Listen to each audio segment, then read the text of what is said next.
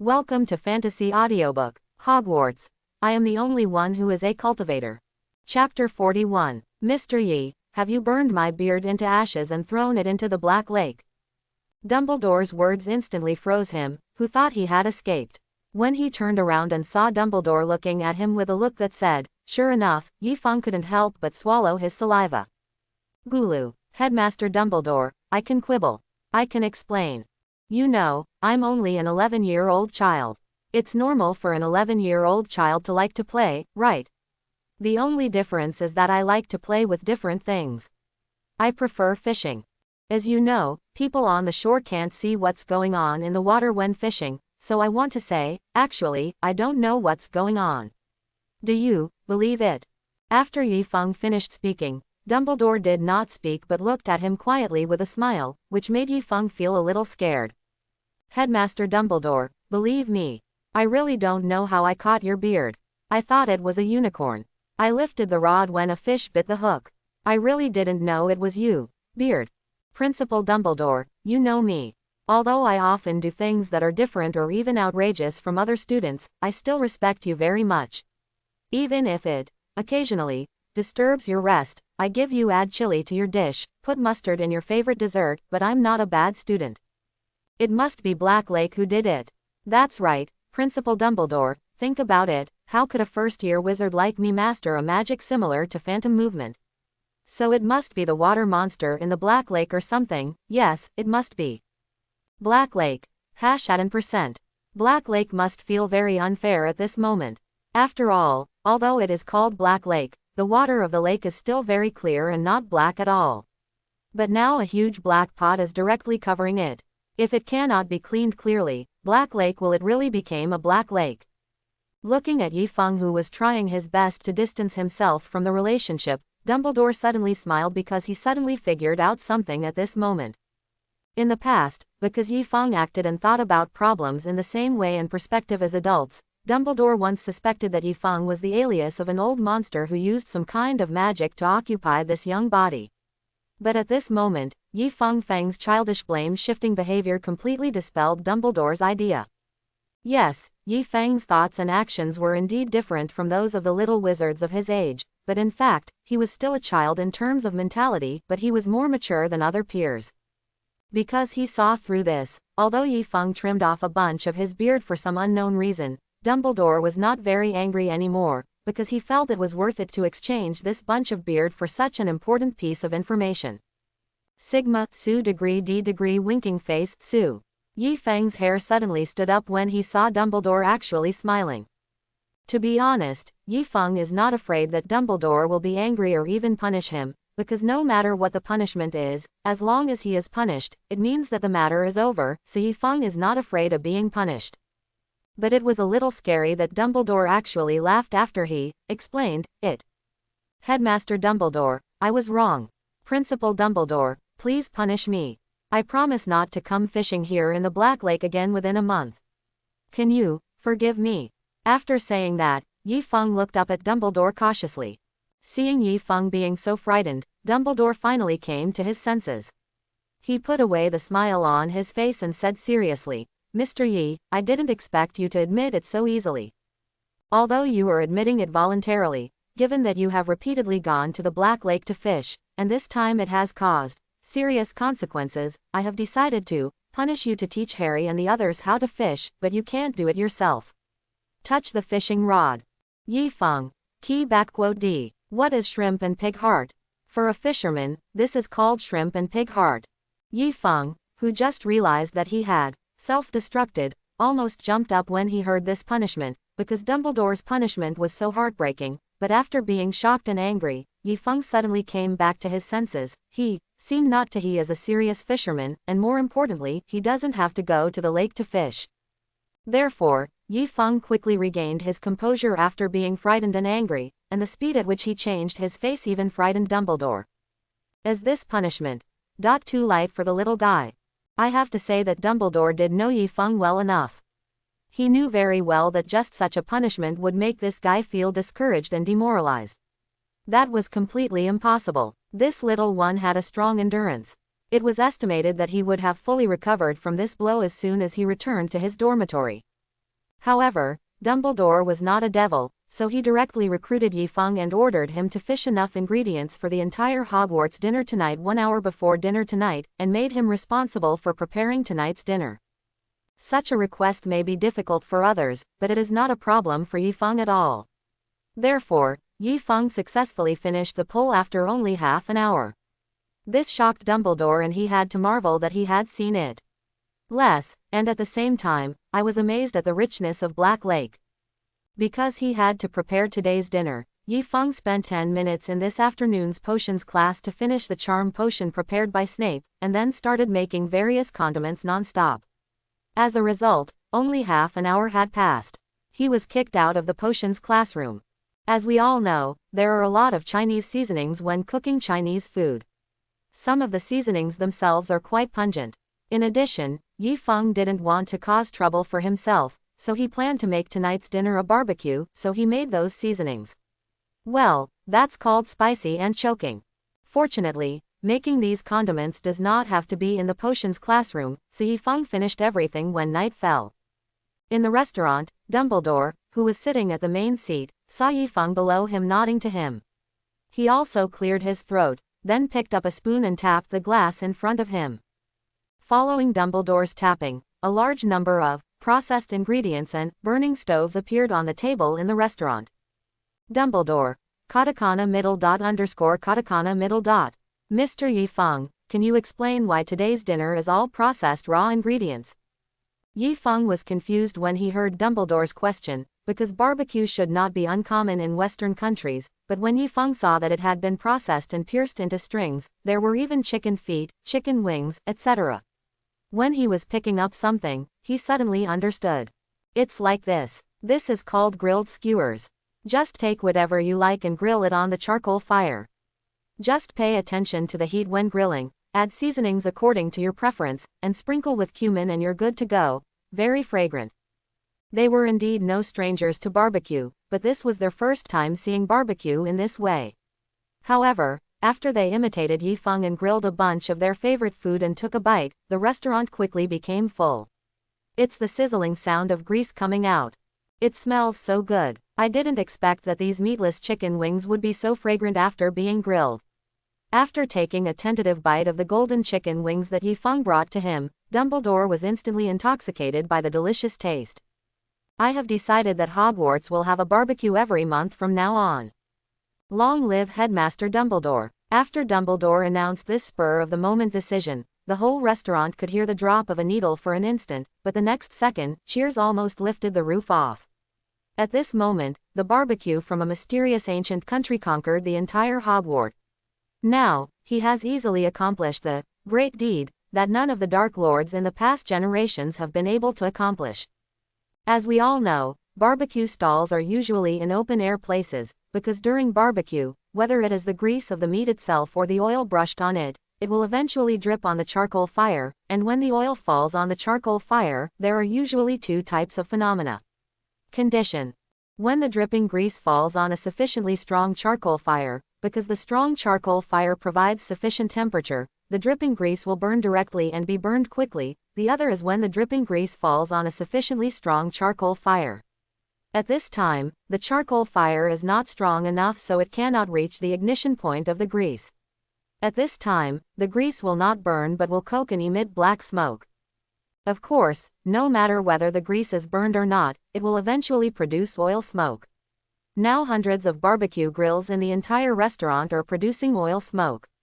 This oil smoke is mixed with various spices, and the spicy smell produced by the roasted chili powder, then it was really not something that ordinary people could bear, so coughing broke out in the restaurant.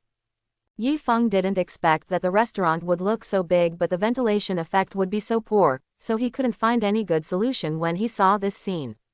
But when he looked up and saw the ceiling reflecting the night, his eyes suddenly lit up. Since the roof blocks the escape of oil smoke, there is no need for a roof. I am so smart. I give myself a thumbs up. Oh, hollow down pointing triangle D. Thinking of this, Yi Feng handed the grilled skewers to Hermione and then gave up his seat, letting Harry and Ronald do it themselves. He walked straight through the lively crowd and walked outside. Dumbledore, who was having a good meal at the main table, raised his eyebrows and stopped when he saw Yi Feng walking out. But at this moment, he heard some topics that he had to pay attention to. As we all know, the atmosphere at a barbecue is generally lively, and once the excitement becomes lively and chatting begins, it is easy to talk about everything. At this moment, George and Fred were very high and excitedly sharing what they knew with the people next to them. Gossip. Really, what we said is true. We saw with our own eyes that Principal Dumbledore's beard was missing a big piece. It was really shocking, so we followed behind and watched him enter Professor Snape with our own eyes. The potions room. That's right, you don't know how shocking Principal Dumbledore's appearance was at that time. It's a pity that we didn't have a camera at the time, otherwise we would have taken a photo and treasured it.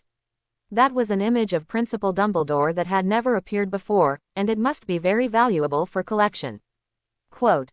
Dumbledore. Me D. Sean no need to. Dumbledore felt bad after hearing what the Weasley twins said.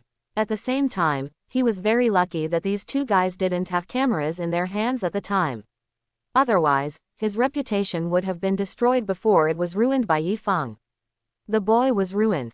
If other people were to do this, they might not be able to do it, but these two little guys from the Weasley family can definitely do it. Dumbledore was relieved when he heard that the two of them left no evidence, but he froze the next second because these two guys actually pointed at his beard and said categorically that what they said was the truth, and they also took out a daily profit. Look, the photo of Principal Dumbledore in this newspaper was taken a few days ago.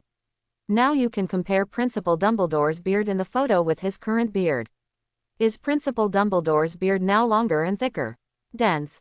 And as long as you look carefully, you will find that the beard in the middle of Principal Dumbledore is obviously thicker than the ones on both sides, and is also a little darker. Dumbledore. Key backquote D. You two, shut up. Dumbledore was no longer stunned when the details of his beard were pointed out. He directly picked up a bunch of leeks, put it in his mouth, bit it and then flicked it. Dumbledore, who originally just wanted to use this bunch of grass to cover his beard, was instantly attracted by the smell of leeks, and a scene appeared that shocked the jaws of the students at Hogwarts and even Professor McGonagall. I saw the always majestic Dumbledore on the main seat, squinting his eyes like a goat, holding a bunch of grass in his mouth and chewing it. It can be seen from his happy expression that he really likes that kind of grass. Single quote. When everyone was shocked, Yi Feng had already arrived above the restaurant. Looking at the huge roof in front of him, Yi Feng felt a little worried for a moment. It is not difficult for him to blow up the roof. It is also not difficult for Yi Feng to blow up the roof without affecting the people below. What is difficult is to blow up the roof without damaging the stress-bearing structure of the house. As for the problem of sheltering from wind and rain after blowing up the roof, this is actually a small problem for Yi Feng. Otherwise, we can simply reinforce the main body, so even if the roof is blown off, it will not have any impact because it has been reinforced. Just do what you say. Yi Feng can be considered an action person, so he didn't hesitate at all. After making the decision, he took out a paintbrush and then a small bucket. Reinforcement requires the concentration of a lot of earth elements, and in order to be able to withstand the impact, it is also necessary to gather gold elements. By the way, in order to prevent it from collapsing after a few years, it is also necessary to set up automatic energy replenishment. Hiss, it seems that we need quite a lot of things. It seems we need to spend some money. While thinking about it, Yi Feng kept taking out things from the space ring. He added a lot of cinnabar, mithril, and earth element crystals to it. When it was almost done, Yi Feng looked around. After a while, he realized that no one was watching, so he took out several handfuls of soil from the space ring and added it to it. The reason why Yi Feng was careful when adding this soil was because it was forbidden forest soil mixed with unicorn blood. It was also the soil where the unicorn lay when he fished it back. Although he didn't kill the unicorn, the thing disappeared immediately and the soil where the body lay was gone. If he found all these things in his place, he wouldn't be able to explain it even if he had 10 mouths, so he had better be careful. That's great. Of course, it doesn't necessarily require the blood of a unicorn, but now he only has this one that can be regarded as the blood of a spiritual beast, so he can only use it. When all the materials were ready, Yi Feng mixed them all evenly, then put the brush on the ground and took out the wand. Of course, the wand was just a cover, this time he used his spiritual consciousness. Under the control of Yifeng's powerful spiritual consciousness, the paintbrush directly pulled out afterimages that continued to wander throughout the building. In fact, Dumbledore found the paintbrush in the restaurant, but he just thought it was someone's graffiti prank and didn't pay attention to it. However, if Dumbledore knew what it meant, he would definitely stop it, because... Boom! Just when Dumbledore couldn't stand the fumes anymore and was thinking about canceling the monthly barbecue, a huge roar came from above his head, and when he looked up at the ceiling, he was stunned. Sigma, Su degree D degree winking face, Su. Where's my ceiling? Where's my ceiling that's so big and beautiful? Boom! With a deafening explosion, the roof of the Hogwarts restaurant rose into the sky and soon turned into a small black dot and disappeared. About an hour later, the Azkaban attack alarm sounded because they were hit by a roof. Got attacked. Of course, since Azkaban was guarded by Dementors, there was no loss. On the other side, Yifeng nodded with satisfaction at the restaurant, which had been blown up empty, but the main structure was not damaged at all. The main structure was even stronger than before. Perfect. All we need to do next is to arrange the real starry sky dome and that's it. Yifeng murmured, controlling the brush and the small bucket that still contained a small amount of materials to depict the magic circle and started working again. Blowing off the roof is just the first step. Next, you need to arrange a magic circle to seal the dome. Otherwise, wind and rain will affect the students eating below. The dome will probably be repaired the next day, so Yifeng had to install glass on the dome. This is very simple for Yifeng. He just needs to draw a few isolation circles on the roof. In this way, not only will the dome be a truly transparent starlight dome, but it can also isolate rainwater. It is a type where light can enter but wind and rain cannot enter. But Yifeng had just started working when a dark-faced Dumbledore appeared in front of him. Classmate Yifeng, can you explain what you are doing? If your explanation does not satisfy Hogwarts, you can repair the roof yourself. Seeing Dumbledore's face turn dark, Yifeng quickly explained, Principal Dumbledore, don't you think the ventilation in the restaurant is a bit poor? Our barbecue party has only started for half an hour and the oil smoke inside is already unbearable, so I am ventilating my classmates. Dumbledore's face turned darker when he heard Yifeng's words. You mean, you took off the roof just to ventilate it? Yes, Yifeng replied matter-of-factly. After answering, Yifeng saw that Dumbledore's face was turning from black to white and quickly explained again. Actually, it's not entirely because of the need for ventilation. In addition to the need for ventilation, I think the original fake starry sky ceiling is not very good, so I'm going to take the roof off and make a real one. But don't worry, Principal Dumbledore, the formation is almost finished. After the formation is finished, you will not only have a real starry sky dome, you can truly see the sky outside in real time, and you don't have to worry about wind or rain. If you are in a hurry, you can fly directly from the roof. Of course, as long as you are a professor at Hogwarts, you can enter the restaurant directly from outside the roof. After hearing Yifeng's words, Dumbledore's face, which had almost turned white, slowly returned to normal. It was only at this time that Dumbledore discovered that the runes drawn by the brush were extremely mysterious, so mysterious that even he could understand only half of it, which shocked him immensely. Yifeng, can you tell me where you learned what you are drawing now? I don't think there is any teacher in school who has taught you these things. The reason why Dumbledore is so sure is because even he hasn't learned it himself, and if he doesn't even understand it, how can other people in the school understand it?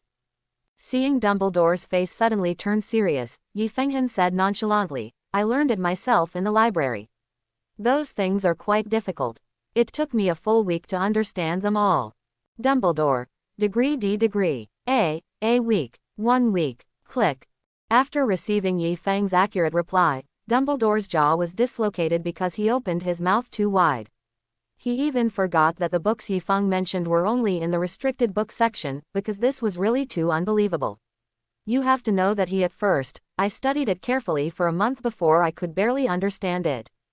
What a little monster. Yifeng didn't know what Dumbledore thought of him, because those magic formations were really not difficult for him. After all, he had obtained many immortal cultivation formations in the system before, and some of those formations were only limited in scope. Compared to a super big city, Compared to the immortal formations, these magic formations are really just child's play for Yifeng. Of course, although he has learned a lot about those formations, due to the lack of various materials, now he can only set up one spirit gathering formation at most. If there are any more, the material inventory in his hand will not be able to support it. So even though Yifeng doesn't look like an immortal cultivator at all now, he actually knows a lot of things, but he is too shy to express many things. In addition, this is a magical world, and there are a lot of materials. They are all different from the immortal cultivation materials. He still needs to try them a little bit before he knows how to use them. Dumbledore was so shocked that he didn't know what to say for a long time. Yifeng was busy drawing the magic circle again, so the roof became quiet for a while. However, Yifeng's drawing speed was still very fast, so after just over a minute, a dazzling light quietly bloomed from the roof. Okay, from now on our restaurant will have a real, starlight dome.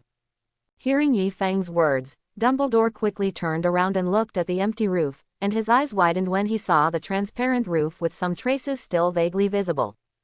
It seems that next year our Hogwarts will have more features to attract little wizards, and the monthly barbecue party will not need to be cancelled. Although Yifeng lifted the roof, he did repair it. Although this roof can't be seen now, it does exist, so Yifeng was not punished. However, when Dumbledore came from the house the next day, the Daily Prophet's heart suddenly skipped a beat when he saw Azkaban being attacked by a rooftop. The moment Dumbledore saw the familiar roof in the newspaper picture, several black lines appeared above his head.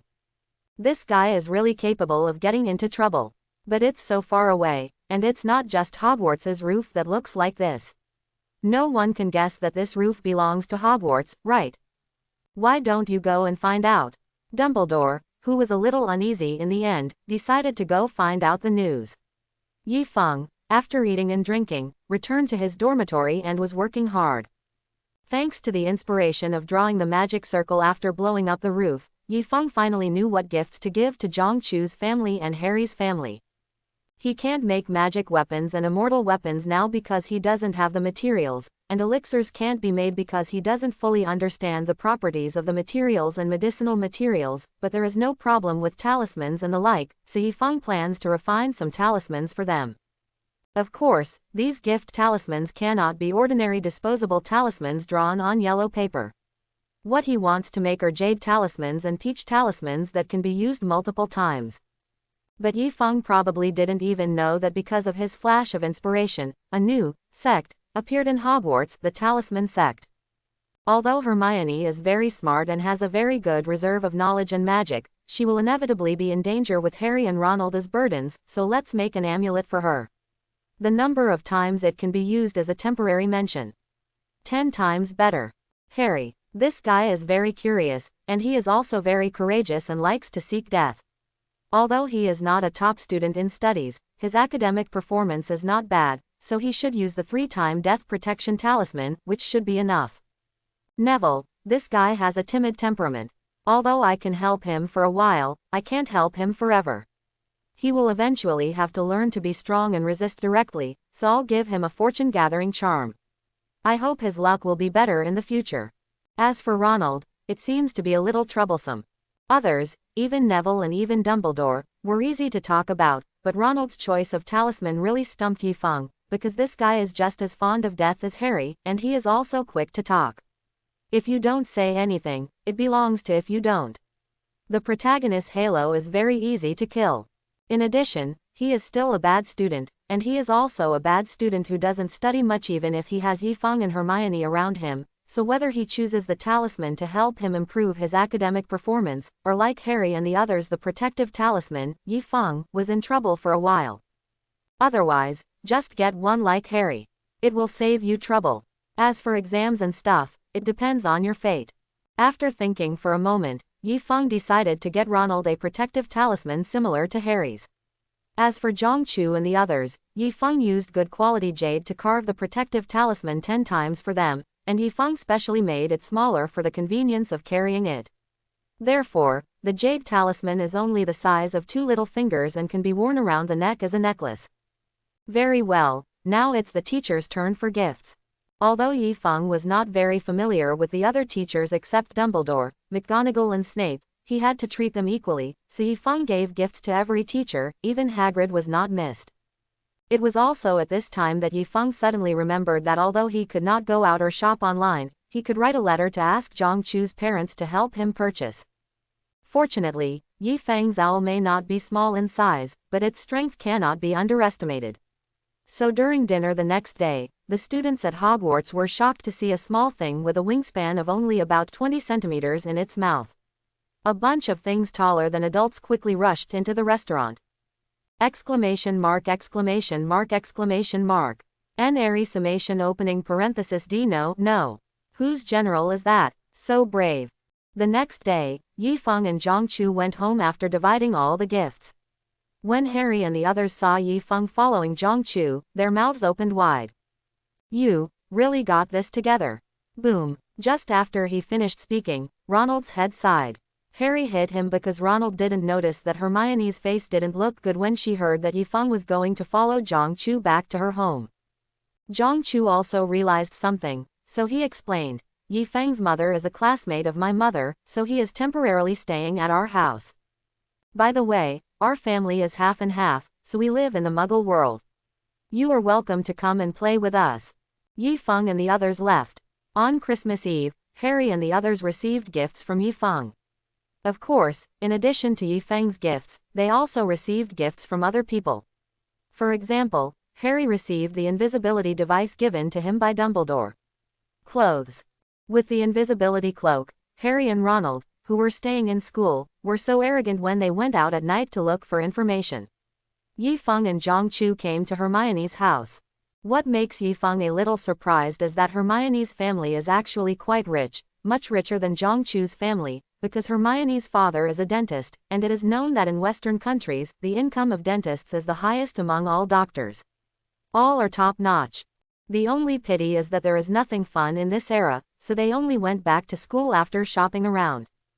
To Yi-Feng's surprise, the Weasley twins found him just the second day after returning to school. Yi-Feng, I heard from Ronald that you can make a magical prop. Can you make a few for us?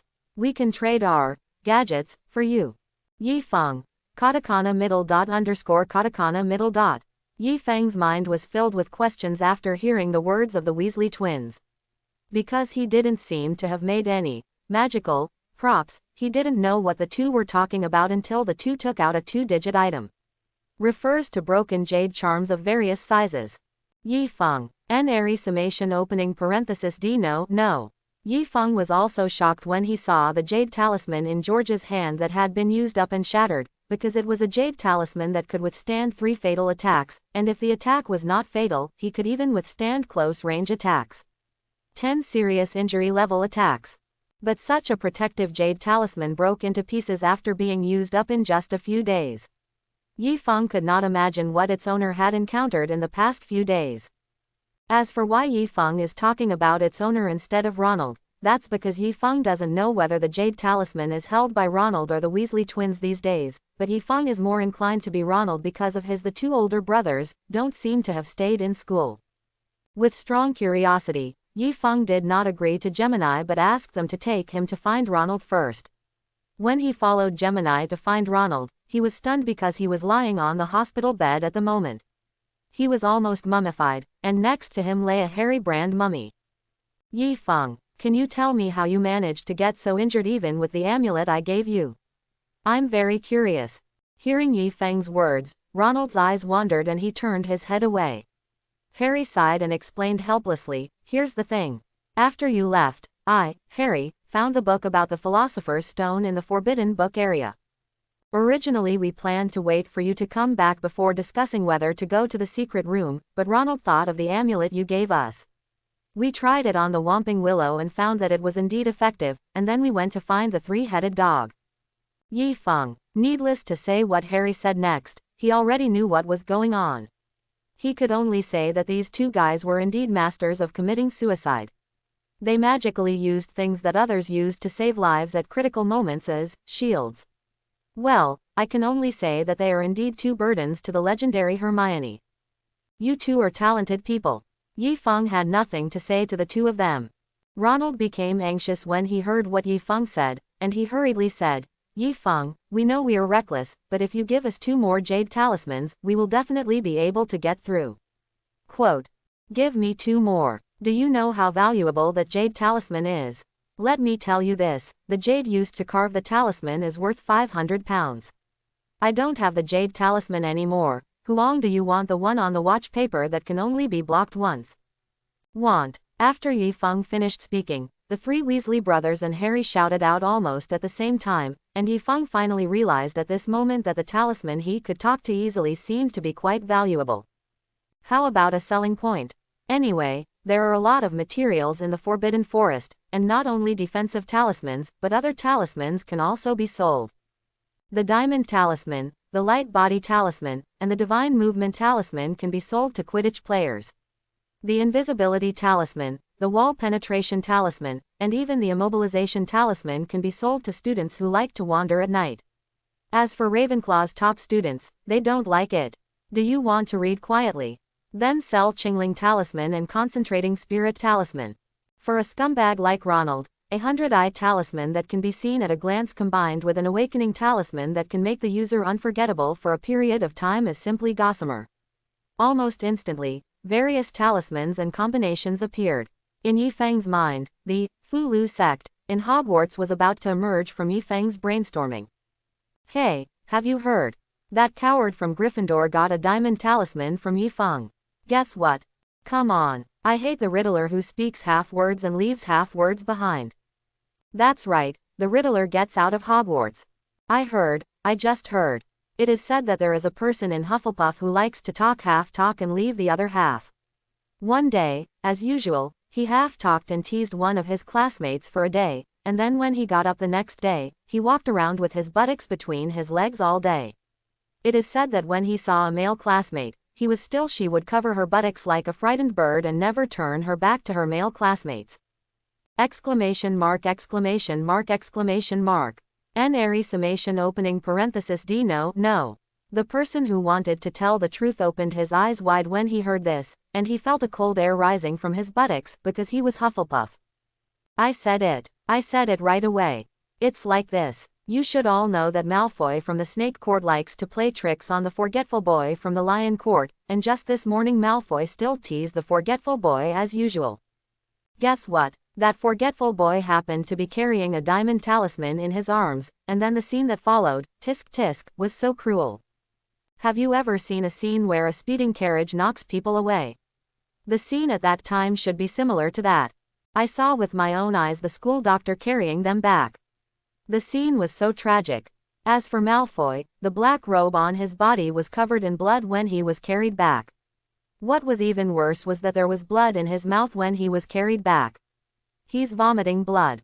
You know, my father is a surgeon, so I know a little bit about that. Judging from Malfoy's slightly sunken chest, he has at least 3 broken ribs, and the broken ribs should have been inserted into his internal organs. In a Muggle world without potions, injuries like this might not be possible before they can be sent to hospital.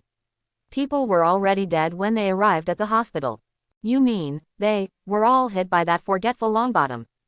Yes, and I went to see the scene afterwards. It should have only been one collision. Hiss. As soon as these words came out, everyone listening around them took a breath of cold air, because if this was true, then the effect of the diamond talisman would be a bit too terrifying.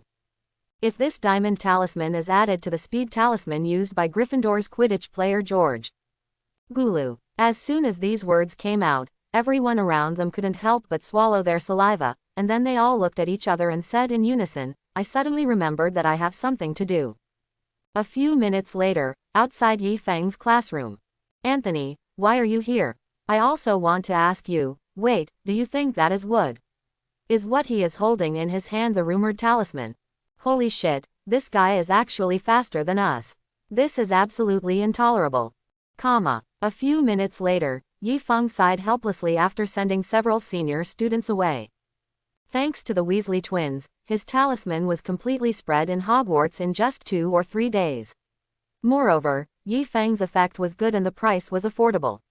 As the number of new users continued to increase, a lot of them repurchased it.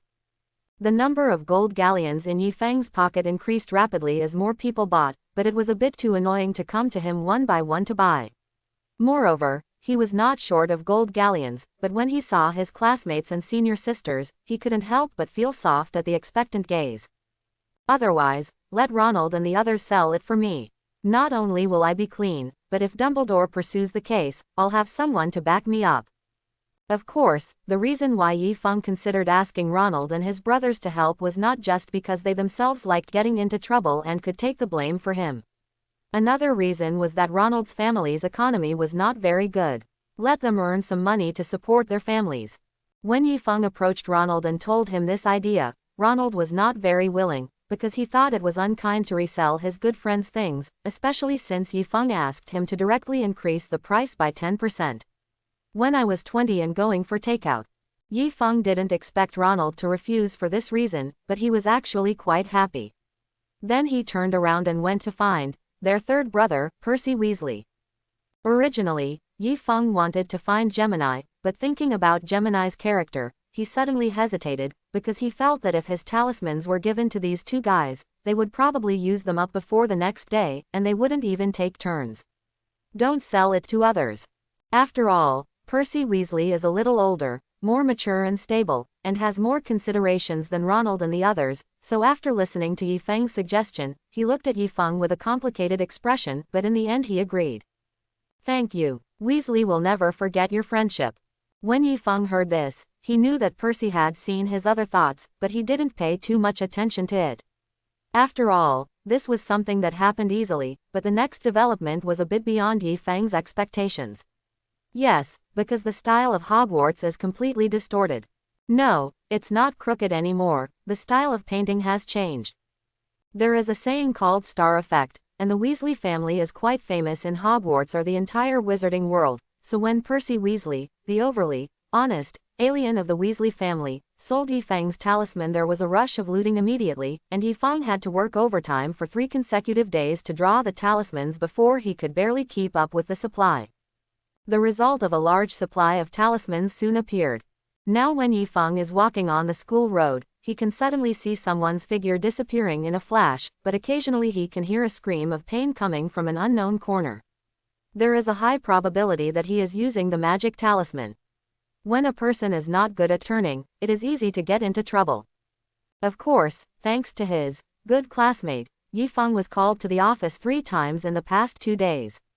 The reason was that Filch was teased by Gryffindor students who used invisibility charms every night until dawn, and because these people not only bought the invisibility charm and the wall penetration charm, so Filch couldn't catch them at all.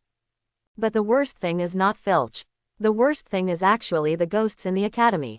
They are now so scared by the guys who use invisibility charms and other talismans to pretend to be ghosts that they dare not come out at night, even during the day. I don't dare to go to darker places anymore. Snape was actually quite angry, because in the past 2 days, there were always students putting charms on themselves during the potions class, and then the bad students who didn't understand could understand what he said, but this was not the case. What made him angry? What really made him angry was that after these students put up the stickers, they could answer everything you asked them in class, but after taking them off after class, they started to get stuck, and basically only remembered 1/3 of them. And when the Quidditch match between Ravenclaw and Slytherin started 2 days later, Yi Feng himself was stunned, because you have seen a group of people affixing diamond talismans on themselves, and then affixing magic talismans on broomsticks and running around like missiles. A Quidditch game where you don't care about the ball and just want to knock the opponent off the field. Suddenly a spring breeze comes overnight, and thousands of pear trees bloom. Yi Feng feels this way now. He never imagined that the style of Hogwarts would change in just 2 or 3 days. He never imagined that his talisman would be completely integrated into Hogwarts in just a few days. Among all aspects of WAS, even these people don't even bother to clean the room, because they only need to directly paste a dust-proof charm to ensure that the room is spotless. If Yi Feng hadn't clearly known that this was Hogwarts, he would have thought that he had arrived at a sect that majored in talismans in a certain world of immortality. Also because the talisman is so easy to use and Yi Feng is relatively conscientious, he basically only charges the cost price plus a little crafting fee. The price of a talisman is so cheap that it only costs 1 Zico, which is slightly more expensive than buying a bag of snacks, so there are many people like to use it in everything they do, and they don't even want to learn magic anymore. Seeing this situation, Yi Feng knew that something was going to happen, so he rushed to make a large number of talismans overnight and then decisively asked Percy Weasley to make another profit before stopping. However, it was still a bit late. Percy Weasley's batch of talismans, only half of them were sold before Dumbledore caught him. When Yi Feng heard the news, he didn't panic at all, because Percy Weasley had always been selling the things. He was just a ruthless symbol drawing machine, disrupting the school and so on. What did it have to do with him? It turns out that Yi Feng is still a little too naive, or perhaps Dumbledore really knows him too well. The moment he saw the hundreds of millions of talismans in Percy Weasley's inventory, he almost instinctively used disapparition. Arriving at Yi Feng's dormitory. Classmate Yi Feng, do you want to destroy Hogwarts and the future of the wizarding world? Yi Feng. Katakana middle dot he katakana middle dot. Yi Feng's mind was filled with questions when he heard Dumbledore's words, because Dumbledore's words were a bit baffling. Although he did cause Dumbledore hundreds of millions of troubles, it was not to the extent of destroying Hogwarts. Seeing the confusion in Yi Feng's eyes, Dumbledore was silent for a moment, grabbed him, and used his apparition to arrive in front of Percy Weasley's warehouse, where the talismans were stored. When Yi Feng saw the several large piles of neatly organized talismans, I felt a little embarrassed when I opened the cabinet. Did I draw so many talismans? Principal Dumbledore, are you sure these are all the talismans I drew? I remember that I didn't seem to draw many. Hearing Yi Feng's words, Dumbledore sighed helplessly and said, who else knows how to draw these things at Hogwarts besides you? And Mr. Yi Feng, you have seriously underestimated your ability. Did I really draw these? Although Dumbledore's words made sense, Yi Feng still couldn't believe it, so he looked at Percy Weasley next to him. Yes, these are all drawn by you. I will go to your dormitory at midnight and early morning every day to move the painted talismans. Otherwise, if I go there early the next morning, your dormitory will be filled with painted talismans. Yi Feng. Sigma opening parenthesis DLLLL. Still, is there such a thing? No wonder I always feel that the talismans I draw every day are a bit less, and the money you give me, Percy, is a bit. Yi Feng stopped quickly before he finished speaking, but it was still too late. Quite a bit. Admit it. Just admit it. Then I will tell you about the serious harm your doing this has brought to the school. Let's not talk about those things about using talismans to tease Mr. Filch. These are just some acceptable pranks. What really affects the school and even the entire magical world is because your talisman is so easy to use and too cheap. Quote. Mr. Yi Feng, do you know that because your talismans are so easy to use and so cheap, many young wizards have begun to instinctively think about what talismans to use to solve problems when they encounter problems. This is a very bad sign, because Hogwarts is a magic school. If one day a wizard encounters a problem, the first thing he thinks of is not to use his own power to solve the problem, but to borrow a foreign object, your talisman, to solve it.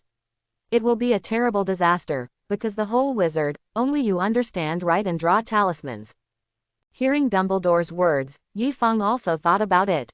In fact, it is not that there is a problem in thinking about using talismans. The real problem is not that people want to use talismans to solve problems when they encounter problems, but that they only know how to use talismans, but don't know how to draw. In other words, if one day Yi Feng no longer wants to sell the talisman, then the wizards who have become heavily dependent on the talisman will be blinded directly, because they rely on the talisman for everything, and they must have almost forgotten about magic and other things, and they may even have no memory at all. Learned. Once this happens, these wizards who have not learned or forgotten magic will suddenly lose their talismans when encountering something. It will be a terrible disaster, especially when encountering danger. After realizing this, Yi Feng fell silent. Seeing that Yi Feng had already realized the seriousness of the problem, Dumbledore took out his wand and pointed it at the talismans in the cabinets. In an instant, each talisman flew into the inside of Dumbledore's magic robe and cast a pocket with an infinite extension spell. This kid seems to have been convinced by me. He quickly put these talismans away. These are all gold galleons, and many of them may play a very important role in the future. But we really can't let this guy continue to sell talismans in large quantities, otherwise these little wizards will really become dependent on the talismans and it will affect their learning. Sigma, Su degree D degree winking face, Su. Seeing those talismans flying into Dumbledore's pocket, Yi Feng's heart was bleeding. He had worked hard and stayed up all night to draw them one after another, meaning leaving a ray of spiritual thought to control the talismans to draw by himself while he turned his head big sleep. That's all his blood and sweat. Dumbledore. Ha, Yi Feng. Oh carrot backquote, oh humph. It's just a little talisman. I drew it back in one night. I don't feel bad at all. Oh, ooh, I didn't expect you, Dumbledore, to be this kind of person, and you actually covet my blood and sweat. The materials I collected with hard work. Percy Black small square Weasley, _ hollow circle. It's gone, it's all gone, my path as a prefect, my business empire, it's all gone. Yi Feng, Dumbledore. Percy Weasley's words immediately left Yi Feng and Dumbledore speechless. However, everyone had their own pursuits, so they didn't say anything. After Dumbledore's timely rescue, Hogwarts' painting style it finally changed back, but no matter how timely the correction is, there will still be some traces. For example, some students with the surname Weasley are now reading books in the library with their talismans stuck on them all day long, because a terrifying monster called the final exam is slowly approaching. Of course, whether you can pass it or not is up to you, because Dumbledore has issued new school rules that restrict students' use of talismans. That day, after Dumbledore took the opportunity to take away Yi Feng's inventory of talismans, he announced a new school rule. The school rules clearly stipulated that no one was allowed to sell at one time in the school, or give away more than 3 talismans of the same type to one person per month. You can only give away and sell the talisman once to the same person. Although there are still loopholes in this school rule, it does limit the circulation of talismans on campus. After the use of talismans was restricted, Harry and the others also withdrew their attention and focused on another matter, such as the secret chamber under the 3-headed dog, the Philosopher's Stone. Yi Feng knew about the magic stone, and he also knew how to get the magic stone, but he was not interested in the magic stone, because regardless of the magic stone's ability to turn other substances into pure gold, it could be refined. The power of the elixir was of no use to him. Gold represents money, and as long as Yi Feng thinks about money, he can cause looting in the magic world by just putting in the things he gets from signing in the system. Muggle coins are even simpler, just exchange some money and go just invest. Although he doesn't know if the 2 horses are still around in this world, and whether they will create those huge business empires, he knows the history of their fortune, or the foundation of their fortune. Knowing what will rise strongly in the future and having money in his hands, he can just invest some money in advance and he won't have to worry about money for the rest of his life, so money is really not attractive to Yi Feng. The huge wealth represented by the magic stone is not attractive to Yi Feng, and the ability to live forever is even less attractive, because he is a cultivator of immortality, and cultivating immortality. As we all know, cultivating immortals is a process of seeking immortality and a process of continuous evolution and strengthening of life levels. However, the road is long and difficult, so it takes a long time. If you want to gain something, you will definitely spend a lot of time. Therefore, those who cultivate immortals only need to the lifespan increased by embarking on the path of cultivating immortals starts at least 300. In other words, if there are no accidents, with Yi Feng's current cultivation level, as long as he doesn't commit suicide, he can live until the day he doesn't want to live, and there is no need for any elixir at all. What's more, immortal cultivators can also make elixirs, and many elixirs have the effect of increasing longevity. Some elixirs can not only make you live as long as the sky, but also give you the powerful power to turn over rivers and seas, catch stars and chase the moon. So although Yi Feng knew where the Sorcerer's Stone was and how to get it, he did not tell Hermione about the Sorcerer's Stone, but asked them to go find it directly. Of course, he would also follow along to help find it, because this matter involved Hagrid, so if they wanted to know more information, they had to go to Hagrid, and Yi Feng had been coveting Hagrid's room of information for a long time. Of course, Hagrid knew him because he had given gifts before and he had a good relationship with Harry, but it was just an acquaintance. If he wanted him to send or trade so many materials with him, he still had to go through Harry. Just fine. So, when Harry put on his invisibility cloak and went to the restricted section of the library to look for books about the Sorcerer's Stone, Yi Feng also went on a rare night walk. However, unlike Harry who had to carefully avoid Filch, Yi Feng didn't do it at all. He needs to hide because Mrs. Norris is quite familiar with him. In addition to listening to the noise and watching the lights, the most important thing Filch needs to catch students wandering at night is to ask Mrs. Norris to help him, but Filch may not even know that Mrs. Norris's favorite food is the one from the Black Lake. They are small whitebait the size of your thumb, and you can eat 5 of them in one sitting. Snort, snore, snore. Gently stroking Mrs. Norris in her arms, who was full and snoring happily, Yifeng walked quickly towards the 3rd floor because he also wanted to see if the Mirror of Arise could really see to his deepest desires. While Yifeng was petting the cat beautifully and looking for the Mirror of Arise, Harry on the other side was running around competing with Filch in a battle of wits. Because of the invisibility talisman provided by Yifeng, there were many more students on night tours. It can be said that before there was no forbidden talisman, there were basically 2 to 3 students on night tours every night. This provided Filch with a lot of information on how to find invisibility night tours, student experience. Unfortunately, Harry was too confident in his invisibility cloak, so he bumped into Filch's head as soon as he went out. As a result, even Mrs. Norris quickly smelled the smell and ran to Yifeng, but Harry is still being chased like a dog by Filch. In fact, Harry should be lucky that the oil lamps in Hogwarts did not have voice control function, otherwise it would be so bright everywhere he went that he would not be able to escape even if he wanted to. By the way, should I suggest Dumbledore get one? It would save the school a lot of money on lamp oil and candles. Other Gryffindor students, thank you. In the end, Yifeng gave up the idea. After all, he was not a devil. He should give the other Gryffindors a way to survive. Oh, is this the Mirror of Arise? While thinking, a full-length mirror as tall as a person suddenly appeared in front of Yifeng. This mirror really appeared suddenly, and Yifeng was sure that this thing was definitely not here before, because this was a corridor, and you could see it just by walking a little further inside. Do you want to see what I long for most? I happen to be curious too, so let's take a look. Yifeng knew that Dumbledore must have put this here, but he didn't care. After all, his purpose of coming out this time was to find the Mirror of Arise.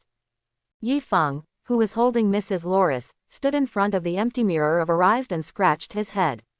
He put Mrs. Norris on the ground and murmured, "Do you need some awakening spell?" "Ahem, mirror, mirror, tell me who is in the world, bah, I'm sorry for being a slanderer, let's do it again." After Yifeng's words, Yifeng's appearance quietly appeared on the empty Mirror of Arise. However, what surprised Yifeng was that it was not him now, but a grown-up man who was about 15 or 16 years old. What do you mean? The biggest desire in my heart is to grow up. Is this thing broken? How about asking Dumbledore to fix it? Just as Yifeng's murmur fell, the scene in the Mirror of Arise quietly increased a lot. This time, a delicate little face that looked both angry and happy appeared. This girl looks so familiar, I always feel like I'll see her there. Exclamation mark, exclamation mark, exclamation mark. N airy summation opening parenthesis D no. Before Yifeng finished speaking, several girls quickly appeared in the Mirror of Arise, surrounding him. Although these girls each had their own unique features and beautiful looks, they all had one thing in common, that is, they all looked at him. Full of love. Tisk, is this the deepest desire in my heart? But it seems so. Since I don't know if I can go back, I might as well enjoy life. What's more, the road to immortality is long, and I have to find some companions and Taoist companions. It's really a good choice. Of course, I think so, but it's still unclear whether he will actually do this. After all, he is only 11 years old. Even if foreign countries are more open and the phenomenon of puppy love is more common, there are still a few years left. Let's take a look first. Bar. While Yifeng lowered his head and pondered, Dumbledore, who was hiding behind, had a look of astonishment on his face. I never thought that what this little guy desires most is this. Dumbledore was startled before he could finish the murmur in his heart, because the picture in the Mirror of Arise was changing rapidly at this moment.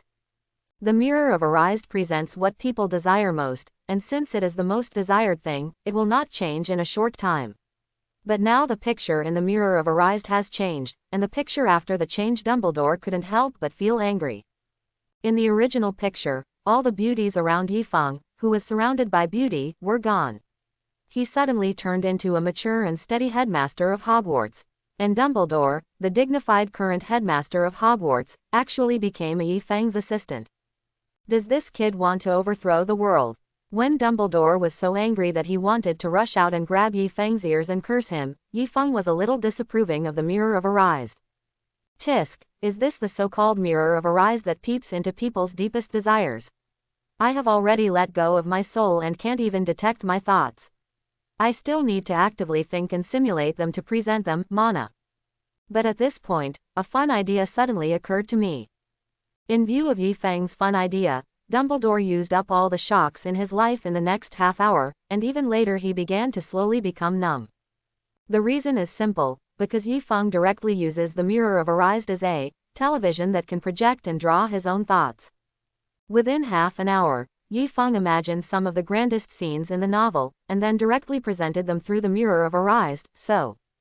In the Mirror of Arise, Dumbledore saw a few people with Magatama patterns in their eyes flying Gundams against each other, and the terrain was completely changed with every movement. He saw some muggles flying something similar to an airplane and shouting. He moved forward 4 times, and then a ray of light emitted by the thing blew up a sun. He saw a group of people stepping on swords with fairy spirit, playing with stars as glass beads, etc., which were extremely outrageous picture.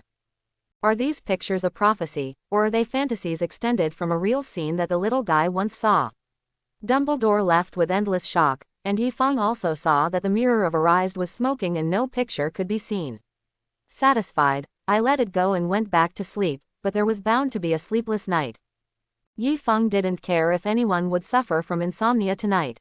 Since he hid behind and peeked, he had to bear the consequences of peeking. Anyway, Yi Fang, who had found a new way of entertainment, slept well that night. The next day, Yi Fang opened the door of Dumbledore's room without anyone else as usual, and then opened the window of Dumbledore's room to complete his daily intake of purple energy. However, just when he was about to turn around and ask Dumbledore to get up, the system suddenly he played a cue. Congratulations to the host for successfully signing in at Dumbledore's residence for 150 days. In view of the host's perseverance, the system will give you a special reward, an acre of immortal land with you. I hope the host will continue to work hard and achieve immortality as soon as possible. Yi Fang. Sigma, Su degree D degree winking face, Su. Yi Fang was stunned when he heard the system prompts. He was both surprised at the generosity of the system and also surprised that he had signed in at Dumbledore's residence for a full 150 days without knowing it. This is the best surprise today, so. Principal Dumbledore, don't sleep. Get up and have fun. Exclamation mark exclamation mark exclamation mark. N airy summation opening parenthesis D no. Ghost. The moment he turned his head, Yi Fang rushed to the windowsill with a loud cry, because less than 1 meter behind him was a ghost, wearing a white robe, disheveled hair, red eyes, and thick dark circles. Looking straight at him. Dumbledore. Hard fist.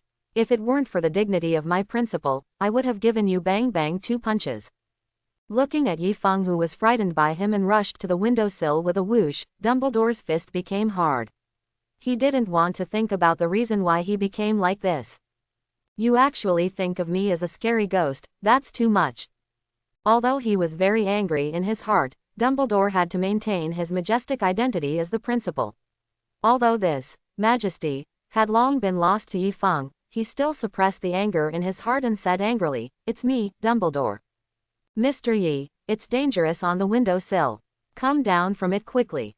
After hearing Dumbledore's words, Yi Fang realized that the Piao, who appeared quietly behind him, was actually their principal Dumbledore.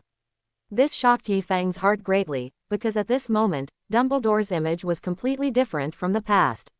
Not relevant. Dumbledore. Who do you think I owe to my current appearance? Although Yi Fang had already determined from the sound that the old man in front of him with messy hair and beard, red eyes and black circles was Dumbledore, Yi Fang still squatted on the windowsill and looked carefully before slowly getting down from the windowsill. Principal Dumbledore, did you stay up late last night? Staying up late is harmful to your health. You are older and it is harder to recover. It is better to go to bed earlier in the future. After saying that, Yi Fang suddenly thought of something. Before Dumbledore could speak, he slapped his forehead and took out a jar of red gadgets from the space ring and handed it to Dumbledore. Dumbledore took the jar handed over by Yifeng and said with confusion, "What is this?" "Red raisins." Hearing Dumbledore's question, Yifeng instantly showed a bright smile on his face and said, "This is called wolfberry. It is a nourishing medicinal material. As the saying goes, people in middle age have no choice but to soak wolfberry in a thermos cup. This thing is soaked in warm water every day. Drinking a little bit of it is quite beneficial to the body, especially for men." Dumbledore. Confused face. With Dumbledore's mind full of questions, Yifeng ran away, and then saw a rather strange scene in Hogwarts the next day. Their kind and majestic, always meticulous Principal Dumbledore, for some reason, is always holding a transparent thick glass in his hand, and there is a small red fruit soaked in the glass. Many students have seen their principal leave. As he walked, he opened the cup in his hand and gently blew open the red fruits on it, happily taking a sip of the steaming water in the cup. As for Yifeng, he moved the Mirror of Arised back to the Gryffindor common room while Dumbledore was fascinated by the magical little red fruit. In the evening, when everyone returned to the common room after dinner, Yifeng clapped his hands to attract the attention of others. Yifeng's reputation is still very high, and although he often gets into trouble, his grades in all courses are among the best, so even students who were ready to go back to rest couldn't help but stop and look at the past when they heard the noise. Seeing everyone looking over, Yifeng nodded with satisfaction, put his hand on the Mirror of Arised and said, "You must be wondering why I brought a mirror here, but what I want to tell you is, this is not an ordinary mirror, this is Mirror of Arised, ×2. Yifeng, who was interrupted by Harry and Ronald in unison, sighed and signaled the two of them to stop talking. Then he nodded and continued, "Yes, it is the side that is said to allow people to see what they desire most. The Mirror of Arised, but what I want to introduce today is not his ability to see through people's desires, but another, even better ability." Yifeng did not continue to explain what the ability was but started to use it directly. Of course, not everyone is Dumbledore. Others cannot see the vision of others appearing in the magic mirror, so a small, appearance spell, is needed. When Yifeng applied the appearance spell to the magic mirror of Doris, the content of Yifeng's imagination was presented in the magic mirror, and in order to make it easier for them to substitute for Yifeng, a magician's fighting scene was selected. When the gorgeous magic fighting scene, which only lasted for 10 seconds, was played, everyone was so shocked that they couldn't recover for a long time, even if there was no sound. When Yifeng saw this, he had to clap his hands to wake them up. The picture you just saw is what I imagined. In other words, as long as you can get rid of distracting thoughts and concentrate on conceiving something, the Mirror of Arised will present it, and this is what I call the Mirror of Arised. A better ability. Imagine, if each of us polishes our previous fantasies, what will be presented will be wonderful movies, and as long as each of us takes a turn for one night, then we will no longer have to worry about having nothing to do at night. It can be done. When Yifeng said this, all the little wizards' eyes lit up. Some wizards were even considering whether they could add some functions to the Mirror of Arised to make this ability more perfect, such as simultaneous sound transmission. At Yifeng's instigation, more than half of the students came up to try it out, and the results were quite good. Even Yifeng was secretly amazed when the pictures imagined by some students were displayed. So, the Aris TV was officially launched in Gryffindor's public hall. The lounge is on.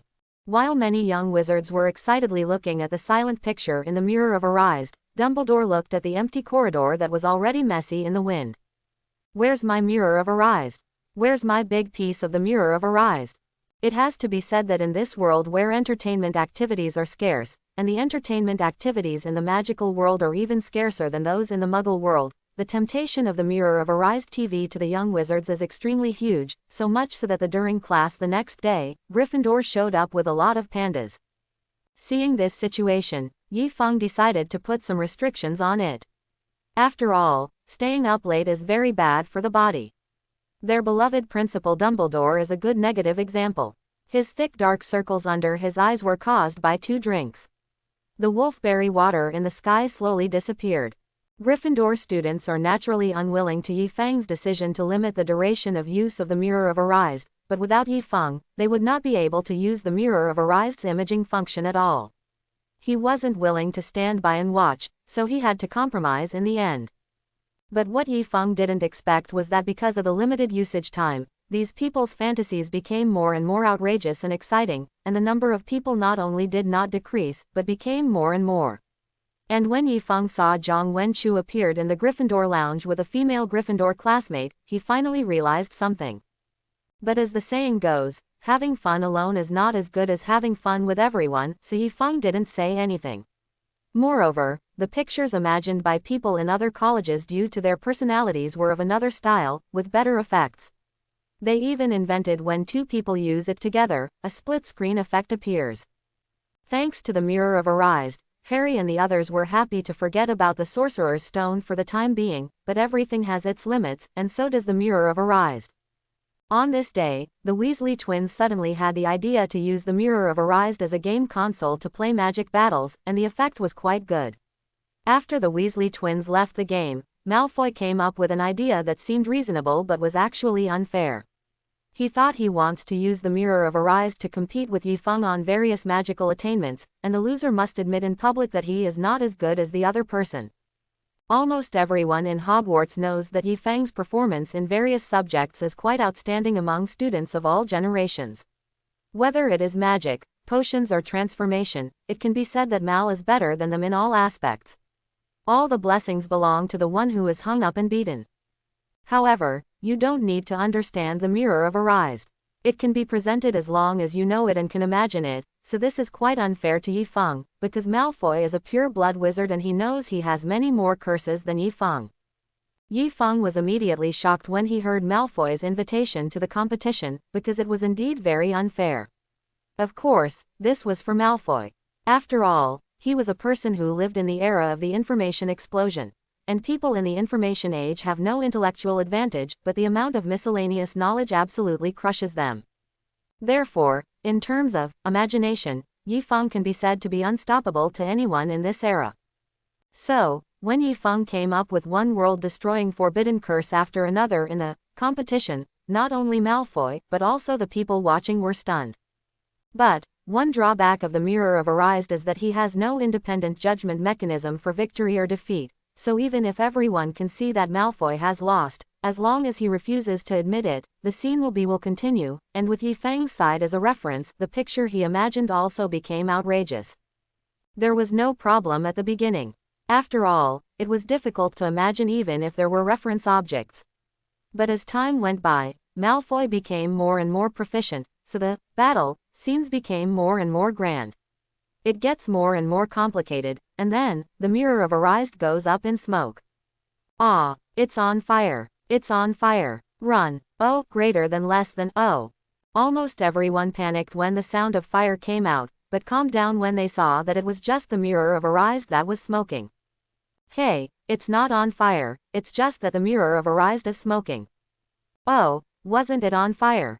It scared me. Wait, what did you say? The Mirror of Arise is smoking. Yes, the Mirror of Arise is smoking. About 2 or 3 seconds later.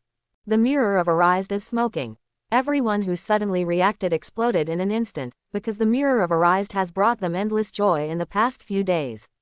If it breaks, their happiness will be gone, so nothing can happen to the Mirror of Arise. In fact, Yifeng had discovered it as soon as the Mirror of Arise was smoking, but even if he took back his spiritual thoughts in time, it was a bit late. It seemed unable to withstand such a complex and grand scene, and it was broken. However, Yifeng was not too worried, because the magic lines inside the Mirror of Arise have a certain self-healing function. The last time he broke it, he just waited a day for the slightly damaged magic circuit to repair itself. That is, just leave this thing here for 2 days and it will be usable again. Therefore, Yifeng was not too worried and explained to them before letting them go back. Dumbledore, who realized something was wrong after the others left, also came to the door, but when he saw the Mirror of Arise for the first time, he was stunned because he could tell at a glance that the Mirror of Arise was completely broken. Lost. The Mirror of Arise does have the ability to self-repair, but this ability also has its limits. There is no doubt that the gorgeous fight between Yifeng and Malfoy directly burned out the CPU of the Mirror of Arise. In other words, this thing can no longer repair itself, and someone needs to replace its core magic pattern. Classmate Yifeng, can you explain to me what is going on? This is the mirror of Arise. A mirror that can see what people desire most, and you actually moved it back to the Gryffindor common room. You really let me down. Harry, who had not left yet, couldn't help but stand up and explain to Yifeng when he heard Dumbledore's words, Headmaster Dumbledore is not like this. Yifeng just saw that we didn't have any entertainment at night, so he brought the mirror of Arise back.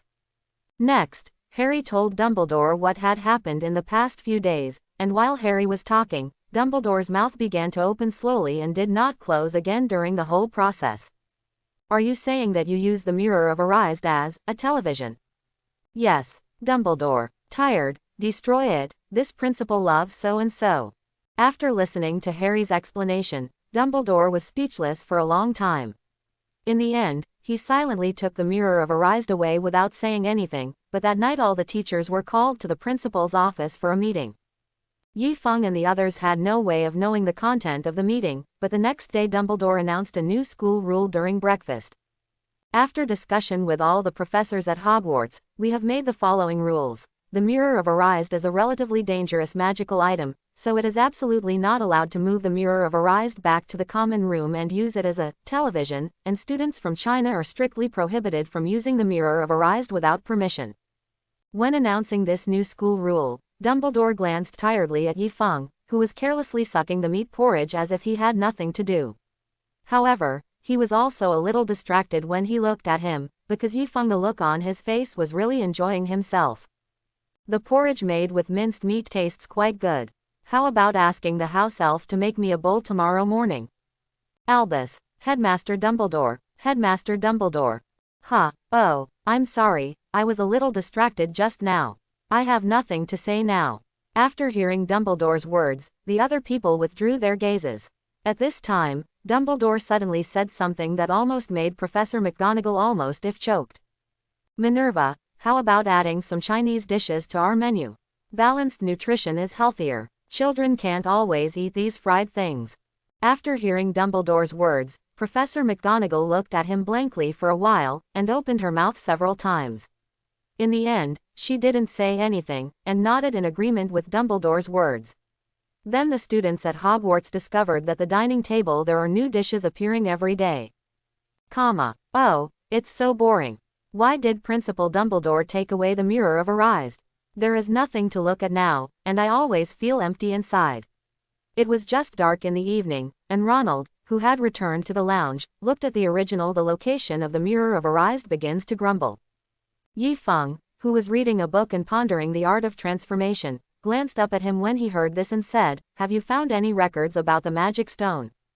As soon as Yifeng said these words, not only Ronald, but also Harry and Hermione stood up suddenly. We were so focused on looking at the mirror of Arise that we forgot to ask Hagrid about the Philosopher's Stone. After receiving Yifeng's reminder, Harry and the others finally remembered that they still had things to do. However, it was already dark by this time, and as soon as it got completely dark, Filch would wander outside and target students who did not return to the lounge as required. Catch them. So, what does this have to do with them? They are Gryffindor's students, and if Gryffindor's students don't go out at night, are they still called Gryffindor? So they ran out without thinking, but halfway through the run, Harry and Hermione seemed to have thought of something and suddenly ran back, leaving Ronald standing alone and messy in the wind. What are you doing? Hearing Ronald's call, Harry shouted without looking back, get the invisibility cloak. Hermione was much more straightforward. He rushed to Yifeng's side, snatched the book from Yifeng's hand and put it on the table next to him, then grabbed Yifeng's hand and pulled him up. Haven't you been collecting various magic items? Hagrid is a keeper of magical animals. I think you will like his place. Yifeng didn't expect that Hermione would turn around to drag him along, and she actually noticed that she had been collecting various magic items. This made Yifeng's heart warm. He was indeed not wrong about Hermione. She is indeed a kind girl. Night travel is something that Yifeng and the others are already familiar with, not to mention that Yifeng is already familiar with Mrs. Loris. In addition, they also have invisibility cloaks and invisibility talismans, so they sneak out of the castle to deal with them. It doesn't matter at all. Hagrid is the keeper of magical animals at Hogwarts, and magical animals usually live in the Forbidden Forest, so he lives on the edge of the Forbidden Forest. However, animals in the Forbidden Forest generally do not come out. So there won't be any danger or anything like that. As for Yifeng, his eyes were full of excitement when he looked at the small house, because this short and simple house contained huge wealth. In the magical world, unicorn hair is basically sold by Lunky. It can be said that a ball of unicorn hair as big as a finger costs at least 1 gold galleons. In the outside world, this kind of hair can be said to be expensive. It was something that was not available in the market, so Hagrid just used it to weave carpets. Suddenly, Yifeng understood a little bit why Hogwarts could continue to operate even though it did not charge student fees or anything, and the food for the students was so good. With a treasure trove like the Forbidden Forest in hand, they would indeed not be short of money. Dong dong dong dong dong. While Yifeng was thinking, Harry, who was running at the front, had already knocked on Hagrid's door. But what surprised Yifeng and Harry was that Hagrid, who was supposed to welcome them, did not step aside to let them open the door. Go in. I'm sorry, don't blame me for being rude, I don't have time to play with you today. Hearing Hagrid's words, an idea flashed in Yifeng's mind. Isn't it possible that the dragon egg Hagrid got hasn't hatched yet? No wonder Yifeng thought this way. After all, because of his cunning move of moving the mirror of Arised back to the Gryffindor common room as a television, Harry and the others came to find Hagrid much later than in the show, at least a week late. While Yifeng was thinking about this, Hagrid immediately closed the door after finishing speaking. Upon seeing this, Harry said loudly, "We know about the Sorcerer's Stone." Hearing Harry's words, Hagrid exclaimed, opened the door, turned around and walked inside. Harry followed closely and said, "We think Snape wants to steal the Philosopher's Stone." Although due to Yifeng, the scene where Snape, who was clearly saving Harry, was mistaken for harming Harry during the Quidditch match, was no longer there, but because Snape had been targeting Gryffindor, Harry, and Yifeng, Harry and the others were still the first. For a moment, the person who wanted to steal the Philosopher's Stone was placed on Snape. Harry and the others didn't know, but as the person who retrieved the Philosopher's Stone from Gringotts, Hagrid knew it quite well, so he directly denied Harry's guess and told Harry directly that Snape was one of the teachers who guarded the Philosopher's Stone. After hearing this news, Harry's outlook was a little shattered. He never expected that Snape, who had been targeting them and had been suspected by them for a long time, was not the one who stole the Philosopher's Stone, but the one who protected it. "Harry, I suddenly had an idea. Do you think Snape was targeting you because it was known that you wanted to break into the secret room guarded by the three-headed dog? Oh my God, have you had contact with Lu Wei? Little Harry, are you not hurt? Although Lu Wei is cute, he is really a bit too dangerous for ordinary wizards." Hagrid grabbed Harry's hand while speaking. She turned him over with her shoulder and checked to see if there were any injuries on his body. Seeing that there were no injuries on Harry's body, Hagrid breathed a sigh of relief and said, "Hey, listen, don't go looking for Lu Wei again. No one knows how to do it except Dumbledore and me." As soon as Hagrid said this, Harry and the other three instantly turned to look at Yifeng, and they remembered the extremely exciting scene that day. At this moment, the metal bucket placed on the fireplace flame made a clanging sound. Hearing the sound, Hagrid, wearing heat-proof gloves, walked over and took out a gray egg and placed it on the table. At this time, Yifeng turned his head and glanced at the window. "Mr. Malfoy, do Slytherins also have a tradition of night walks?" Yifeng's words startled Harry and all of them, and when they heard the footsteps walking away quickly, their hearts suddenly rose, because if Malfoy told what happened here, then there will be big trouble. As if seeing their worries, Yifeng said with a smile, "Don't worry, Malfoy was yelled at by me just as he walked to the window. He didn't see or hear anything." When he said this, Yifeng also glanced at the oval object on the table that kept making knocking sounds from the inside. When Hagrid heard this, he breathed a sigh of relief and looked at Yifeng with gratitude. "Thank you, Yifeng. I, Hagrid, will repay you." Yifeng smiled when he heard Hagrid's words. Wasn't this the reason why he followed Harry and the others out? Ha ha ha, tremble. With the materials Hagrid has here, I, Yifeng, will finally stand up. Chapter 51. Gotcha. With a cracking sound, the roasted black dragon egg exploded with a bang, and then Yifeng saw a long-winged lizard. Looking at the dragon leaf in front of me, which is a little bigger than a fist and looks very similar to the pterosaurs in movies and TV shows, I am a little speechless. Although he knew that dragons in various Western film and television works looked like this, he always felt that dragons in reality should be more powerful and handsome. It's a pity that reality gave Yifeng a big mouth and knocked him awake directly. A Western dragon is a Western dragon. Even if it is called a dragon from the magical world, it still looks very similar to a lizard. This is quite different from the mighty, handsome, and oppressive dragon that Yifeng imagined. I don't long for the Western dragon look that's full of special effects in movies and TV shows. You can even add a little special effects. Seeing the so-called Norwegian ridgeback dragon that Hagrid baked on the fire, Yifeng immediately gave up the idea of raising a dragon. However, although he was very disappointed with the appearance of the dragon, Yifeng still picked up one of the eggshells and asked Hagrid, "Hagrid, can I put these eggshells away?" At this moment, all of Hagrid's attention is on this little dragon that was just born and still has a little bit of egg liquid on it. Now even if Yifeng says that he wants to evacuate their place, he will agree without hesitation, because he has already listened. Yifeng didn't know what he was asking, so he nodded instinctively. "Take it, it's useless." After answering Yifeng's words, Hagrid suddenly reacted. While reaching out to touch the little dragon's head with a smile, he looked at Yifeng and said, "Do you need eggshells? There are quite a lot of various eggshells in the Forbidden Forest. If you need it, I can help you bring more in the future." Yifeng's eyes lit up when he heard Hagrid's words. The only thing Hagrid could notice was the eggshells of magical animals. Magical animals were magical creatures. Their eggshells had been in their stomachs for so long, and they had been hatched for so long after they were born. Everything will be contaminated with a lot of magical power, and these are what Yifeng needs most. Therefore, Yifeng immediately nodded and said loudly, "Thank you very much, Hagrid. I will come and get it when you save more. But I won't get it for nothing. Next time I will bring some feed for the magical animals."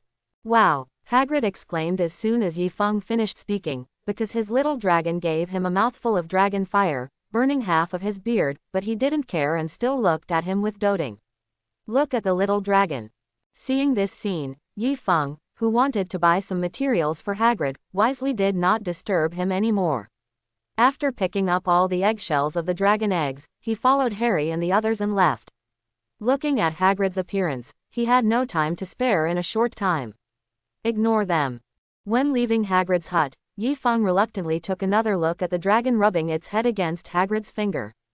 It's a pity that it's too small and can't drain much blood. Perhaps because he heard Yifeng's murmur, or perhaps he sensed the hidden malice, the little dragon who was being looked at by Yifeng froze suddenly, and then slowly turned his head to look at Yifeng. Yifeng saw the little dragon turning around. She turned to look at him and showed a bright smile. Whoosh! Seeing Yifeng's demonic smile, the little dragon swooped behind Hagrid and hid. Seeing this, Yifeng turned around with regret and left with Harry and the others. However, Yifeng, who was so happy after getting the eggshell, forgot one thing. Although Malfoy did not see the dragon, he knew that Yifeng they came out, so. "Good evening, Professor McGonagall." Looking at Professor McGonagall holding a candle in front of them, Harry and the three of them felt their hearts go cold instantly, because Professor McGonagall is a relatively strict professor. As long as you make a mistake, it doesn't matter whether you are from Gryffindor College or not. Points will be deducted accordingly. Just when they were wondering why Professor McGonagall was waiting for them halfway, Malfoy walked out from behind Professor McGonagall with a proud smile. Gryffindor has an underlying school rule. As long as you are not caught red-handed while wandering at night, it is not a violation of school rules. In fact, all teachers know this potential school rule, so they know clearly that there are students wandering at night, and even if they know who is wandering at night, they treat it as unknown, but only if you are not caught. It's a pity that Yifeng and the others who hunted geese all day long missed the mark after all. They never expected that they would be reported by Malfoy, who also went out at night. Therefore, at this moment, Yifeng and the four of them, together with Malfoy, who still didn't know what would happen next and was still very proud, were brought to the classroom by Professor McGonagall. In any case, I repeat, no matter what, students are not allowed to walk around the campus at night without authorization. Therefore, as a punishment for you, you will be deducted 50 points. 50 points. Ronald couldn't help shouting when he heard the deduction. Yes, 50 points each, and to prevent you from doing it again, the 5 of you will have to be placed in solitary confinement. Malfoy. Wait, Professor McGonagall, did I hear you correctly? Yes, Mr. Malfoy, you heard it right. Although your intentions are good, you have also violated school rules, so you must also accept punishment. Malfoy couldn't laugh when he heard Professor McGonagall's extremely certain words, but there is a saying that the smile will not disappear, it will only shift. When Yi Feng knew that the school had reformed, it no longer locked the students in the basement, but let Hagrid take care of them. When I went to the Forbidden Forest, I almost laughed out loud. You said earlier that if you were caught wandering at night, you would be sent to the Forbidden Forest. If you had told me earlier, I would have used dried fish to bribe Mrs. Norris, and I would have used an invisibility charm to hide from Filch. I would have been waiting for you to catch me every day and night. Even if you couldn't find me, I would still go there. I came looking for you and took the initiative to send him to your door for you to catch. You must know that Yi Feng has been coveting the various magical creatures in the Forbidden Forest for a long time, but it is a pity that he has never had a valid reason to enter. After all, the Forbidden Forest is technically part of the property of Hogwarts, so he is not allowed. Under such circumstances, Yi Feng couldn't mess around. But now it's okay. He didn't run into the Forbidden Forest on his own, but punished them to go in. Yi Feng can't be blamed for this. As for deducting points, Gryffindor is not calling it for nothing. It can be said that no matter how Yi Feng and Harry make trouble and how many points are deducted in the process, when the scoring is over, the winner of the Academy Cup will be Gryffindor, because Dumbledore said he will take action. When Filch sent Yi Feng and the others to Hagrid's hut, compared to the restless Harry and the other 4, Yi Feng looked excited. When Hagrid came out, Yi Feng did something that surprised everyone. A jaw-dropping thing. Yi Feng. Hollow down pointing triangle backquote. Yi Feng, what are you doing with your net bag? You don't want to use this net bag to catch werewolves in the Forbidden Forest, do you? Hearing Malfoy's words, Yi Feng looked at Malfoy as a matter of course and said, yeah, what's the problem? It's a pity that there are no adult dragons in the Forbidden Forest, otherwise I would definitely have to catch one to study. Everyone laughed when Yi Feng said this, but only a certain dragon who was hiding in Hagrid's hut and was less than 2 hours old knew that what that person said was true and he was not joking. Forbidden Forest, I'll do it. The Forbidden Forest is a forbidden area that Hogwarts students are strictly prohibited from entering because it contains many dangerous magical creatures, the most famous of which are werewolves. Therefore, Harry and the others, who had heard all kinds of terrifying legends about the Forbidden Forest since entering school, followed Hagrid into it. After entering the Forbidden Forest, I felt uneasy, but Yi Feng was different. Although he himself doesn't even know how strong he is, there should be no problem in beating 1.5 Dumbledores with one hand if he uses immortal methods. Even if he uses magic methods, Dumbledore dare not say, but ordinary adults the wizard can still be defeated easily. So after entering the Forbidden Forest, Yi Feng felt relieved. When Hagrid took Harry, who was a little trembling, and they walked forward, only Yi Feng followed him back home, just looking around, digging around, and occasionally using levitating spells. Fly to the treetops to see if the birds in the trees are sleeping well. For example, when Yi Feng saw a little fatty with a red beak and gray-white feathers that did not rest under the wings of its parents, but stubbornly came out and raised its buttocks, for its safety, Yi Feng poked it with a magic wand. Poke its tail. Shalfagiu. Chirp. Ghost. Little fatty chirped his parents. Little fatty chirped. Chirp chirp, chirp chirp chirp mom, an invisible ghost just poked me. Little fat chirping mom, chirping ghost. Chirp chirp chirp, chirp chirp chirp go to sleep, ghosts can't hurt you as long as you hide under your wings. Little fatty chirp. Chirp chirp chirp, it's so scary, I will never crawl outside my wings while sleeping again. Looking at the little fat chirping Yi Feng who had crawled back under the mother bird's wings again, he nodded happily. I am indeed a good person, even little fatty Jew can't bear to let him get cold. Yi Feng, where are you? We are going to explore in groups. At this moment, Yi Feng heard Hermione calling him from below, which made him reluctantly look away from Xiao Fei Ju. Here we come, Yi Feng replied to Hermione after falling to the ground.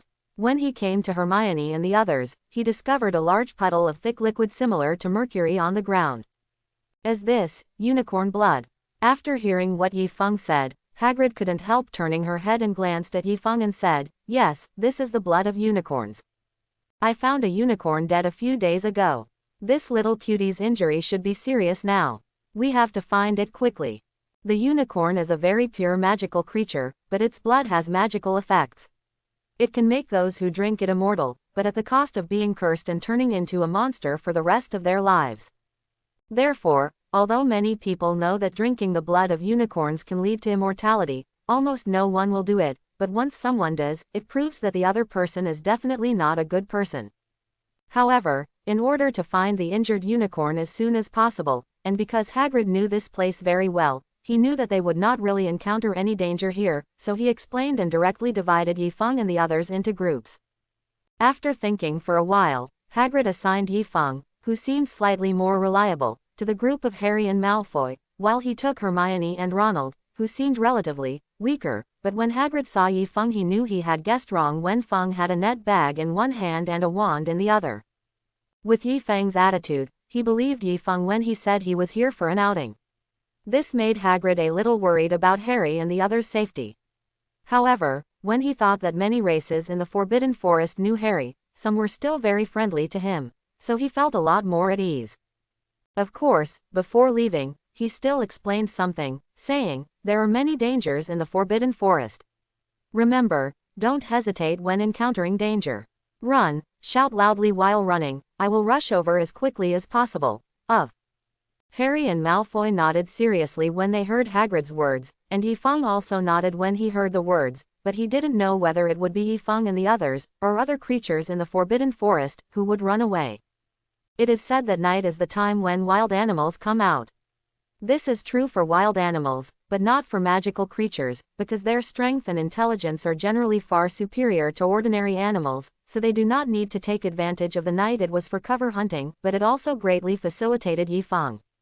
This is a wild vine that contains fire attribute energy and is 100 years old. Although I don't know what kind it is, I harvested it.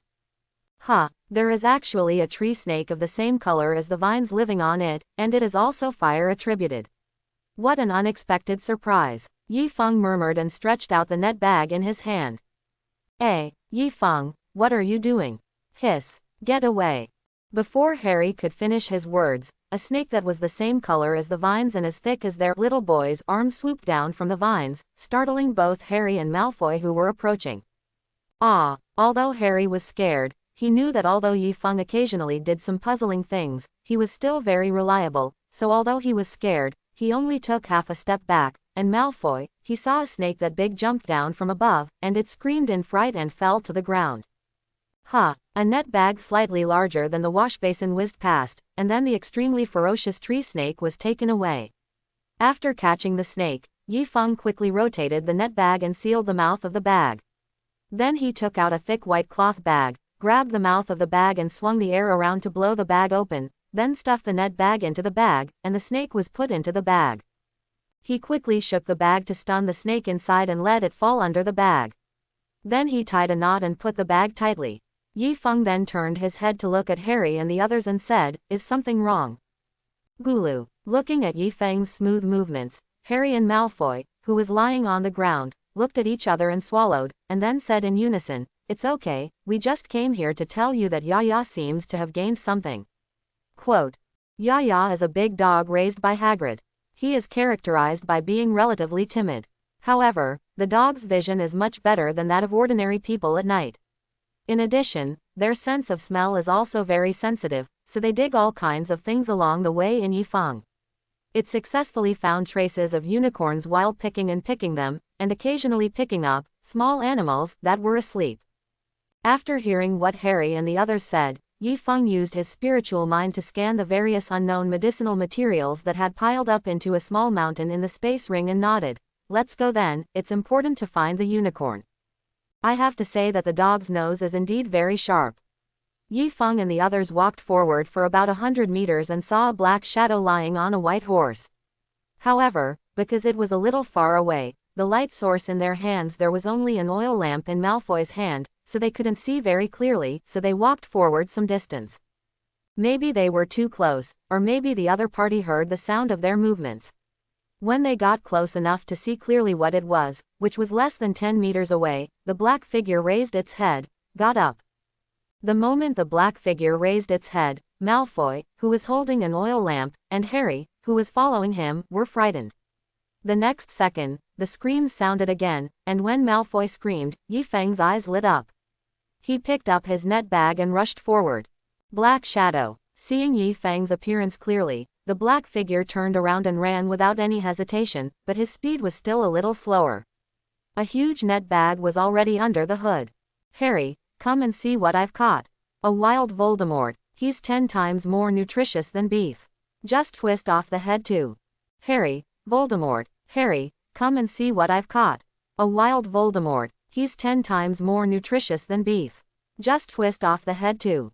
In the dark forest, Yifeng's excited voice made everyone, including Hagrid, who had just arrived, feel cold all over, because of that name, and because of the meaning behind Yifeng's words, because that was Voldemort. Of course, even colder than them was Voldemort in the net bag. Originally, Voldemort was worried when he saw that face, not to mention that now he was trapped in a net bag made of unknown material and couldn't escape at all, so when he heard Yifeng's words, he was so worried. His body was cold and his heart was cold. Listen, it's 10 times more nutritious than beef. Can an 11 or 12-year-old pretty boy say this?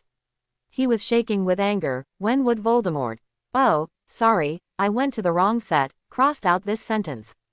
While Voldemort kept cursing in his heart and tried various ways to escape, Hagrid and Hermione also walked up to Yifeng. As soon as Hermione came to Yifeng, she carefully looked up and down at Yifeng and saw that there was nothing wrong with him. Then he breathed a sigh of relief. Although Ronald didn't say anything, Yifeng also saw a hint of worry in his eyes. Of course, more of it was curiosity. After all, the Weasley family is like this. They almost always have strong curiosity, so Ronald first looked at Yifeng. One glance, and then his eyes fell on Yifeng's net bag. The one who was completely different from them was Hagrid. He quickly walked up to Yifeng with a serious look on his face. He looked at the net bag in Yifeng's hand with solemn eyes. To be precise, it was the unknown object that was dark in the net bag. His tone was extremely solemn. He said, "Are you sure it's Voldemort in the net bag? This matter is nothing to joke about." Yifeng glanced at the dark object that was constantly struggling in the net bag, frowned and thought for a moment, and said, "I'm not sure. After all, logically speaking, Voldemort, a majestic Dark Lord, shouldn't be a rookie. You should be caught in my net bag." PFF'd. There was a sound of sharp blade penetrating from his soul, and then Yifeng found that the mysterious object in the net bag did not move, as if it was broken. "It's broken. He's not dead, is he?" Seeing that the things in the net bag were not moving, a huge question mark appeared on Yifeng's head, and then Yifeng. Ideographic period. Katakana middle dot omega katakana middle dot no not poke. Voldemort. Filled down pointing triangle he filled down pointing triangle me. Yifeng. Ideographic period. Katakana middle dot omega katakana middle dot no not poke again. Voldemort. Yifeng. It's quite fierce and very energetic. It looks like he won't die in a short time. Hagrid, Harry et al. This thing definitely can't be the legendary mysterious man Voldemort. At this moment, Harry and all of them had such an idea in their hearts, but there was another voice in the dark telling them that this was the legendary mysterious man Voldemort. The mysterious man Voldemort. After a while, Hagrid was the first to come to his senses and said, "No matter what this thing is, it did kill the unicorn. This thing is very dangerous. I need to hand it over to Dumbledore." Voldemort in the net bag was immediately anxious when he heard that Hagrid was about to hand him over to Dumbledore. He was not worried about being killed by Dumbledore, but that Dumbledore would definitely recognize him. He is the current Dark Lord, a terrifying being who is said to be able to stop children from crying. If Dumbledore recognized him and found out that he was caught by a child with a net bag, would he still be alive? How can he still hang out in the magic world in the future? So Voldemort began to struggle frantically, but he didn't know what the web was made of. No matter how hard he struggled, it was of no use. What was even more frightening was that all his magical power was trapped. Now he was like a spider caught in a spider web. Trapped moth. Yifeng, he is so pitiful. How about you let him go? Voldemort. No. The majestic Voldemort actually one day asked his old enemy to beg for mercy and let others go. It's really ironic. As soon as Harry said this, Voldemort completely stopped moving. At first, Yi Feng thought he was just tired of struggling like before, so he stabbed him with a stick again. But to Yi Feng's surprise, even if he stabbed harder, the dark object was still there. Any movement is as if he is really dead. What's going on? Yi Feng, whose mind was full of doubts, took the net bag back and took a look inside. When he saw something was wrong, he directly put his hand into the net bag. Etc. Don't want. Careful. Several anxious voices sounded almost at the same time. Hagrid, who was standing next to Yi Feng to prevent any accidents, saw his pupil shrink suddenly and reached out to stop Yi Feng, but his movements were still a little slower. Yi Feng's fingers had already hit the dark mass. The moment Yi Feng's finger poked the dark object, the black mass that had been condensed into something shapely turned into black mist and dissipated with a cry. This scared everyone including Yi Feng. A jump. Dead. His mental quality was so bad that he actually committed suicide. What a pity. Originally, I wanted to see if I could take him back and raise him. Hagrid. No need to. Even Hagrid, who regards creatures like giant dragons and acromantula as cutes, finds it outrageous. Yi Feng's idea is really outrageous, so Hagrid thought for a moment and said cautiously, I know that there is a very cute magical animal called a cattail. They are also round and fluffy. You can try to buy one to raise. Yi Feng just felt that it was a pity that Voldemort's split soul had dissipated like this. He didn't really want to raise a Voldemort, so Yi Feng was a little speechless when he heard Hagrid's words, but Hagrid also meant well, so he shook his head and said, no need, I already have a little Wei Wei. Xiao Wei Wei is the name Yi Feng gave to his owl. Originally, Yi Feng wanted to call him Little Tuantuan, because he didn't know whether it was because he ate too much, flew too little, or his fur was too fluffy. Now this guy is just a chubby little fur ball. The reason why Yi Feng is so called, many seniors and girls at the same level were chasing him, and Xiao Wei Wei also played a big role in it. Hearing what Yi Feng said, Hagrid, who originally wanted to recommend some more cute, magical animals to Yi Feng, was a little disappointed, but he didn't know what to say, and the unicorn had already been found, although it was already cold. Oh no, the unicorn on the ground is still warm. After all, the blood is still flowing out, but it is indeed no longer breathing and heart beating. There is a high probability that it cannot be saved. I will go back after I bury this unicorn. The Forbidden Forest is no longer safe. After hearing Hagrid's words, Yi Feng glanced at the unicorn lying on the ground and said, how about you let me try? It's already dead anyway, so there's nothing to lose if you let me try, but what if it's saved? Hagrid's eyes lit up when he heard Yi Feng's words, but then dimmed again, because as a keeper of magical animals, he knew very well that the unicorn could not be saved, so he shook his head. It's not necessary anymore, just let it rest in peace. Seeing Hagrid's rejection, Yi Feng's eyes flashed with disappointment. He also wanted to try the healing effect of the passion honeydew pills that he had refined using 7,749 Chinese herbal medicines 2 days ago. This was an updated version of the goodies you fed to a certain fat, round-faced chicken that had ascended to heaven before coming to Hogwarts. A certain fat chicken with a round face, you are amazing and noble. Although it is a bit of a pity, his harvest tonight is quite good, because the materials in the Forbidden Forest are indeed very rich, and there are many things that neither the magical creatures nor the wizards in the Forbidden Forest know how to use, which is cheap. Yi Feng has collected a lot of good things even in the periphery of the Forbidden Forest, at least in Yi Feng's opinion now, they are good things. Therefore, when Hagrid buried the unicorn and asked to go back, Yi Feng did not object. However, what Yi Feng did not expect was that when they returned to the common room, Harry mentioned Snape's intention to steal the Sorcerer's Stone thing. I think that what Yi Feng caught just now in the Forbidden Forest is very likely to be Voldemort, because at that time the scar on my forehead was burning like fire. I think it was an early warning. But, if that was really Voldemort, how could Yi Feng catch him so easily? And, he used an ordinary net bag. Yi Feng. Hollow down pointing triangle, no, raise your hand. Excuse me for a moment, that is not an ordinary net bag. In order to prevent the net bag from being broken, I added some mithril and a tougher alloy to the materials for refining and weaving the net bag. In theory, it can make an elephant I can't break free, and I added some magic spells and runes that prohibit evil during the refining process. Hermione, Harry, Ronald, Voldemort, died unjustly. Yi Feng's words interrupted Harry's thoughts of refuting Hermione. He thought about it for a long time before he remembered what he wanted to say, and said, "That's right." Voldemort was so weak that he needed to drink the blood of unicorns to stay alive, so it was reasonable to be caught in the net bag pointed by Yi Feng.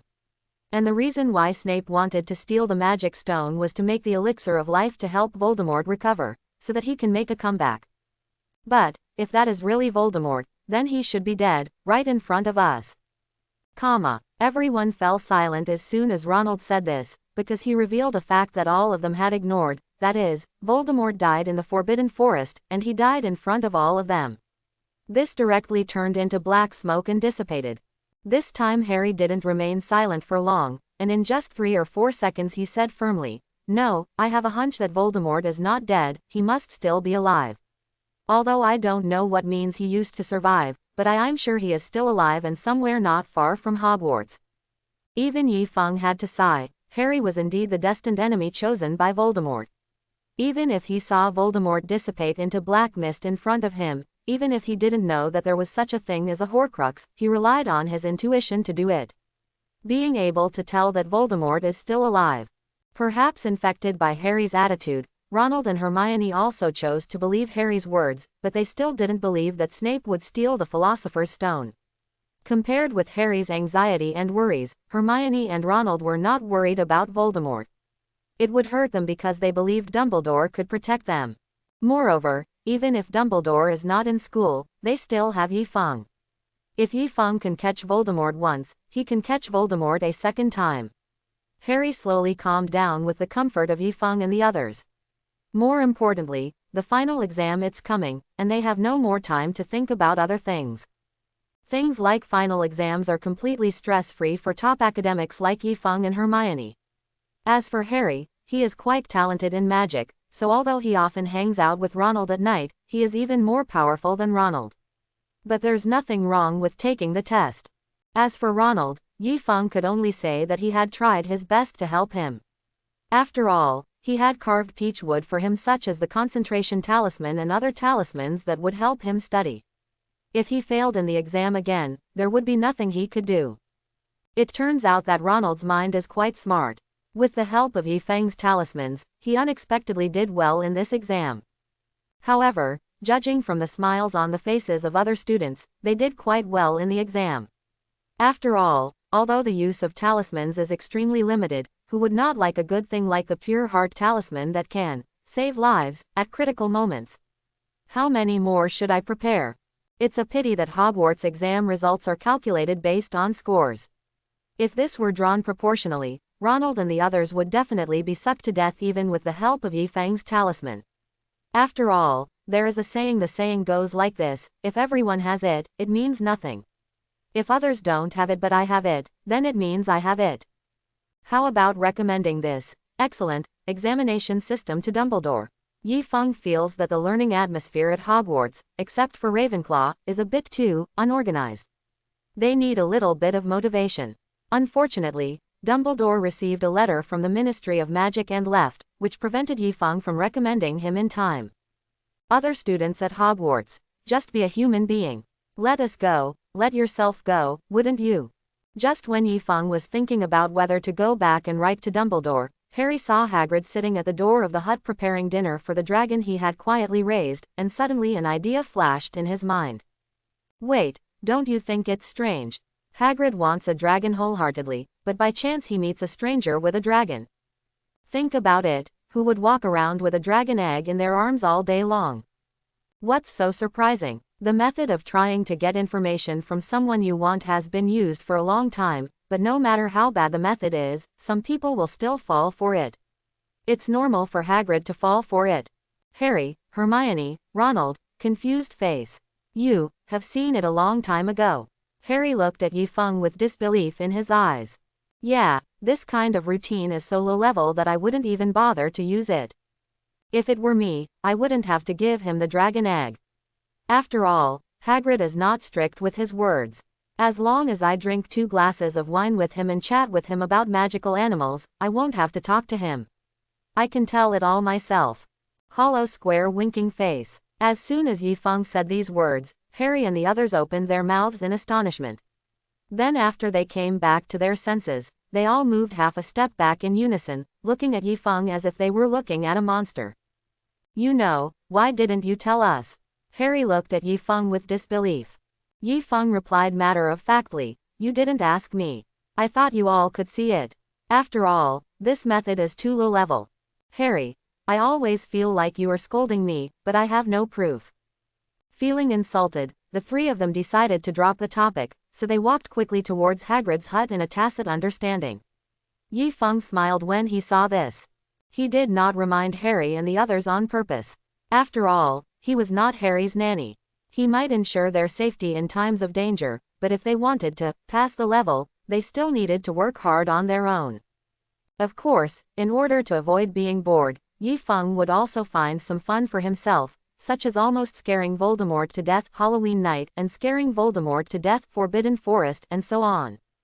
There is a well-known thing among the Hagrid fans, that is, Hagrid has the strictest mouth, so when Harry asked him about his experience of how to get the dragon egg, Hagrid immediately turned himself into the 3-headed dog with a look of excitement on his face. He told Harry about his weakness of falling asleep when listening to music. Seeing that Hagrid told this matter without any hesitation, Yi Feng was a little doubtful whether he was being too wise and foolish to tell Harry the weakness of the 3-headed dog on purpose, but this secret was indeed told to Harry on purpose. But it was not Hagrid who arranged this matter, but Dumbledore. Yi Feng would never believe that Dumbledore didn't know what was going on with Hagrid's mouth, but he knew that Hagrid couldn't keep secrets and it was easy for someone to take away what he knew, but he still chose to let Hagrid get the magic stone. And asked Hagrid to arrange for the 3-headed dog to guard the door into the basement, so if Dumbledore didn't do this on purpose, who would believe it? Therefore, when Harry went to Professor McGonagall to tell them about the Philosopher's Stone, but Professor McGonagall just told them to go back to the dormitory to rest and not participate. Snape, who happened to hear a few words outside the door, also came over to warn Harry for Harry's safety. He immediately decided that he would enter the basement at the feet of the 3-headed dog tonight. Should I say it or not, Harry is a bit rebellious. The more you don't let me do it, the more I have to do it. Even because this matter concerns himself and Voldemort, he didn't even ask Yi Feng for his opinion. The decision was made. When Harry bypassed Yi Feng and made a decision directly without consulting Yi Feng, Ronald only hesitated for a moment and stood firmly beside Harry, while Hermione bit her red lips slightly and looked at it quietly. Yi Feng gave the choice to Yi Feng. Yi Feng has no interest in the magic stone, but if he chooses to refuse this time, there will definitely be cracks in their relationship in the future, so Yi Feng nodded and said, I have no objection to checking the trap door. What is there down there? But, do any of you know how to play a musical instrument? Or, do you want to try the happiness of being a rubber ball again? As soon as Yi Feng said these words, Harry and Ronald's forgotten memories suddenly emerged from the depths of their minds. This made them tremble together, but they really didn't want to stay in the dormitory like this and wait for the end. As a result, they looked at Yi Feng with pitiful eyes. Don't look at me like this. My family is extremely poor, so we don't have the money to learn musical instruments or anything like that. But let's look at it a bit. Maybe someone has already helped us solve this problem. That's right. If Lu Wei is already asleep when we go, that means someone has already gone in. If not, it's very likely that Snape hasn't had time to go in yet. If so, that's really great, we can just wait until Dumbledore comes back. With such naive thoughts, when night fell, Harry took the lead and headed straight to the room where Lu Wei, the 3-headed dog, was guarding. However, the development of the matter made Harry feel very bad, because the door to the room was wide open. From the open door, they saw that Lu Wei was not asleep, and there was someone at his feet who was obviously being raped. A damaged harp. It seems that we have encountered the worst situation, Yi Feng, the rest is all up to you. Yi Feng didn't expect that they would encounter such a situation, and according to the settings of the 4 of them, it would be pretty good if they could get together a complete 5-note instrument. As for the musical instruments, There are only 4 of them. One is the savior who lives at the bottom of the stairs of his aunt's house, one is just a teacher in the country although his parents both work, and the other is a pure blood but belongs to a famous poor family in the magic world. Which of these 3 identities can got something to do with music? The only one is Hermione. Their family is quite rich, but neither in the original drama nor in the semester when Yifeng and Hermione got together, Yifeng has never heard of Hermione playing a musical instrument, so now they only have one find a way. Well, brother Lu Wei, we are good friends with Hagrid, very, very good friends, so can you just turn a blind eye and pretend you didn't see us, and let us go down? Harry, Ronald, Hermione. Ronald and the others were speechless as soon as Yifeng's cool move came out, because they never expected Yifeng to come back with such a move, but 3 heads black small square true black small square turn 1 eye and close 1 eye black small square. Yifeng. You're really turning a blind eye. Also, since you're already turning a blind eye, you should also close the eyes of the middle head. Yifeng was so angry when he saw the 3-headed dog acting cute that he instinctively took a step forward to peel it. When the 3-headed dog saw Yifeng suddenly taking a step forward, he was immediately stunned.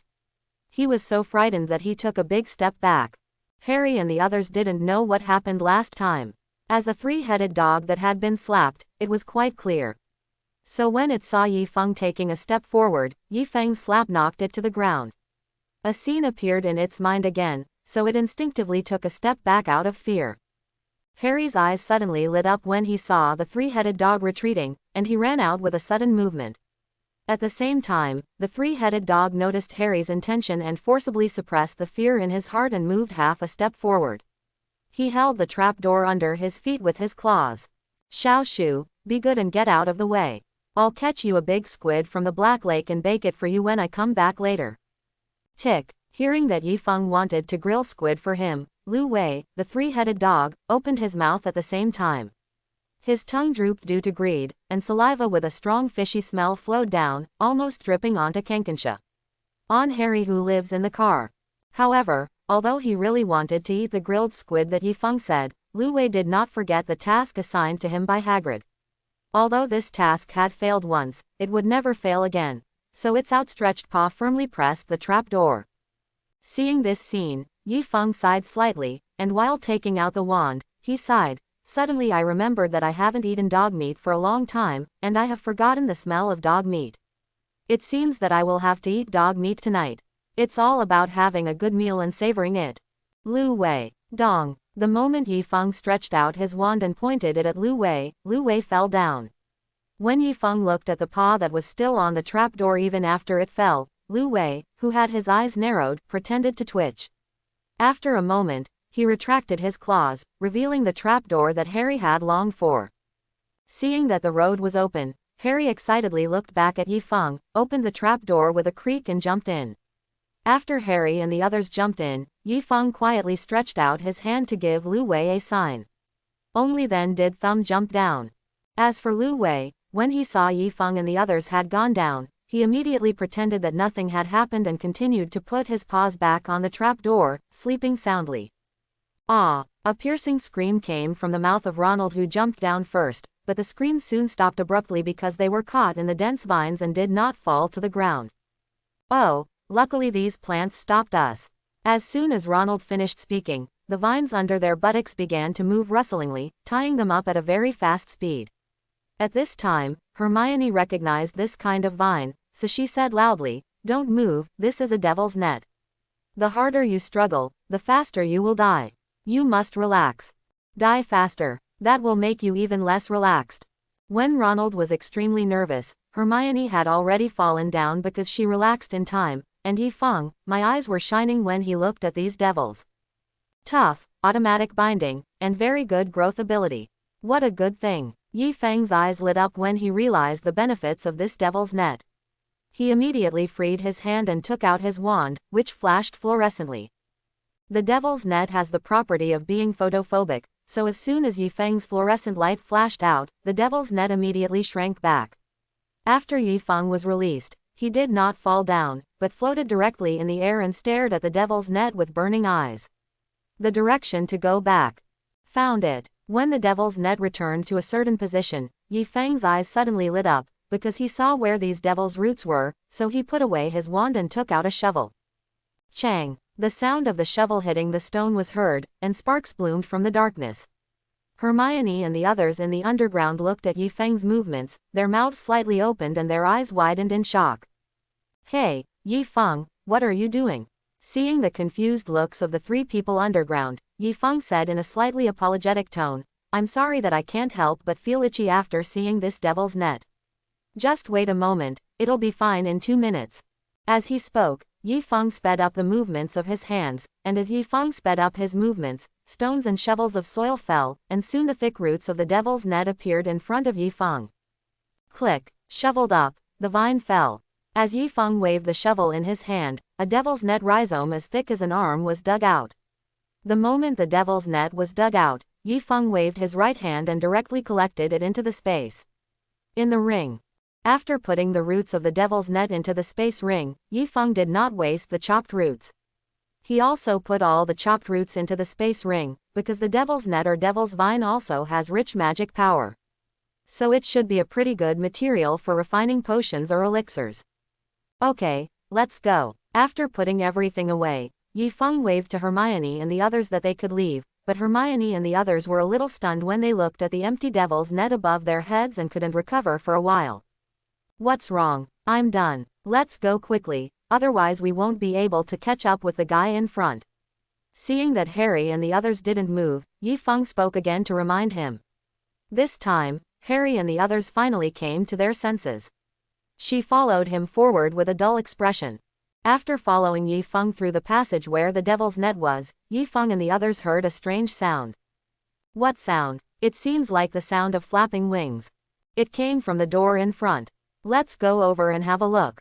Squeak. When the heavy door was pushed open, the buzzing sound of the secret book became louder, and when they raised their heads and looked towards the place where the sound came from, even Yi Feng was a little shocked, because before they above this space, there are densely packed keys with wings flying. My dear, isn't this asking us to find the only key that can open the door on the opposite side among so many keys? I think so, Ronald, you crow's mouth. Hermione couldn't help but feel dizzy when she saw the dense nuggets, and Yi Feng's eyes lit up when he saw the dense nuggets. If this were replaced by a flying sword. Just imagining it made Yi Feng's eyes glow, so he took out his net bag, but after taking a look at the number of keys, Yi Feng hesitated and took out 3 net bags and handed them to Hermione and the others. Hermione, Ronald, Harry, katakana middle dot underscore katakana middle dot. Yi Feng, we are looking for the key that can open that door. Why did you give us the net bag? We can't try them one by one, right? There are too many. No, you don't have to catch them all, just the one with injured wings, because only its color is the same as that door. Harry is right, but I think Yi Feng didn't mean to give us the net bag, right? Hearing Hermione's words, Yi Feng nodded very happily and said, yes, although there are nearly 1,000 keys here, we also have 4 net pockets. It is enough for one person to grab more than 200 keys. By the way, I told you last time, right? My net bag is specially made. Once the key is caught in the bag, it cannot escape. You just need to pour them into this basket. As he spoke, Yi Feng took out another basket that could fit one person from the space ring and placed it in front of the 3 of them. I think this is not a normal process, because Snape doesn't have such a strong mesh bag, so I think he must have caught the key and opened the door on the broomstick over there. Yi Feng. Not. Isn't it just $200 and the key? Watch me catch them all in a minute. Ronald was instantly frightened when Yi Feng glanced sideways at him. He picked up his net bag and screamed to grab the key. Yi Feng saw it. They were all ready, and immediately bent their legs slightly, and then whoosh! Harry and Ronald, who were standing next to Yi Feng, only felt a faint breeze and then Yi Feng disappeared in front of them. However, in just a second, Hermione exclaimed and stretched out her small green hand to point out where Yi Feng was. Over there. Following Hermione's fingers, Ronald and the others saw Yi Feng appearing in the air for some reason, holding the old key with injured wings in his hand, but the next second they knew how Yi Feng appeared in the air, because they saw Yi Feng suddenly kicking in the air, and turned into a human cannonball and hit them. Run! Wait! Catch him quickly! Seeing Yi Feng hitting them like a cannonball, Ronald and Hermione shouted 2 completely different words. Harry, although his legs were shaking slightly, did not step back. Even Ronald shouted to run quickly. They did not move, but subconsciously stretched out their hands to pick up Yifeng, but it was obvious that they were overthinking it. When he was about to hit them, Yifeng suddenly flipped over and landed lightly in front of them, and then took out his net bag. Hurry, those keys are coming. We can't let them go. This is an excellent weapon refining material. Dumbledore hiding in the dark. Katakana middle dot he katakana middle dot. Meow meow. You can't catch that. Dumbledore's heart started to bleed when he saw Yifeng and the others netting and pouring the winged keys into the basket, because that was the key bird that Hogwarts had accumulated for many years and only admired. It was a critical moment. It can also play a big role, but now it was directly wiped out by Yifeng. I can finally tell. This guy is not here to stop Voldemort from taking the Sorcerer's Stone. He is clearly here to purchase goods. The huge net bag kept waving, and the keys with wings were quickly harvested like moths flying into the flames and poured into the basket on the ground. And Yifeng, he looked at the spiritual keys in the basket. Full of joy. Very good. This key itself has good spirituality. When you go back, you just need to add some materials and refine it to make a flying sword. Although it can't compare with genuine flying swords in terms of lethality and sturdiness, there are many of them, and it has its own spirituality and wings, so it doesn't require human control. It's pretty cool. In the original play, Harry and the others caught the key. After catching the key, he threw it to Ronald and the others and asked them to open the door and run away. But now they don't need it at all, because in just 2 or 3 minutes, the play they had captured all the keys that caused many scars on Harry's body.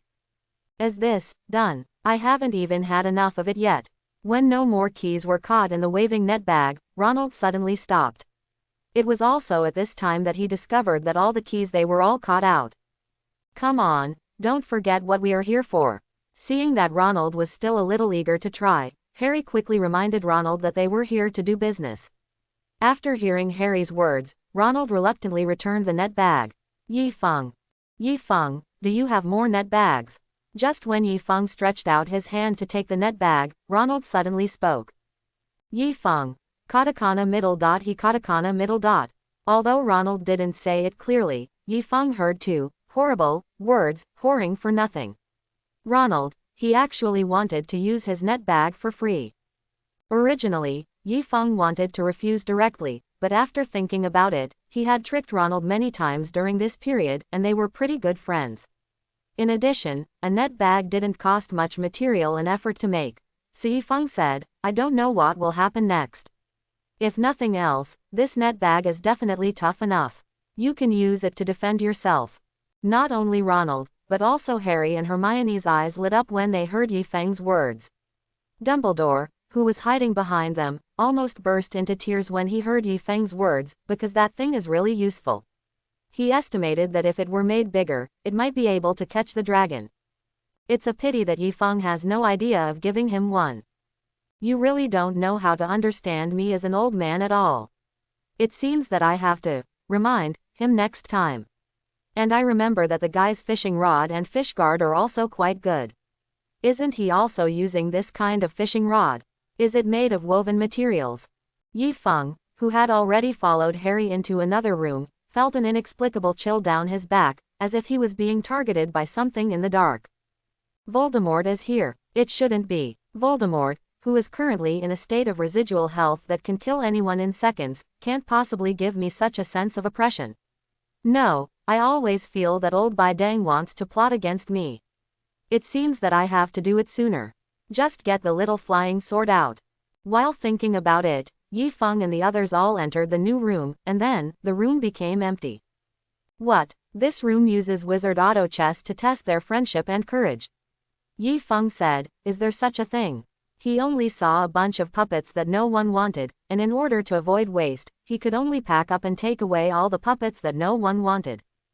Dumbledore, who was following behind, was completely speechless when he saw Yifeng's skillful movements, but some things become familiar after too many times, so Dumbledore had given up, so Yifeng and the others reached the end of the secret room unscathed, and followed in the original show. Almost everyone was injured, but Harry was the only one who came to the Mirror of Arised, which was completely different. It's the Mirror of Arise. I didn't expect Dumbledore to hide it here. Wait, why you and not Snape? Compared to Ronald, who was surprised that the Mirror of Arise was actually here, Harry was surprised that it was not Snape who came to steal the Philosopher's Stone, but Quirrell. Yeah, he does look more like a bad guy, doesn't he? With him here, who would doubt the poor, stuttering Professor Quirrell? When he said this sentence, Quirrell used his usual timidity in front of others, said in a stuttering tone. It was full of irony for Harry. But, idiot, stop trying to answer his questions. You are not his teacher now. Let him come over and take out the magic stone. Just when Quirrell was still trying to explain Harry's doubts, Voldemort, who was parasitic on the back of his head, started to curse angrily. Judging from Voldemort's mood, Yi Feng felt that the Voldemort who had been caught by him in a net was probably Voldemort was scared away by him, otherwise the Voldemort in front of him would not dare to face him like this. Harry and Ronald were frightened when they heard Voldemort's voice behind Quirrell's head. Hermione even took half a step back and hid behind Yi Feng, but Yi Feng didn't say anything because he also wanted to see what the legendary magic stone looks like. Although the magic stone has no appeal to him, it would be a shame not to take a look at it. Moreover, this thing seems to have been destroyed in the play, so Yi Feng thought, if this thing is useful, it might as well be he was using it, and it would be a pity to destroy it. So, he watched as Harry was threatened by Quirrell and walked to the Mirror of Arise, and then Dumbledore, Voldemort, Quirrell, just taken it out like this. When Harry walked to the Mirror of Arise, a scene that surprised everyone happened, because Yi Feng raised his hand before him, and after raising his hand, Yi Feng directly reached into the Mirror of Arise. And when he took his hand back, he held an irregular transparent brown crystal in his hand. This thing is the magic stone. It seems like it has nothing special except that the magic power is relatively pure and abundant. It can neither be used directly to refine weapons nor to make elixirs. It can't even be used to increase the upper limit of personal magic power storage. Come on, trash. Dang, Gulu Gulu, Sorcerer's Stone. You are amazing, you are 108 OP. Seeing the magic stone that Yi Feng took out from the Mirror of Arise and threw away, a group of people were immediately petrified on the spot, but a few people reacted in the next second. After reacting, Harry rushed out with a single stride. He felt that he could not let Voldemort get the Sorcerer's Stone, so even if he tried his best, he would grab the Sorcerer's Stone and take it out. He would never let Voldemort get the Sorcerer's Stone to recover. As for Quirrell, his reaction was a little faster than Harry's. He moved the moment the Sorcerer's Stone was thrown to the ground and rolled to a stop, so he was one step faster than Harry. When Harry rushed out, he had already bent down to pick it up. The magic stone. Ronald and Hermione naturally reacted too. Hermione took out her wand and wanted to use a magic spell to attack Quirrell. This reaction was very consistent with the setting of the magic world. Ronald was a bit outrageous. He directly took out Yi Feng and sent it to him. The net bag is about to rush forward. But there was someone faster than him. When Quirrell rushed out, Yi Feng had already picked up the net bag, and when Quirrell bent down, Yi Feng's net bag, which was 2 circles larger than the net bag in Ronald's hand, had already whizzed down. Voldemort, I don't know why, but I suddenly feel like I've known you before.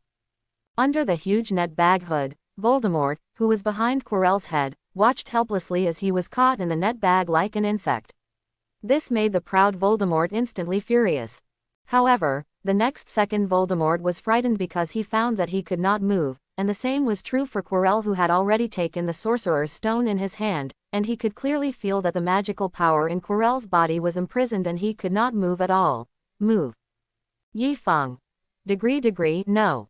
Look, I caught another wild Voldemort. Snapped. Why can pictures make sounds? Oh. Almost instantly, when they heard Yi Feng's words, Harry and Dumbledore, who were hiding behind, couldn't help but slap their foreheads at the same time, because this scene was so familiar and they could never have imagined that the terrifying being whose name was enough to stop a child from crying at night actually fell into the hands of the same person 2-3 times, and in the same way both times. I don't know why, but I suddenly feel that this Dark Lord is a bit pitiful. Is it my illusion? Quirrell Dumbledore suddenly felt like he was lying on the ground with Yi Feng holding him in a net bag, pupating like maggots. Mercy. Ah. Who are you? Voldemort yelled angrily after trying every means to break free, but to no avail. He had always regarded half-blood wizards as insects, but he never expected that one day he would be caught with a net like an insect. This was very important to him. It was undoubtedly a huge shame, so Voldemort wanted to know who had captured him. Don't say that Yifeng is just an ordinary new wizard admitted to Hogwarts. Which wizard could easily catch him in a net as soon as he entered school, a being who could dominate the entire magical world and whose name alone could stop children from crying at night? Therefore, Voldemort simply did not believe that Yifeng was just a newly admitted first-year wizard. Facing Voldemort's roar and questioning Yifeng, he did not answer him, but took out his wand. Although the wand is dispensable in his hand, he is still a student of Hogwarts after all, so he still has to respect it a little bit compared to the wand that cost him a huge sum of 7 gold galleons. So Yifeng still he took out his wand and thought about it. Legilimency, or the soul stripping technique. Or, take away the soul. Every time Yifeng said the word terrible, the expressions on Dumbledore's and the others' faces changed. Voldemort, who was covered in a net bag, was petrified and began to doubt life, because he seemed to know only half of what Yifeng said. Never even heard of it. You. Or not. The next Dark Lord. With deep doubts, Voldemort asked the most pressing question in his heart. This was also the question that Hermione and the others wanted to know. Yifeng, are you so devoid of humor? I'm just scaring him. Voldemort, why do I feel like you're not joking and you really mean it? When Voldemort was thinking wildly, Yifeng's wand directly touched Voldemort's big face, which was parasitic on the back of Quirrell's head. As Yifeng's wand clicked, Voldemort's face froze instantly, and Quirrell couldn't help it. Trembling, Yifeng did not stay long after clicking the wand, and raised the wand only 2 seconds later. As Yifeng raised the wand, Quirrell changed from trembling to twitching, and the twitching became larger and larger, and the movements became more and more intense, because when Yifeng raised the wand, the top of his wand connected there as a dark mist. When he saw the black energy, Dumbledore's pupils shrank suddenly. He didn't even bother to hide, and he rushed out and kicked Quirrell away, who was still covered by the net bag. While kicking Quirrell away he waved the wand in his hand and hit Yifeng's wand with a bang. Yifeng, Yifeng, who was interrupted from casting a spell, couldn't help but frown, but when he saw that the person coming was Dumbledore, he could only curl his lips helplessly because he saw the anxious look in Dumbledore's eyes. Yifeng, where did you learn this magic? After interrupting Yifeng's spellcasting, Dumbledore looked at Yifeng solemnly and asked. Seeing that half of Voldemort's soul was slowly dissipating in the air, Yifeng sighed helplessly in his heart and said, I saw it in the Forbidden Book area. I thought maybe Voldemort's soul could be extracted from Professor Quirrell's body. When he comes out, he may be able to return to normal. Hearing Yifeng's words, Dumbledore's expression softened instantly. Quirrell, who was lying on the ground, heard Yifeng's words and shouted loudly, Don't even think about it. Don't even think about separating me from my master. Did you see that, Xiao Yifeng? Your idea is good, but Quirrell's soul has been merged with Voldemort's soul. He was too deeply influenced by Voldemort. Even I can't separate them. He has died. Saved. After saying this, Dumbledore sighed. In fact, he knew that Voldemort would let people lurk to Hogwarts, otherwise he would not have let Hagrid go get the Sorcerer's Stone and come back to Fish, but he never expected that Voldemort would actually parasitize Quirrell and come here in person. If he knew this, he will definitely take action as soon as possible, so maybe Quirrell can be saved. After hearing Dumbledore's words, Harry and the others all lowered their heads in despair, because in their eyes, Dumbledore was almost omnipotent. Now even Dumbledore said there was nothing he could do, so maybe there really was nothing he could do. Professor Quirrell, since there's no way to save it, let's just kill it. As soon as Harry and the others' sadness spread, Yifeng killed it with one sentence. This made Harry and the others look at Yifeng in disbelief. Yifeng. Katakana middle dot he katakana middle dot. Why are you looking at me like this? Since Professor Quirrell has been severely affected by Voldemort and is hopeless, keeping him here will be a huge hidden danger. And is Professor Quirrell who is fused with Voldemort's soul still Professor Quirrell? Quote. I think the real Professor Quirrell died the moment he was parasitized by Voldemort. Now he is just an empty shell. So I think Professor Quirrell's spirit in heaven would also want us to do this and kill Voldemort. He took revenge and freed his body, right? After Yi Feng finished speaking, Dumbledore and Ronald's eyes instantly changed when they looked at Quirrell. Feeling the change in Dumbledore's eyes, Quirrell, who was lying on the ground, instantly started struggling crazily with his hair standing on end. No, Dumbledore, you don't really believe what this little brat says, do you? I am Quirrell, and I have never changed. Dumbledore, you can't kill me. I should accept the punishment of the magic world's laws instead of being killed by you. You can't, woo, woo woo woo. Shut up. Don't let the dead lie around anymore. Why don't you just rest in peace? As he spoke, Yi Feng grabbed Harry's hand and pressed it directly on Quirrell's head. After being held down by Harry's hand, Yi Feng Quirrell suddenly stopped moving, and almost instantly a large number of cracks appeared on his body, and in just a few seconds, it turned directly into plaster. What a pity. I originally wanted to catch a wild Voldemort and study it. After all, he is also the Dark Lord. Although he is disabled, he should still have some research value. Maybe I can get a few bonuses for publishing a few papers, such as, on Black Small Square, the difference between the Dark Lord's body structure and that of ordinary people. Dumbledore, give me back the emotion I just felt. I suddenly felt that what Voldemort just said was somewhat reasonable. You really have the potential to become the Dark Lord. Yi Feng. I'm not, I don't have you, don't talk nonsense. The Dark Lord is so weak. Voldemort was cold again, and Yi Feng's school year was over. When they were about to leave school for the holidays, Yi Feng was thinking that with the way Voldemort died, he didn't know if his divided soul could survive until Harry and the others graduated. When they boarded the train leaving school, almost everyone had a bright smile on their face. The reason why Harry, one of our protagonists, did not have a smile on his face. For other people, leaving school meant returning home to reunite with their families, but for Harry, leaving school meant returning to the cage, because his family was not very kind to him. Regardless of whether they were affected by Voldemort's mark or were just so mean, in short, Harry's uncle's family was not kind to him and could even be said to be harsh on him, so he was unwilling to return to that so-called home. Unfortunately, there is no such thing as detention at Hogwarts, especially for first-year wizards, so they have to go back if they don't want to. As Harry's friend, Ronald saw that Harry was worried, but he didn't know that Harry was worried because of it, so although he wanted to comfort Harry, he didn't know how to speak, and Harry's uncle's family were Harry's legal guardians. Without their consent, there is nothing they can do. In fact, Yi Feng feels that Ronald and Harry in the original series are still a bit rigid. You are wizards in the magical world. Although the Ministry of Magic clearly stipulates that underage wizards cannot use magic outside of school, you have been bullied to your head. If you still have to endure it, why are you still learning magic? It's better to just be a muggle who doesn't understand any magic.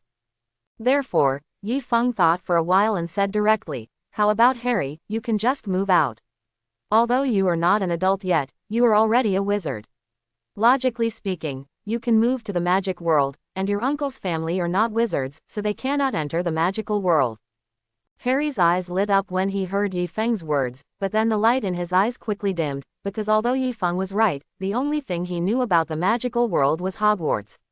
He had no idea where to move, and the Ministry of Magic would not allow him to live alone in the magical world.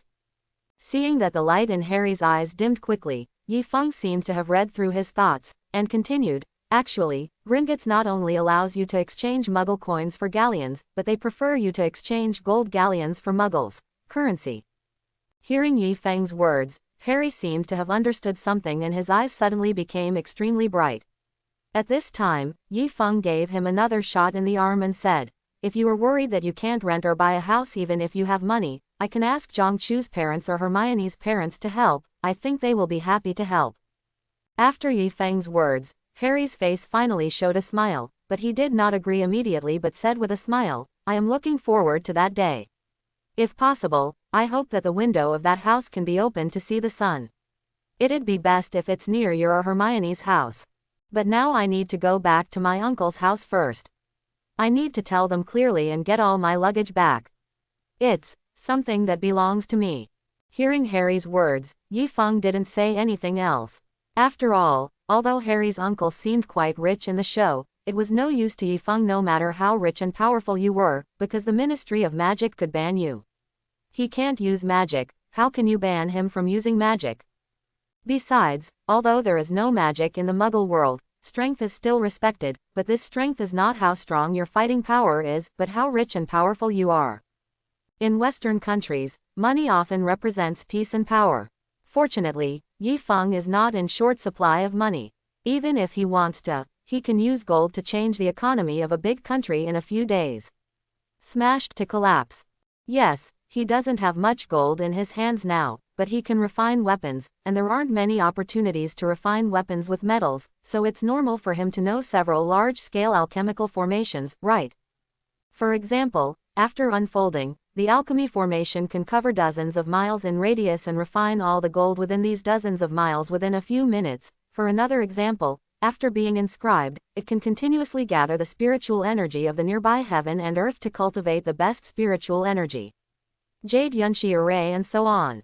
In other words, as long as Yifeng wants to, he can become the richest man in the world in a short time, so if Harry's uncle's family is really unwilling to let Harry go, then he will let them know what money power is. After Yifeng's enlightenment, everyone went home happily.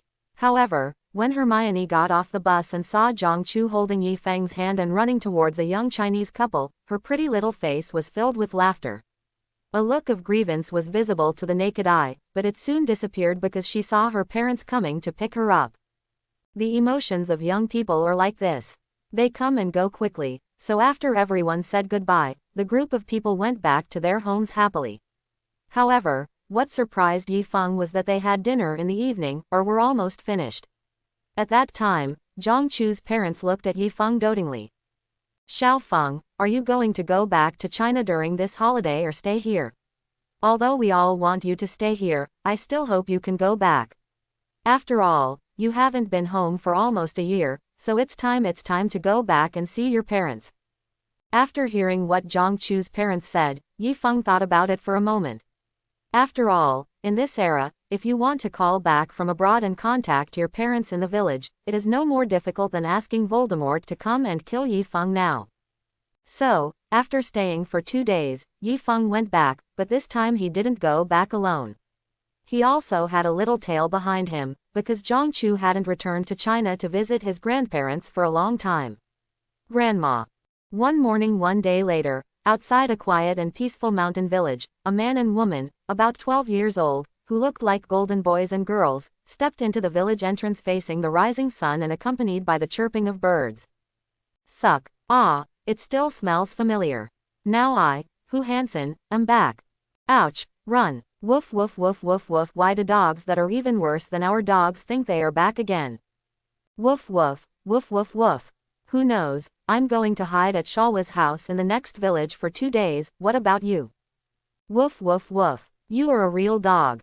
Following Yifeng's shouts, the dogs in the village instantly started the meeting, and the villagers were awakened by the angry voices of the dogs. Is this Xiaoyi from the Yi family back? He's really energetic. The village will be lively again this time he comes back. But not to mention, although dogs won't eat many of the things he tinkered with, he can still make them occasionally. He comes up with some good stuff, and the second child of Dowsy's family was rescued by something he tinkered with. Yes, Dowsy went to prepare a coffin for his second baby, but after swallowing the pill, he immediately jumped to life. Yes, I remember that I danced for most of the day, and none of the 3 big men stopped me. Listening to the familiar dog barking, Yifeng walked towards his home with a bright smile. Zhongchu, who was following him, looked at the dog barking getting farther and farther and felt something was wrong, but when she seeing that the villagers who passed by and saw Yifeng smiled brightly at them and greeted them warmly, they put aside these doubts. Hey, what a pretty little girl. Xiaoyi, where did you kidnap her from? Uncle Third, this is my classmate. She came to my house to play. I didn't kidnap her. Kidnapping is illegal. If she is caught, she will be beaten to death. Hearing Yifeng's words, the third uncle, who was stooped despite working in the fields all year round, nodded seriously and said, it seems so. Last month, a group of photographers from the next village came into the village to take pictures. The person was discovered, but by the time the officials arrived, only one of them was still breathing. No, I heard that the one who was still breathing kicked his legs on the way to the hospital. There are basically no entertainment activities in the village, so many people like to gather under the shade of the trees to chat during farm breaks or having lunch in the evening. Now that the topic was discussed, many people gathered here within a few minutes. Let me tell you, that group of patters deserved it. They didn't ask any questions when they came to attack.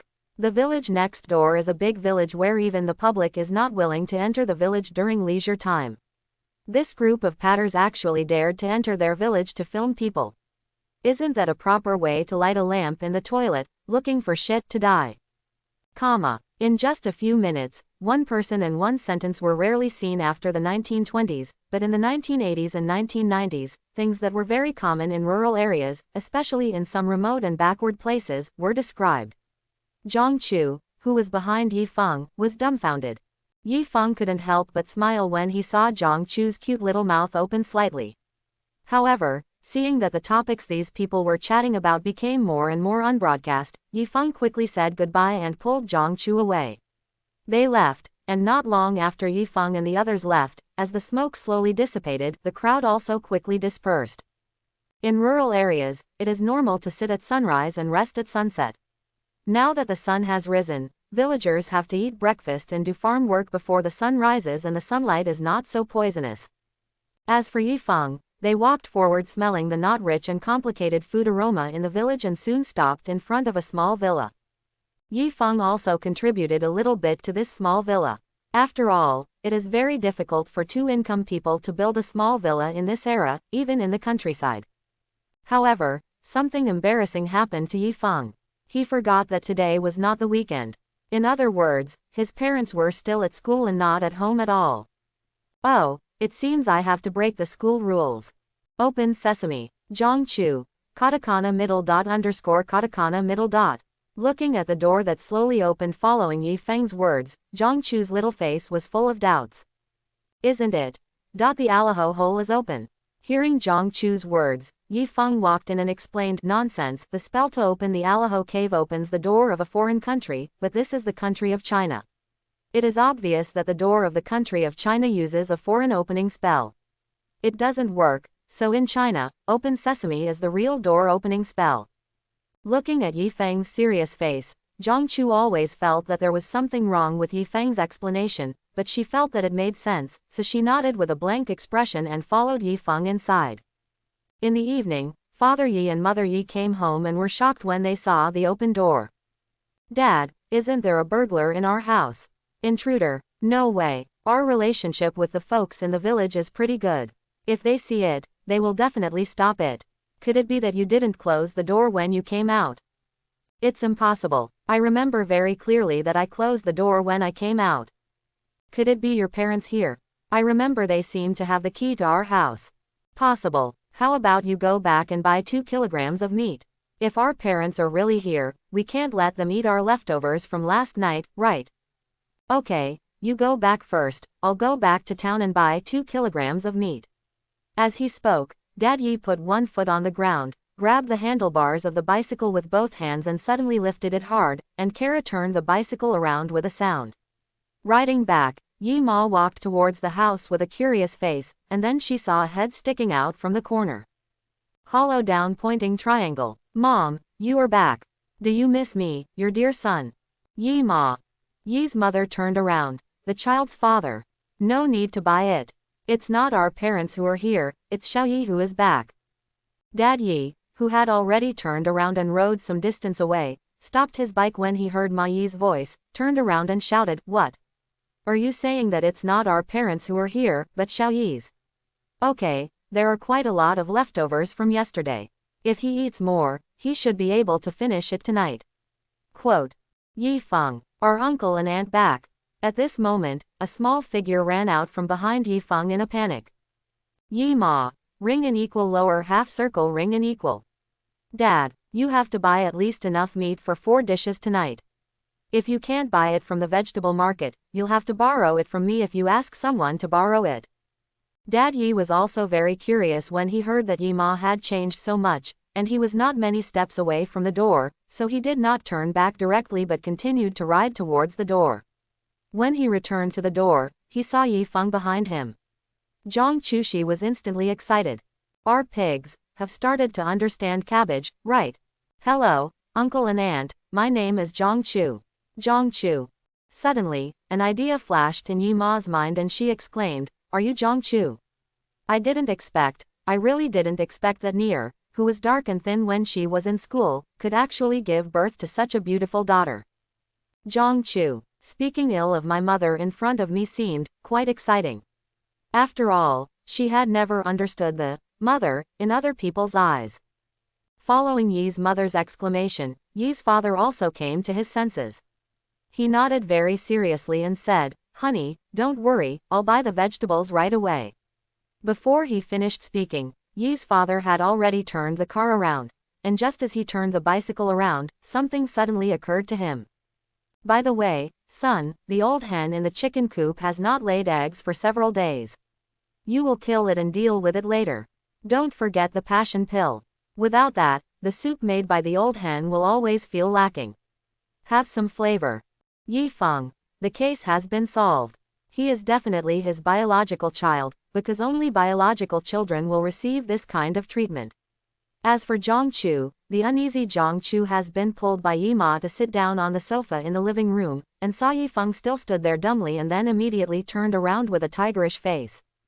"Why are you still standing there? Didn't you see that Zhang Chu's hand is empty? Why don't you go get her something to drink?" Yi Feng. We have to work hard, let's work." Yi Feng sighed slightly, and went to pour Zhang Chu a drink, and Zhang Chu looked at Yi Feng's helpless expression and somehow felt relaxed. Maybe it's probably because she has experienced this scene before. Thanks for watching, please like and subscribe. Chapter 61. The arrival of Zhang Chu made Yi Feng's family even more lively. At the strong request of Yi Feng's parents, Zhang Chu lived directly in Yi Feng's family for more than half a month, and successfully taken away the family for more than half a month. He won all the favor from Yi Feng, including those from the villagers. Of course, both Yi Feng and Zhang Chu knew very well that the reason why she was so favored was entirely because of Yi Feng, and in the past half-month, Zhang Chu finally understood why Yi Feng was so favored in the village. The magic talent is so high. Within this half-month, Yi Feng's daily routine was basically fixed. After getting up in the morning, he would start practicing, eat breakfast, then take a walk, and finally return home to tinker with his various things. Of course, what Yi Feng practiced was not magic but something very similar to the fairy magic in Chinese legends, because she had personally seen Yi Feng spit out a sword-shaped white mist during morning exercises. For this kind of thing, even if Zhang Chu has not always lived in China, he can't resist the temptation. Yi Feng also saw the yearning and curiosity in Zhang Chu's eyes, so he first tried to combine the most basic information he got from the system. The Qi and training technique was handed over to Zhang Chu. Although this triggering technique is just the most common technique, it is basically equivalent to a modern mobile phone and can be purchased by anyone, but it has an advantage, that is, its level is too low and too basic. So if you get to the point where you don't want to practice anymore and need to change the method, then he can directly and seamlessly connect. However, it is a pity that perhaps the meridians of people in this world are not suitable for the system of cultivating immortals. Although Zhang Chu can feel the energy hidden in her body, no matter how hard she tries, the energy is unwilling to follow the guidance of the Qi and training technique. You must know that the Qi and training technique is the most basic technique for cultivating immortality. Now even this most basic and least exclusive technique cannot be practiced, let alone other techniques. However, Yi Feng was not too surprised, because he once asked his parents to try to practice cultivation. As a result, despite all his efforts to dissuade him, he was almost hung up and beaten by his parents as a lunatic in just 2 days, because his parents didn't feel the so-called anger at all. It seems that you are not suitable for cultivating immortality. Hearing Yi Feng's words, Zhang Chu's eyes flashed with disappointment, because her brother was probably already an immortal, and although she was also a wizard, the gap between wizards and immortals could no longer be quantified. Measured, Zhang Chu is fascinated by the mere fact of eternal youth. Don't be disappointed. Although you are not suitable for cultivating immortals, there is extraordinary power in this world. I have figured out a set of spiritual guidance methods. Practicing this set of guidance methods can continuously enhance your spiritual power. More importantly, it can letting your magic continue to promote your own evolution can be regarded as a kind of cultivation. Zhongchu is not stupid, otherwise she would not be able to become Ravenclaw's top student, so it only took Yifeng half a day to get her started. However, what surprised Yifeng was that after getting started, the magic power in Zhongchu's body, magical power, has skyrocketed and is no longer inferior to that of an adult wizard. And after Yifeng taught Zhongchu, this little girl followed him all day long, even when he went for a walk.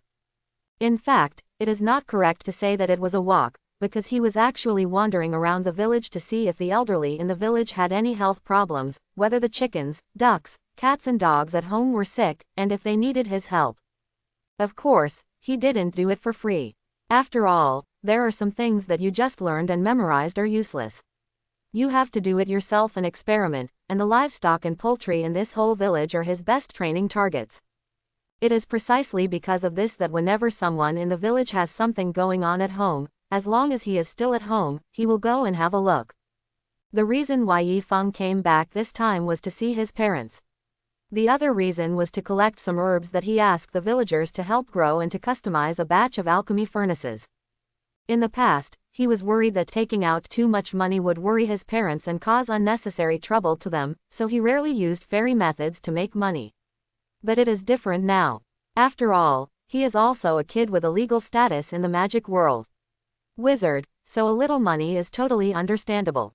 So, when Yifeng reluctantly took Zhongchu, who had returned from his grandma's house, to embark on the journey back to Hogwarts, his space ring was filled with all kinds of alchemy that could fill a 100 square meter 3-story small foreign-style building. Furnace. Ouch, the dog feels like it's finally leaving, it's not easy. Oh, yes, I survived another death disaster. Woo, oh, poor Xiaofang, she couldn't resist it in the end. Woo, Xiaofang, woo, woo woo woo, she's okay.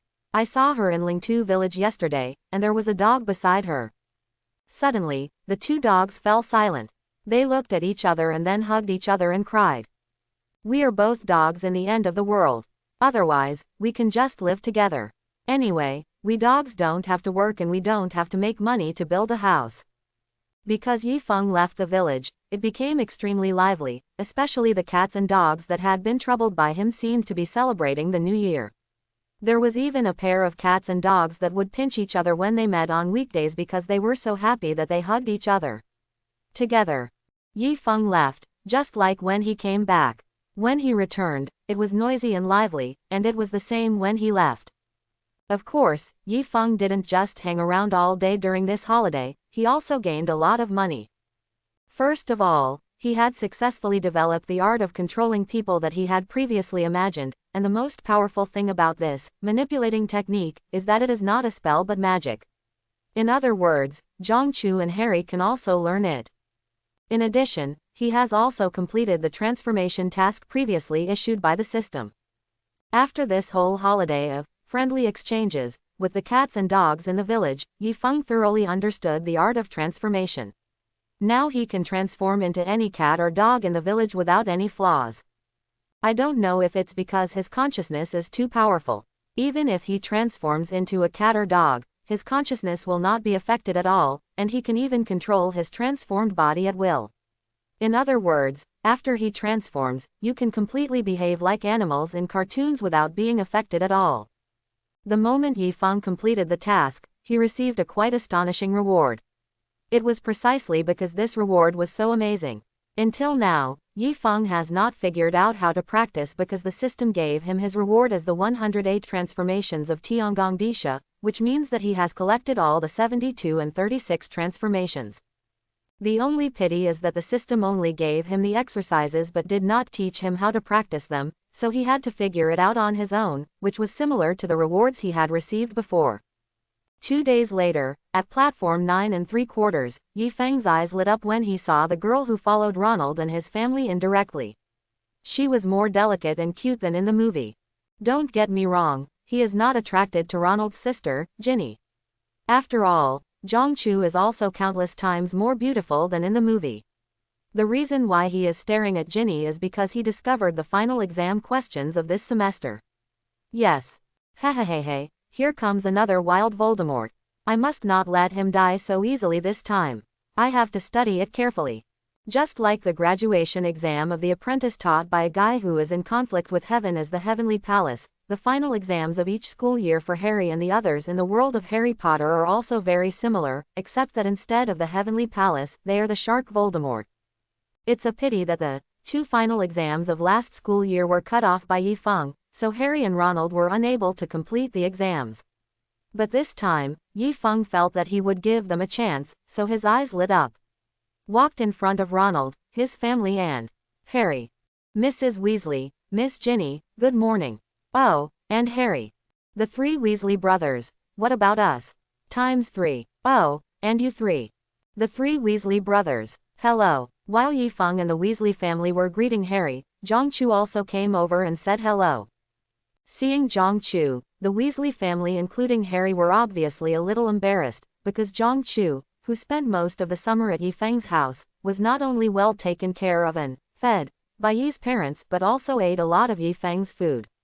The elixir was confirmed to be beneficial to the body through experiments, so not only was her complexion rosy, but her skin was extremely white and tender, and she looked extremely bright and attractive even without makeup. Perhaps seeing the embarrassment of Harry and the others, Zhongchu smiled and said after getting to know each other, then you guys chat, I'll leave first. After Zhongchu had left for a few seconds, the group of people came back to their senses. Ronald, one of them, exclaimed as soon as he came to his senses, this is Zhongchu. Why do you feel like a completely different person? Ronald glanced at him while speaking. Yi Feng, the inquiring meaning in his eyes was not hidden at all. Except for Harry and Ginny, everyone understood what Ronald meant almost immediately, so they all looked at Yi Feng with narrowed eyes. Yi Feng rolled his eyes when he saw this and said, what are you thinking? The reason why Zhongchu has changed so much is mainly because I taught him to cultivate immortality. Cultivation. What is that? Is it a kind of magic? No, it's a mysterious power from the East. It's very troublesome to explain. After hearing this, Ronald and the others immediately took it as Yi Feng's recommendation, but Yi Feng knew from their expressions that they didn't believe it. This made Yi Feng couldn't help but lament that he was telling the truth but no one I believe it, but the reason why Zhongchu is so attractive is also related to the fact that she doesn't know how to restrain her mental power. The main reason why Zhongchu is so eye-catching is that she practiced Yi Feng's modified mental guidance method, and her mental power surged greatly in a short period of time. The surge in mental power also led to a substantial increase in magic power, which made her temporarily unable to. This situation occurs because you have a good grasp of the convergence of these 2 forces. However, this situation will not last long. According to Zhongchu's talent, he only needs to wait for about a week to recover. As for Yi Feng, he has already reached the state of returning to his original nature, and his immortal power and spiritual thoughts are completely restrained, to the extent. Yi Feng and the others didn't chat much because Ginny was a new student this semester, and the train was about to leave, so they had to go in and find seats, so after chatting for a few words, the Weasley twins left in a hurry, but just as they pushed when the trolley was about to reach the entrance of platform 9 3/4, I suddenly thought of something and made a sudden stop. It was so dangerous. I almost forgot that this entrance was enchanted. I almost ran into it like last year. As he spoke, George carefully pushed the trolley into the entrance to see, and Fred behind him seeing this, he was relieved. Seeing the appearance of the 2 people, the Weasleys looked at each other with a look of relief on their faces. Our children finally understand something. Of course, this was just what they felt and they didn't say it out loud, otherwise Yi Feng next to him would definitely roll his eyes. If you want these 2 famous troublemakers in Hogwarts to stabilize, it is no more difficult than getting Voldemort to give up invading Hogwarts. Of course, Yi Feng instinctively ignored that the outrageous things he did alone were worse than those of the Weasley twins. It would be more for 2 people combined. Let's go and find a better place for Ginny. Seeing the twins entering, Mrs. Weasley nodded to Yi Feng and walked forward with her things. From this point of view, Ginny was their family's status is still very high. After all, Ronald didn't have this kind of treatment at the beginning. Yi Feng remembered clearly that when they sent Ronald to school, they didn't even help Ronald find a place to pick up his luggage. Mrs. Weasley, who was taking Ginny with her, didn't even enter the platform. Seeing that Ginny and the others had already entered, Yifeng, who had put all his luggage in the space ring with his empty hands like Zhongchu, also turned around and prepared to enter the platform, but just when he was about to turn around, he felt something and raised his eyebrows slightly. He moved back slightly to get out of the way, letting Ronald and Harry go first.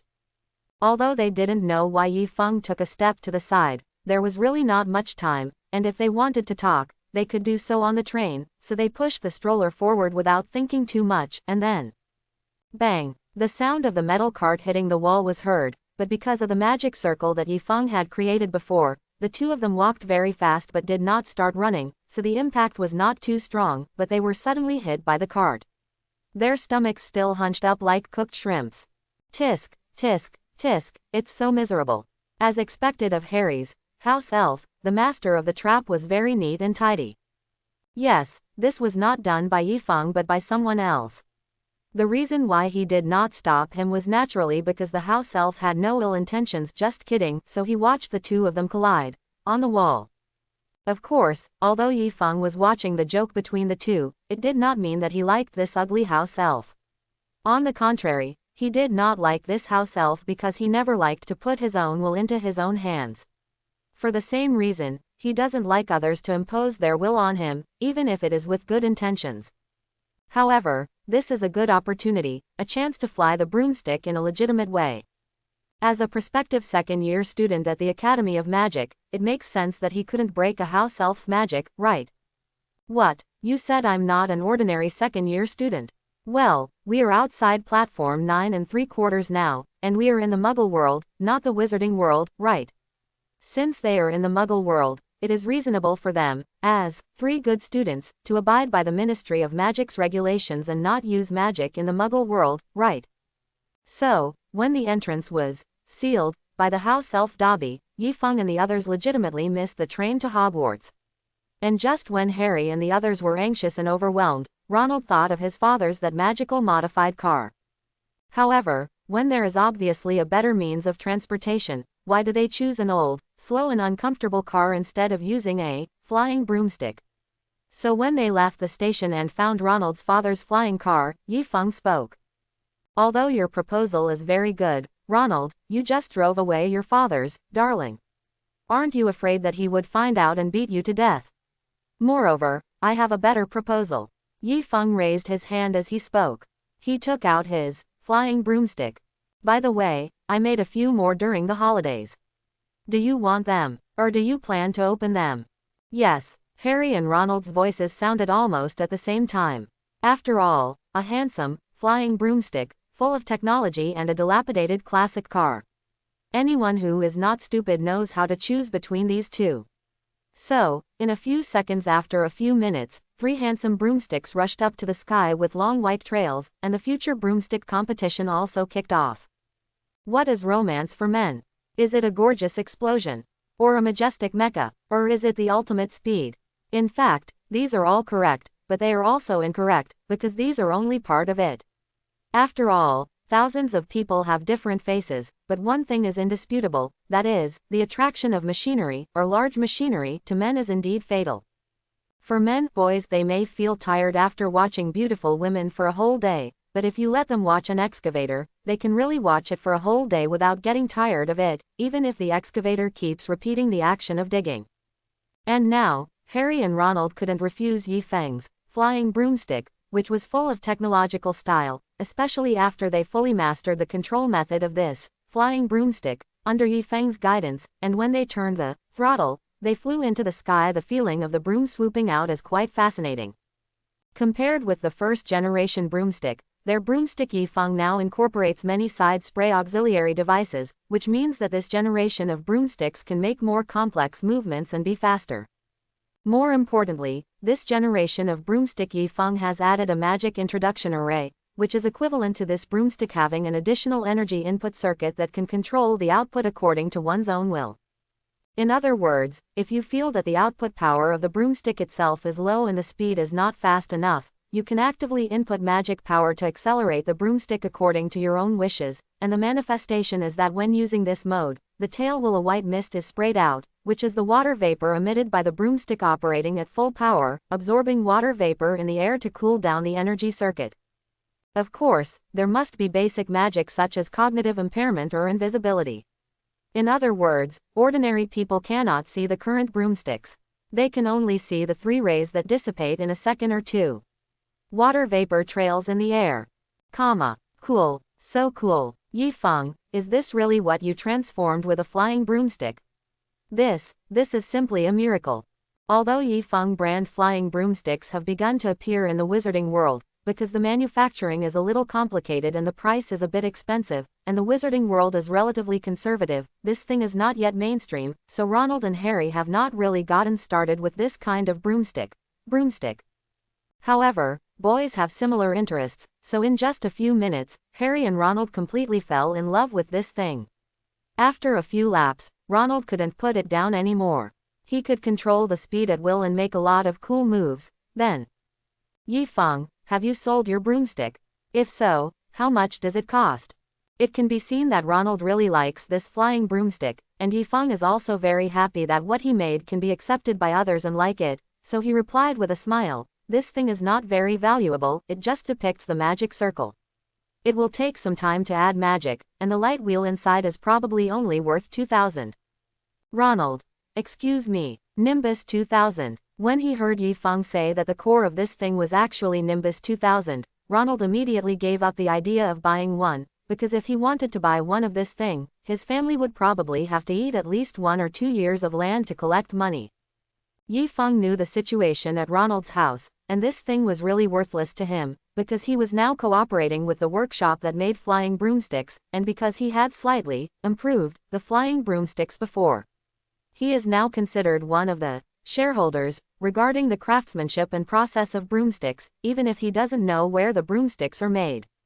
Therefore, if Yifeng needs a broomstick, he doesn't need money.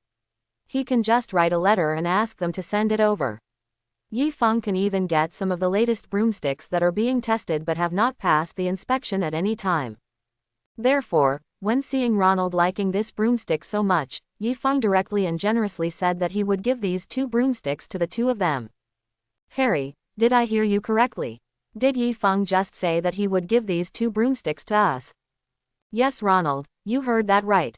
Ha ha ha, thank you so much, Yifeng. If I were a woman, I would definitely fall in love with you. Yifeng. Yifeng gave him a roll of his eyes when he heard Ronald's words, and Ronald's next words almost made Yifeng lose control of his broomstick and fall from the sky. By the way, Yifeng, is polygamy in your country? What do you think of my sister? Yifeng. Sigma at row at winking face. Harry. Hollow circle, oh hollow circle. Ronald's words instantly silenced Yifeng and Harry. They never expected that Ronald would say such a sentence, but when he said this, Ronald thought carefully, although the thinking process may only last a few seconds. When Ronald thought about it, although Yifeng was an Oriental, even according to his aesthetic standards, Yifeng was quite handsome. This was evident from the senior sisters and female classmates in the school who often blocked him. You can tell. Of course, he is not a superficial person. In addition to appearance, he also values other things equally. Although Yifeng often does some outrageous things that seem a bit unreliable, after getting along with him for a school year, Ronald got to know Yifeng quite well. He is a person with a very good personality and is quite reliable. Although he and Harry may be tricked, occasionally, but overall their character is quite solid. In addition to his character and appearance, Yifeng is also quite wealthy. Although Yifeng has never shown that he is rich, in the last school year, they and Yifeng's dormitory have been supplying various snacks and novelty gadgets. All kinds of expensive items can make him dizzy just by looking at the 0 at the back. The magic potion Yifeng also bought it without batting an eye. Who would be willing to miss this kind of brother-in-law who requires good character, good looks, money, and a good temper? Of course, what's more important is that if Yifeng becomes his brother-in-law, then the brother-in-law's money will belong to his sister, and wouldn't it be reasonable for the brother to borrow 100 million points from his sister's money? It is also for this reason that Ronald said such a sentence after simple thinking.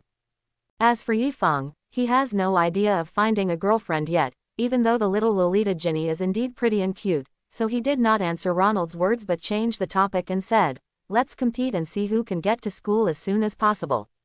Hearing Yifeng's words, Ronald and Harry immediately put the topic behind them, and following Yi Feng's order, 3 explosions sounded one after another, which was the sound of the broomstick breaking through the speed of sound. A few minutes later, several men and women on a train that was speeding on the railway were sitting in the compartment of the train chatting. At this time, one of them glanced outside. Call out, "Did you see it? A big black rat just swished." Boo-hoo. Before he finished speaking, 2 more black shadows rushed past the window, and this time it was not just him. Many people also saw it, because the 3 black shadows were not quiet when they flew past. That's Yi Feng and Harry. What are they riding on? That's so cool. Taking the train back to school sucks compared to this. I know what that is. It is the latest flying broomstick. It is said to be modified from the Nimbus 2000, but its speed, safety, comfort and price are far higher than the ordinary Nimbus 2000. The latest flying broomstick, is it more expensive than Nimbus's 2000? But with this cool appearance and speed, even if it is more expensive, I can accept it. I must buy one. At this moment, the idea of buying the latest broomstick sprouted in the minds of many students. At the same time, this scene also laid a solid foundation for the subsequent broomstick competition. They were worried that someone would cause some trouble when returning to school this time. Dumbledore, who was quietly following the car, rubbed his brow in distress. This guy really doesn't make people worry. In the sky, 3 flying objects with little trails roared through the clouds, and under their feet was an endless wilderness. Further behind them, there was a train churning forward with steam coming from its head. This speed is really fast. At our speed, it will only take us 2 hours at most to arrive at the school. This is much faster than the train. Fast? Do you think this is fast enough? In fact, this is just the starting point and is far from the ultimate speed. Do you want to experience his extreme speed?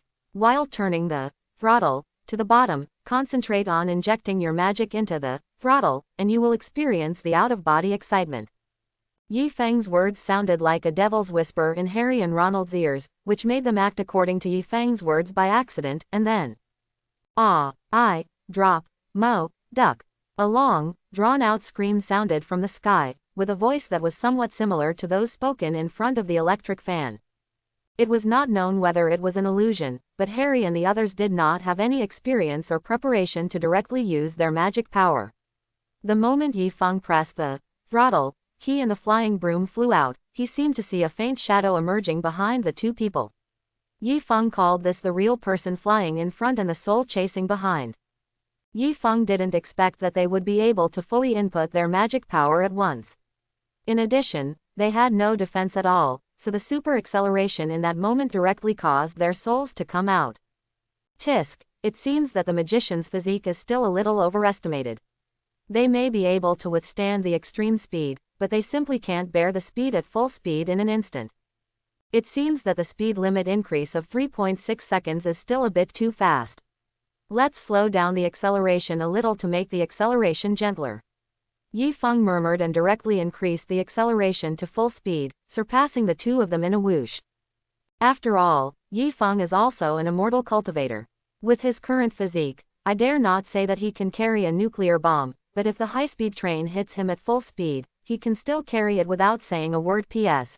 Ordinary people can also do it, that is, after carrying it he probably has to use a shovel to scoop it up and then pull a water pipe to flush it, so this acceleration is not a problem at all for him. In fact, according to Yi Feng, the flying broomstick is still a bit weak in terms of instantaneous acceleration and ultimate speed, because when he flies with the sword, his speed is much faster than this. It starts at 2 or 3 times the speed of sound.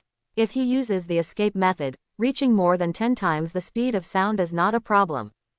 So, Harry and Ronald, who finally got used to the extreme speed and were about to enjoy the thrill of flying with Yi Feng far behind them, noticed a black thing swishing past them in the next second. Moreover, after the black shadow rushed past, it pulled out a long white trail, and instantly turned into a small black dot and disappeared from their sight.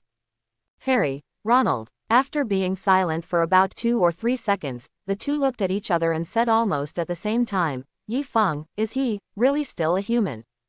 They have experienced the powerful pressure caused by the instantaneous surge in speed. At that moment, the soul is out of body and sees their own body. They don't want to experience it a second time even in a short time. And Yi Fang's instantaneous acceleration just now is absolutely far away. To surpass them just now, that is to say, he has to withstand a stronger force than them. They only withstood perhaps only a small half of the power that Yi Fang could bear before they couldn't bear it and their souls came out. Yi Fang at that moment withstood a power that far exceeded theirs, but nothing happened. In retrospect, they even found that Yi Fang was passing by them. He seemed to say hello when he was around, which was a bit too outrageous. In the end, Harry and Ronald could only blame it on Yi Fang, who had been doing morning exercises since he was a child, so his physical fitness was better than theirs. Otherwise, it would not be possible to explain why Yi Fang could easily handle the sudden acceleration of gravity that they couldn't handle. At the same time, Dumbledore, who was holding a telescope on the train, fell into a long silence as he watched Yi Fang, who turned into a black dot and disappeared in the blink of an eye. This flying broomstick seems quite fun. Why don't you ask the little guy for two to try? Hollow down pointing triangle. While Dumbledore was thinking about whether to ask Yi Fang for two broomsticks and how to get them, Grindelwald and Ermengarde looked up at Hogwarts thoughtfully. The direction where you are. Albus, are you missing me? Half an hour later, on the shore of the Black Lake. Ah, it's so comfortable. It's great when no one is watching you. Let's do it. Plop. A ball of nest material bigger than Yi Fang's head was thrown into the Black Lake with all his strength. After the nest material entered the water, it quickly released a scent that was extremely attractive to fish, and the nest material was in the Black Lake. As it sinks to the bottom, some tiny debris is constantly dispersed into the water, and the nearby lake is quickly filled with this alluring smell. This is a nest material that I spent a week mixing with 60 kinds of materials. I can definitely catch that big squid this time. An hour later. Why haven't any fish bit the hook yet? There's no reason. My nest materials are carefully selected and configured. There's no way I can't attract fish into my nest. When Yi Fang was wondering why no fish bit the hook, a huge squid was guarding the nest material he threw down and was happily using its tentacles to grab the big fish that came over to eat the bait and send it to its mouth. Big squid. Good man, such a good man. There's so much delicious food, I haven't had such a comfortable meal in a long time. Another hour passed. Yi Fang. Something is wrong, something is very wrong. According to the usual situation, even if there is no nesting, the fish should be fishing at this time. It is impossible that there is no movement at all until now. Bottom of the lake. Hiccup. The big squid burped beautifully after eating and drinking. Just when it was eating and drinking and preparing to have a good sleep, it suddenly remembered the good man above, so it thought about it. A fish that swam over to check on the situation was caught and tied to the fishing line. Of course, when taking the fishing line, it did not forget to take off the bait and throw it into its mouth. After all, the smell of the thing gave off even the urge to eat it. Now it's fine. He has eaten the bait and tied up the fish. The next step is to give a signal to the good guy above and ask him to pull up the fish. Then Yi Fang on the shore has begun to doubt his life. Seeing the fish float sinking suddenly, the fishing rod instantly bent into a full moon shape. Yi Fang. Double exclamation mark. Big stuff. Super big stuff. Yi Fang was very excited when he saw the fishing rod that had completed the full moon in an instant. He hurriedly closed the rod to pull up the big fish. What surprised Yi Fang was that the big fish was very strong and almost pulled him up several times. Gone to the lake. Finally, after nearly an hour of fierce fighting, Yi Fang pulled the exhausted big cargo to the water. When Yi Fang saw the person floating on the water with a long fish tail, he was immediately stunned. Mermaid. Well, although the mermaid looks like a human, her name also has the word fish in it. If the word fish is used, it is considered a fish, so I am not considered an Air Force, right? Yi Fang murmured to the exhausted mermaid after dragging the mermaid to the shore. Yi Fang fell into deep thought as he looked at the mermaid with female features and the fish guard who was less than 1 meter long. After about 2 or 3 seconds, Yi Fang's eyes lit up. He had a very good idea. When Yi Fang made up his mind and recalled the layout of Dumbledore's office, Dumbledore, who was far away on his way back to school, couldn't help but sneeze. Who is thinking about me? First, we need 6 huge pieces of glass, then add hundreds of millions of stones, seaweed, etc. to set the scene, then prepare hundreds of millions of small fish, and finally put them together and add water, and a fish tank is ready. Looking at the fish tank in front of him, although it was already huge among fish tanks, it was still too small for raising mermaids. Yi Feng fell into deep thought. How about adding some infinite extension spells? Yi Feng's eyes lit up when he thought of this. About half an hour later, a huge fish tank with beautiful patterns was freshly baked, and there were many, little finger-sized, fish in the fish tank. The fish are swimming. Of course, if someone comes together and takes a closer look, they will see that one of these, little fishes, is different, because her upper body is very similar to that of a human. Of course, it is just a similarity, because this thing is really real from the perspective of human aesthetics. It's a bit too ugly. As shown below. But this is normal. If this mermaid was so beautiful, Yi Feng would have kept it in his dormitory and would never have thought of giving it to Dumbledore, an old bachelor. So about half an hour later, Yi Feng pushed the huge fish tank outside Dumbledore's office. Dumbledore, Principal Dumbledore, do you want a wife or a mermaid? Yi Feng shouted Dumbledore's name loudly while pushing the huge fish tank into the office. He had no intention of treating himself as an outsider. However, what surprised Yi Feng was that Dumbledore, who should be staying in the office waiting for the new students to arrive, was not there at the moment. Only his phoenix lazily raised his head and glanced at Yi Feng, but after just one glance, he turned around again. He put his head back into his wings and went to sleep. Fox is already very familiar with this energetic, human cub. After all, as long as this cub is in school, he will wake up on time every day to wake up his owner, even more punctual than the alarm clock. He is already used to it. Even if Yi Feng didn't come to wake them up one day, they would be a little uncomfortable with it. Fox was used to Yi Feng, and Yi Feng was actually used to Fox's existence, so he started to make room for the fish tank in Dumbledore's office without anyone else, and based on his knowledge of Dumbledore's office, it only took him 10 minutes to place the fish tank. After placing it, the fish tank blended perfectly into the office, as if the fish tank had been in this place from the beginning. After doing all this, Yi Feng clapped his hands, took out a bag of fried bamboo rice and poured it into Fox's cup. Fox's eyes suddenly lit up after smelling the aroma of fried bamboo rice, and he stretched out his mouth without politeness. I picked up the fried bamboo rice from the feeding cup and started eating. According to legend, the phoenix will never stop growing unless it is a parasol tree. It will not eat anything but bamboo, and it will not drink unless it is a sweet spring. Although Fox is not the phoenix in Chinese legends, it is still a phoenix, so he should also like to eat bamboo. Although the bamboo is a bit small, it is also a phoenix. It's not really a fruit, but it's grown on bamboo. Seeing Fox eating happily, Yi Feng stretched out his hand and stroked Fox's back twice. Just when Yi Feng was about to take his hand back, he suddenly found that one of Fox's tail feathers was a little messy, so he reached out and combed it a little. One time. It doesn't matter if you don't comb it, this combing will solve the problem. When Yi Feng was combing it, one of Fox's tail feathers fell off. Yi Feng, Fox, I said I didn't do it on purpose, do you believe it? As he spoke, Yi Feng quietly put back the tail feather that he had pulled off, but well, some things just fall out if they fall out, and they can't be put back in, so. Lee, Fox's angry cry sounded from Dumbledore's office, and Professor McGonagall, who came after hearing the news, saw Yi Feng running out of Dumbledore's office in a panic. After Yi Feng ran out, a big bird with blazing fire on its body followed closely behind. It was only then that Professor McGonagall discovered that Yi Feng was still holding a red feather tightly in his hand. Professor McGonagall. Seeing this scene, Professor McGonagall finally felt a little bit of what Dumbledore said about feeling tired.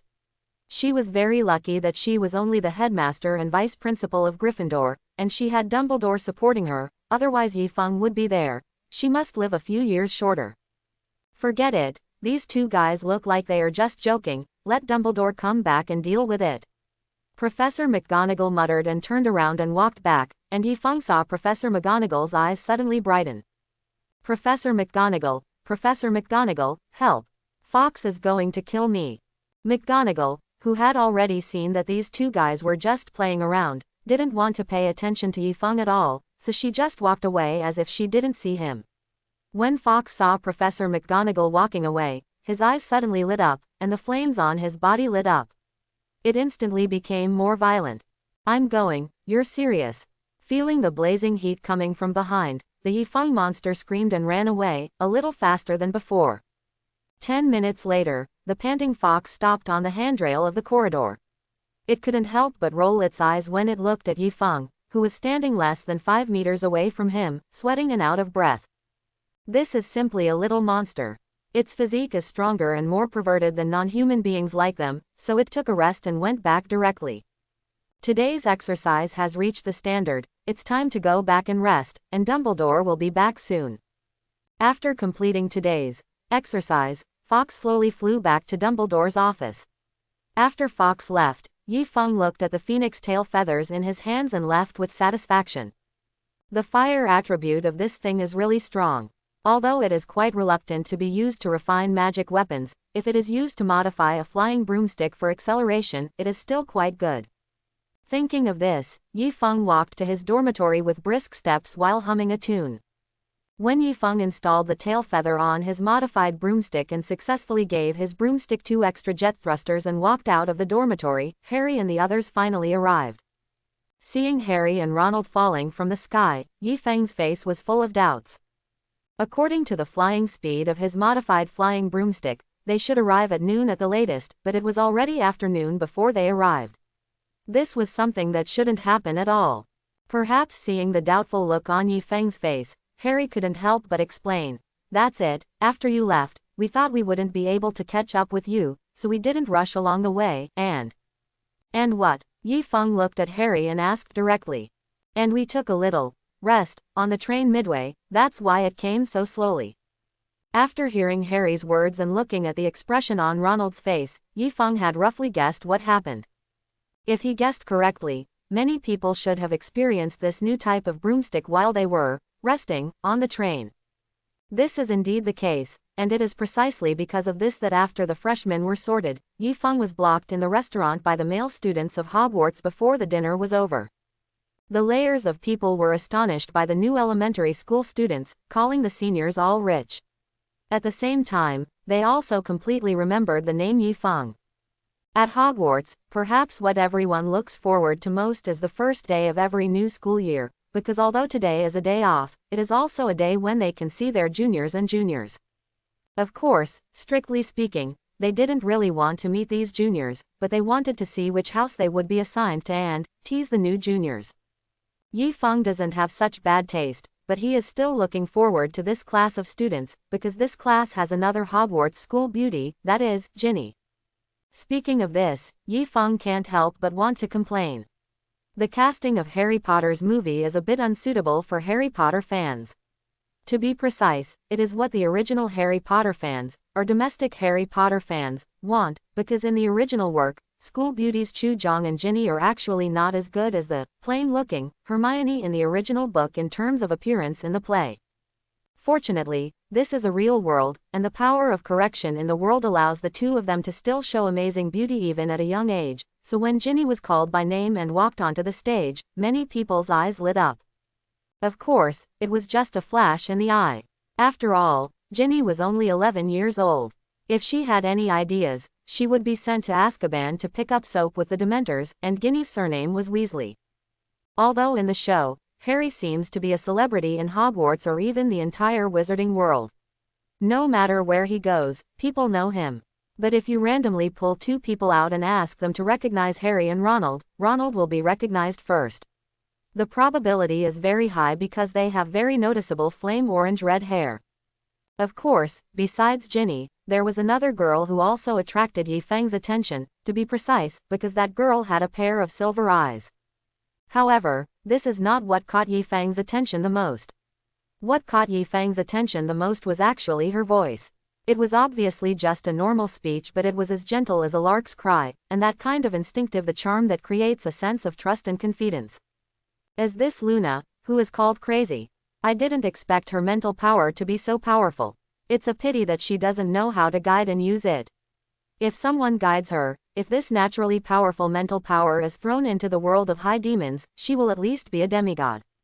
While Yifeng was observing Luna, Luna on the stage seemed to be aware of it and turned to look at Yifeng's position. This mental power is really strong. He actually felt my gaze. Although there are reasons why I didn't hide it, it's really a bit outrageous. While Yifeng was feeling emotional, the Sorting Hat also revealed the college that Luna would be assigned to. Gryffindor. Yifeng. No. Shouldn't it be Ravenclaw? Congratulations, little one, you will be studying in Gryffindor next. I hope you will get what you want. When saying this, the Sorting Hat glanced at Yifeng's position, and his words were full of light, gloat. Hello, can I sit here? When Luna walked to Yifeng's side and said this, almost everyone showed a meaningful smile. I know you. Although the Daily Prophet has no record of your deeds, my father is the editor-in-chief of the Naysayer, so I know something about you. I think we should be very good friends. Although he didn't know why Luna was assigned to Gryffindor, and although he didn't know why Luna paid attention to him, Yifeng still nodded like a gentleman and asked Luna to sit down. When Luna sat down, he realized that they were here. The food seems a little different from others. Is this the legendary Chinese food? I've only heard of it before but haven't eaten it yet, but I think it will taste very good. As she spoke, Luna magically pulled out a pair of chopsticks from her magic robe. Seeing Luna's actions, others including Yifeng were shocked. It was at this time that they understood what Luna meant just now. Maybe they could really become good friends. Although Luna was an accident, as students were assigned to various houses, the feeling was quickly diluted and forgotten, and because of her trustworthy charm, Harry and Hermione also quickly became friends. She became familiar with Luna, and as Ginny was in the same grade as her, she quickly became her good sister. But they quickly retreated, because more and more people gathered around Yifeng, and by the end of the day, the crowd had even surrounded them. If Ginny and Hermione hadn't left early, I'm afraid that now they were squeezed in and couldn't get out. Yifeng actually wanted to run away, but unfortunately he couldn't because the people who came around were all looking for him, and the reason was very simple, they were looking for him to buy a broomstick. Although Yifeng was also very happy to have money in his account, after all, the free money should not be wasted, but when the number of people who signed up reached a certain level, it would not be a good thing but a disaster, so he looked at it with help. Dumbledore on stage. Dumbledore had noticed the movement here a long time ago, but he did not move in a hurry. Instead, he slowly finished the egg tart in his hand, then put down his knife and fork and looked at Yifeng, and then stretched out 4 fingers. Yifeng, you are taking advantage of the situation. You are begging me to save you, not me. 2, the most I can give you is 2 broomsticks. Make a deal. Did I ask too high a price? Seeing Dumbledore agreeing so simply, Yifeng became suspicious. However, with 2 flying broomsticks, this was just a matter of writing a letter to him, so Yifeng didn't care. Dumbledore, on the other hand, did not slack off after getting the broomstick he wanted. He immediately picked up a spoon and tapped the cup in front of him to attract everyone's attention. Okay gentlemen, it's dinner time now. Can we wait until tomorrow to talk about anything? Don't scare our little wizards who just arrived. Dumbledore had already spoken. Even if those who wanted to order the broomstick had no choice but to disperse, Yifeng also took the opportunity to get away from the crowd and leave quickly. After Yifeng left, the dinner party also dispersed quickly, and Dumbledore also returned to his office. Katakana middle dot he katakana middle dot. After returning to his office, Dumbledore always felt that something was wrong, but he couldn't tell what was wrong, so he teased Fox for a while, then grabbed a handful of fish food on the table and sprinkled it into the fish tank. Wait, fish tank, Yifeng, it must be this guy's fault again, but this fish tank is quite. Before he finished speaking, Dumbledore noticed that there was something slightly wrong with the fish tank, because the size of the fish in the fish tank was slightly wrong. Although he couldn't tell what was wrong, there was a strong sense of disobedience until Dumbledore looked at it. A mermaid as big as a little finger and a line of small words on the fish tank. Dear Principal Dumbledore, with the beautiful fish man lady accompanying you every day, you will never be lonely again for the rest of your life, your most lovely student. My dear classmate Yifeng, you really gave me a quite unexpected, opening gift. Professor McGonagall, if you can help, forget it, I'll go in person. He's such a troublesome guy. However, the use of this infinite extension spell is really amazing. It scared me. Maybe I can ask how this little guy did it. Even Dumbledore felt a little gritted when he asked. At the same time, Yi Feng, who was about to return to the dormitory, suddenly felt a cold feeling on his back. He sensed a strong sense of malice, so he decided not to return to the dormitory for the time being. In Hogwarts, if a person does not want to go back to the dormitory at night and does not want to be disturbed by Filch, the best place to go is naturally the roof, because the roof is a height that Filch cannot reach.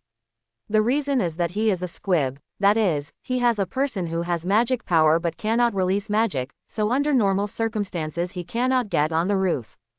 Unfortunately, it was not Filch but Dumbledore who came to catch him this time, so when Yi Feng quietly set up a barbecue grill on the roof, an old man with a white beard came uninvited. Seeing the white-haired and white-bearded figure, Yi Feng was not surprised or panicked at all.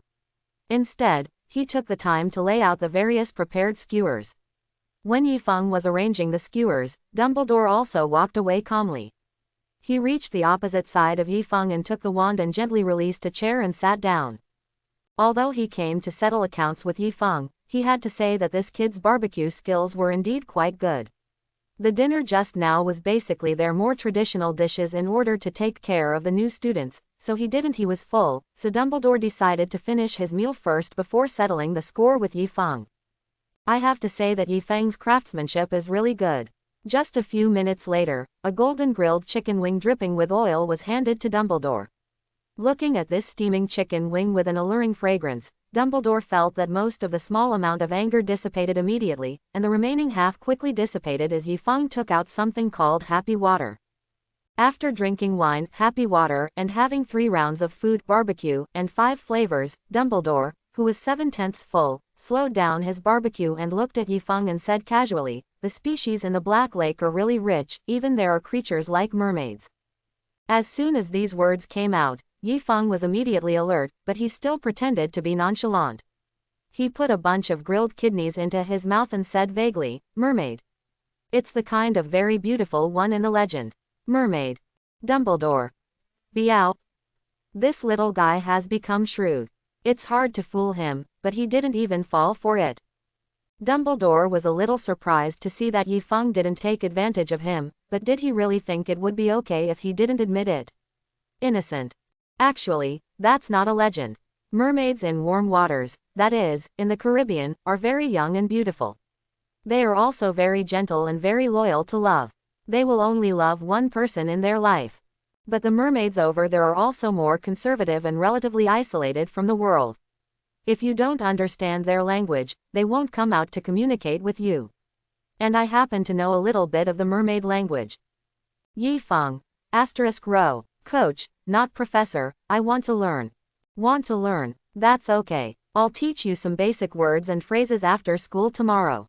Once you're familiar with them, just find a mermaid to practice with. Okay, I will show up at your office on time tomorrow. Dumbledore. Did the little black feet expose the penis? Tell me, where did you get that mermaid? Hearing Dumbledore's words, if Yi Feng hadn't realized that he had been tricked by Dumbledore again, he would be too inferior, so he immediately started to quibble. Principal Dumbledore, this is really none of my business, you know me, I usually like fishing, so after returning to school this time I went to the old place to fish. Then what? Then, Lao Dang, are you? My beloved principal, you don't know that as soon as I returned to school today, I threw down the nest material that I used 7,749 kinds of materials and took 9,981 days to make successfully. Quote. Hearing Yi Feng's obviously exaggerated words, Dumbledore nodded and asked him to continue, because he knew that Yi Feng liked fishing, and after discovering that the Black Lake was not dangerous to him, Dumbledore was not too worried. No matter what, he would even play 2 shots together when the mood struck. When Yi Feng saw that Dumbledore believed what he said, he immediately vomited bitterly and continued, Principal, you know my skills in making nest materials. As long as I make the nest materials, I can definitely attract all the fish in the Black Lake, not to mention attracting all the fish in the Black Lake. It is absolutely impossible for the Air Force to attract a large crowd. But you know, today, I fished for most of the day without moving the bobber, most of the day. After hearing Yi Feng's words, Dumbledore looked at Yi Feng with a trace of pity and disbelief, because he quite agreed with Yi Feng's words. This boy's method of preparing nest materials and bait was indeed quite good. Anyway, he used no one from the Air Force has ever used Yifeng's bait for fishing. It can basically explode in an hour, so when he heard that Yifeng actually had the Air Force, he felt a little incredible. But the hard work paid off. Just when I was about to touch some snails and fry them, the black mark came out. Then after an hour of fighting, I was able to pull out the frighteningly ugly mermaid. Dumbledore. Dumbledore sounded fine at first, but later on he felt something was wrong, which made him frown. So you built a huge fish tank and sent the mermaid to my office, and wrote that line. Ahem, Principal Dumbledore, don't you think the daily life at Hogwarts is a bit too plain and boring? So you gave me such a big gift as soon as school started. I really thank you. Dumbledore didn't grit his teeth when he said this, and his tone was quite calm and kind, which made Yifeng relax, because if Dumbledore was really angry, he wouldn't look like this, so Yifeng climbed up the pole directly. Yes, don't you think it's nice to have a fish tank like this in the office? When you have free time, you can feed the fish, relax and soothe your mood.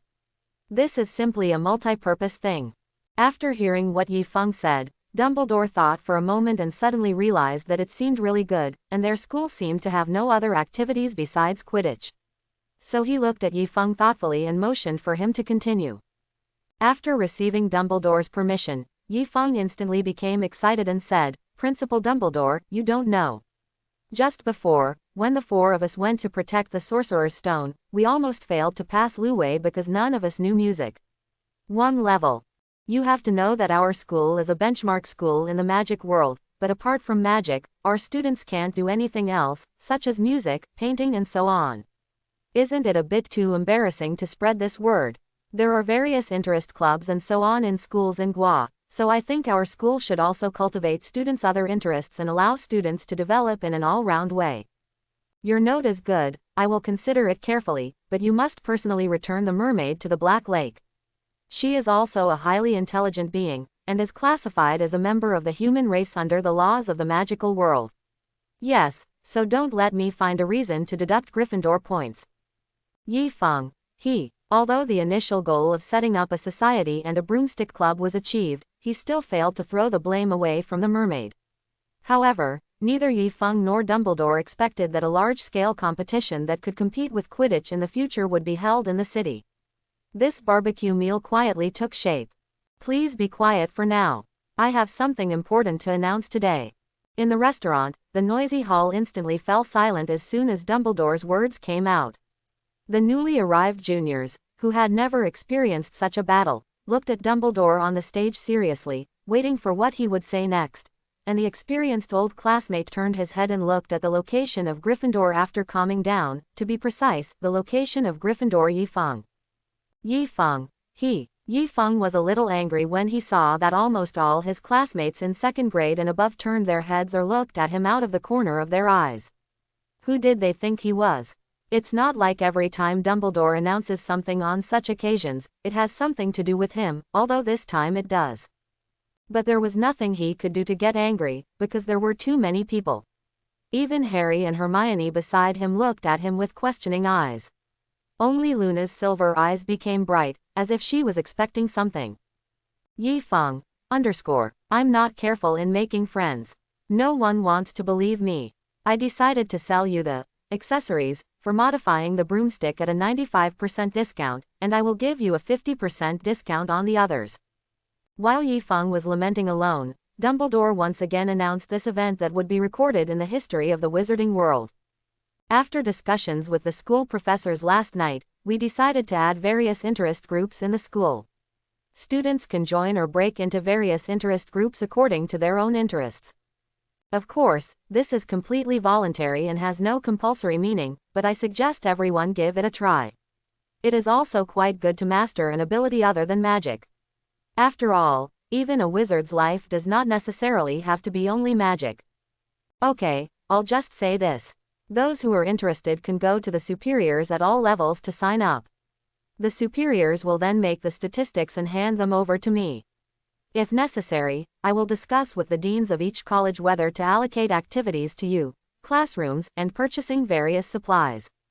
Long live Headmaster Dumbledore. As soon as Dumbledore finished speaking, a cheer sounded out, and soon others reacted and started shouting, so the words, "Long live Principal Dumbledore," resounded throughout Hogwarts, which makes the portraits of past principals sour. What's so great? Isn't it just that he announced more school rules than us? If I were still alive, I could do this. Although they said this, they actually admired Dumbledore.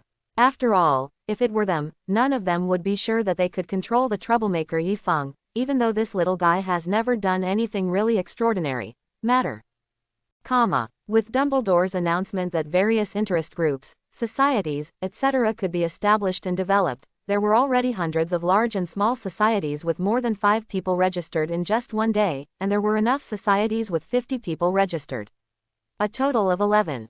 In addition to the college clubs of the 5 colleges, these 11 clubs with a membership of 50 are respectively the Quidditch Club, the Broomstick Club, the Potions Club, the Charms Club, the Cat Club and the Food Club. Yi Feng participated in 2 of these 6 clubs. One of them was founded by him personally. They were the Flying Broomstick Club that he joined and served as a guide and the Cat Club that he founded. The 2 deputy leaders of the Cat Club are the Weasley twins because their cat is named Mrs. Norris. Not everyone is not afraid of Filch or Madame Norris like Yi Feng, so 99% of Gryffindor students will avoid Filch when they go out at night, but Yi Feng is not, he insists on it. They did the opposite, so they directly created a cat petting club. The purpose was to gain the favor of Mrs. Loris through feeding them, so as to turn Mrs. Loris into their group pet. Once their goal is achieved, there is a 100% chance that members of their club will not be caught by Filch if they go out for a night out, but they can pat their chests and say that as long as they do not directly bump into Filch or the school professor, then they would be sure to escape unscathed. If this is the Broomstick group, Yi Feng, the founder of this group, believes that 99.9% of people will not be able to guess who it is, because this person's name is Dumbledore. That's right, as the respected principal of Hogwarts, Dumbledore actually went out of his way to create the Broomstick team. When the team members saw Dumbledore take out the heavy machine, the collective name for Yi Feng's broomstick, and skillfully when he turned over and rode up, everyone except Yi Feng was so shocked that their mouths opened wide. However, the effect of this advertisement was so powerful that in just one day, their broomstick group became the largest club in Hogwarts, and almost everyone joined the group, including almost everyone. It also included teachers from the school, and even Snape joined in.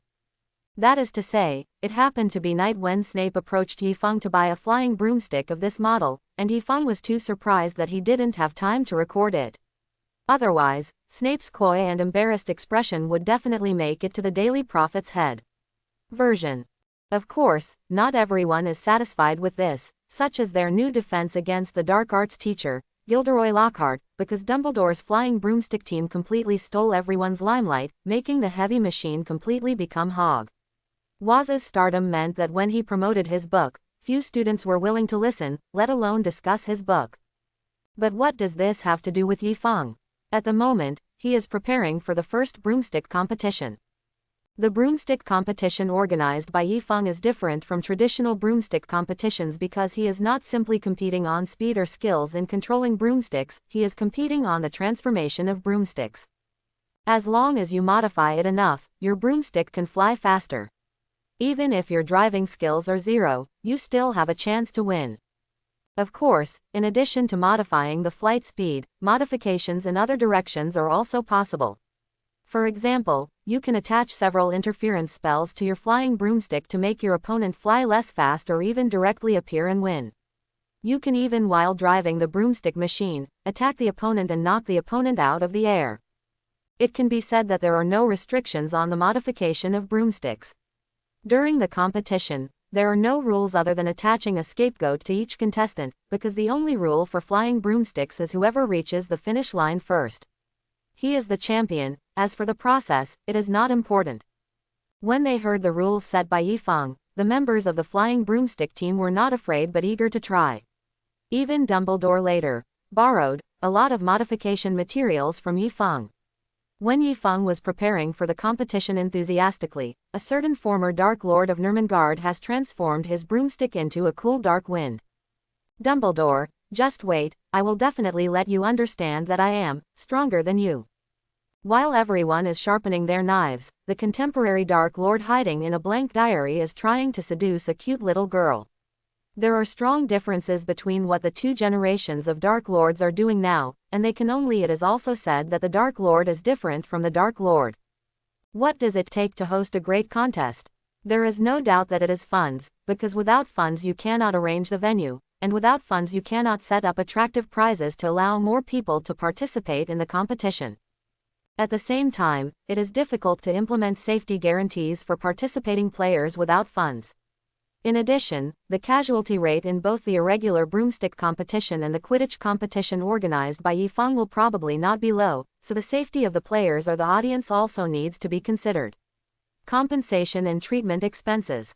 Of course, Yifeng doesn't need to worry about these, because the largest broomstick store in the magic world, which is the broomstick store in which Yifeng has a stake, heard the news and said that they would cover all the expenses incurred in the competition, and the only requirement is that an advertisement can be placed at the beginning of the game.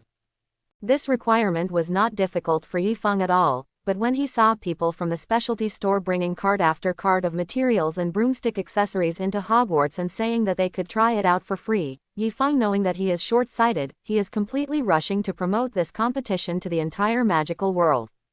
Therefore, with the vigorous promotion of the flying broomstick store, not only Hogwarts, but also the wizarding world has become lively. A large number of wizards have begun to look forward to this game, and many people have even begun to buy this flying broomstick. Brooms, and this was like opening Pandora's box. In just 1 month, the sales of heavy machines exceeded the sales of ordinary brooms in a year. Of course, most of these people do not buy heavy machines for modification. The reason why they buy heavy machines is simply because the speed, comfort and safety of heavy machines are far superior to ordinary broomsticks. After all, some people have tried heavy machines with full power. The function can directly fly a soul-eating monster dozens of meters away and scare it away. Apart from anything else, this alone is already worth buying for wizards in the magical world. After all, the Soul Eater is known as one of the most terrifying magical creatures. Now that a broomstick can deal with it, it is not worth it. As for Yifeng, he devoted himself wholeheartedly to designing and manufacturing the race track. Although the competition itself was quite interesting and difficult, Yifeng felt that it was still not exciting enough, so he personally designed a complex competition track. Parts of this track were even in the Forbidden Forest and the Black Lake, and Yifeng also set up a lot of surprises. After a full month and 7 days of busy work, Yifeng's track was finally completed. At this time, a certain Dark Lord hiding in a notebook finally succeeded in bewitching a cute little girl and bewitched this little girl. The girl went to open the secret room left by the first Slytherin headmaster in Hogwarts on a dark and windy night this month. Yifeng, who had been busy all afternoon and completed the track and returned to the academy, was greatly surprised. Preparing various surprises for the track really wasted a lot of his time and materials, but it's all worth it. Just when Yifeng was walking towards the dormitory and imagining what the expressions of these little cuties would be like when they encountered the surprise he had specially prepared during the competition, a small figure with flaming red hair flashed in front of Yifeng's eyes. And passed. Katakana middle dot underscore katakana middle dot. As that, Ginny. Although the students of Gryffindor Academy are very adventurous, especially after having Yifeng's invisibility charm, night travel has become the norm. It can be said that if you have not gone out at night more than 3 times in each school year, then you will be embarrassed to say that it's a Gryffindor, but it's rare to go out alone at night, especially for girls. No, this girl's state is not right. Is she being controlled by bewitchment? Although Ginny disappeared from his face in just a flash, Yifeng still saw that her state was not right at a glance, so he followed directly. Because of his cultivation, although Yifeng could not hide his body shape and aura, it was not something that Ginny, who was controlled by the bewitchment, could discover, so Yifeng followed Ginny to the abandoned bathroom very smoothly. When Yifeng saw Ginny speaking in a strange voice, and after he finished speaking, the wash basin in the bathroom suddenly changed, Yifeng roughly guessed what was going on. Seeing Yifeng slap his forehead, he smiled helplessly and said, "I've been so busy that I actually forgot about Voldemort." Although the basilisk was not dangerous, and did not cause casualties in the original play, it did cause a lot of turmoil. Now the broomstick competition is about to begin, and those who signed up for the competition are in full swing modifying their broomsticks. I can't let you come out and cause trouble at this time. Yi Feng's figure flashed as he murmured, and the next second he appeared in front of the entrance to the secret room that appeared after the washbasin was moved. He directly reached out and hugged Ginny, who was jumping towards the entrance. The second before he hugged Ginny, Yi Feng had already reached out and snatched the diary she was holding. Ginny. The moment the diary was taken away by Yi Feng expelled Voldemort's bewitching control. In other words, this was equivalent to Ginny waking up and finding herself in a strange place and also being controlled by a person. He hugged her from behind, which made her tremble. Fortunately, Yi Feng also took this into consideration, so while letting Ginny wake up, he also whispered, "Don't be nervous, it's me." Ginny, who was still panicking after hearing Yi Feng's words, instantly became shy. After all, although they knew each other and were quite familiar with each other, they had never had such intimate actions.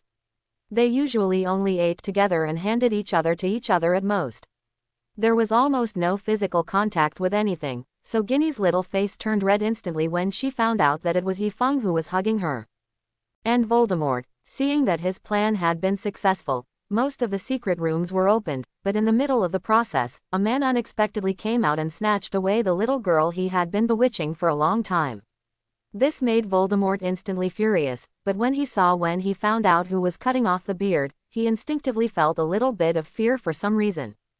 Although he instinctively felt that something was wrong, he could not stop at this point, so Voldemort directly launched a mental attack on Yi Feng in an attempt to get Ginny back, and he actually called out to the basilisk in the density. As long as the basilisk is called up, this guy who appears from nowhere will become the first sacrifice of his plan. But the next second Voldemort was frightened because Yi Feng glanced at him one glance. Yi Feng Voldemort. Just one look at Voldemort gave him the illusion that he was going to explode and die. If he looked at him one more time, he would explode. Although it was just a simple glance, Voldemort found that the spiritual attack he launched melted like thin snow under the scorching sun. What was even more frightening was that under that gaze, his soul residing in the diary felt like it was about to explode. The feeling of flying ashes scared him so much that he instantly turned into a quail and dared not move. Seeing that Voldemort had calmed down, Yi Feng waved his hand to restore the bathroom to its original state. It was only then that he realized that he was still holding Ginny, so he quickly let go of Ginny and said, "What happened tonight? It's a secret between us, I hope you won't tell it, okay?" The reason why Yi Feng didn't let Ginny tell anyone was to leave the final exam to Harry and the others. However, Ginny may not have thought this way, but what exactly did she think? No one but herself knew. But since that day, Ginny's face would turn red whenever she was alone with Yi Feng for a while. This made Yi Feng confused, but thinking that Ginny was a girl, Yi Feng thought it was normal, so he didn't think much about it. As for the diary, Yi Feng threw it into his dormitory after sending Ginny back to the dormitory.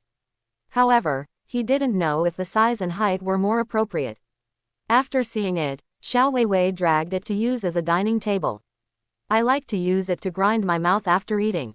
Voldemort. Yi Feng Voldemort. Of course, it's not like Voldemort has never tried to seduce and control Xiao Weiwei when Yi Feng was away, but you have to know that besides fresh chicken breasts, what Xiao Weiwei eats most every day is various kinds of elixirs. Don't forget that Yi Feng brought a whole set of alchemy furnaces when he came back from vacation. In order to understand the characteristics of each alchemy furnace and the temperature of each alchemy furnace, Yi Feng had to open the furnace. Although the rate of making elixirs from this kind of experimental furnace is generally not too high, the quantity is there, and Yi Feng's alchemy is not the kind that only produces one elixir in one furnace.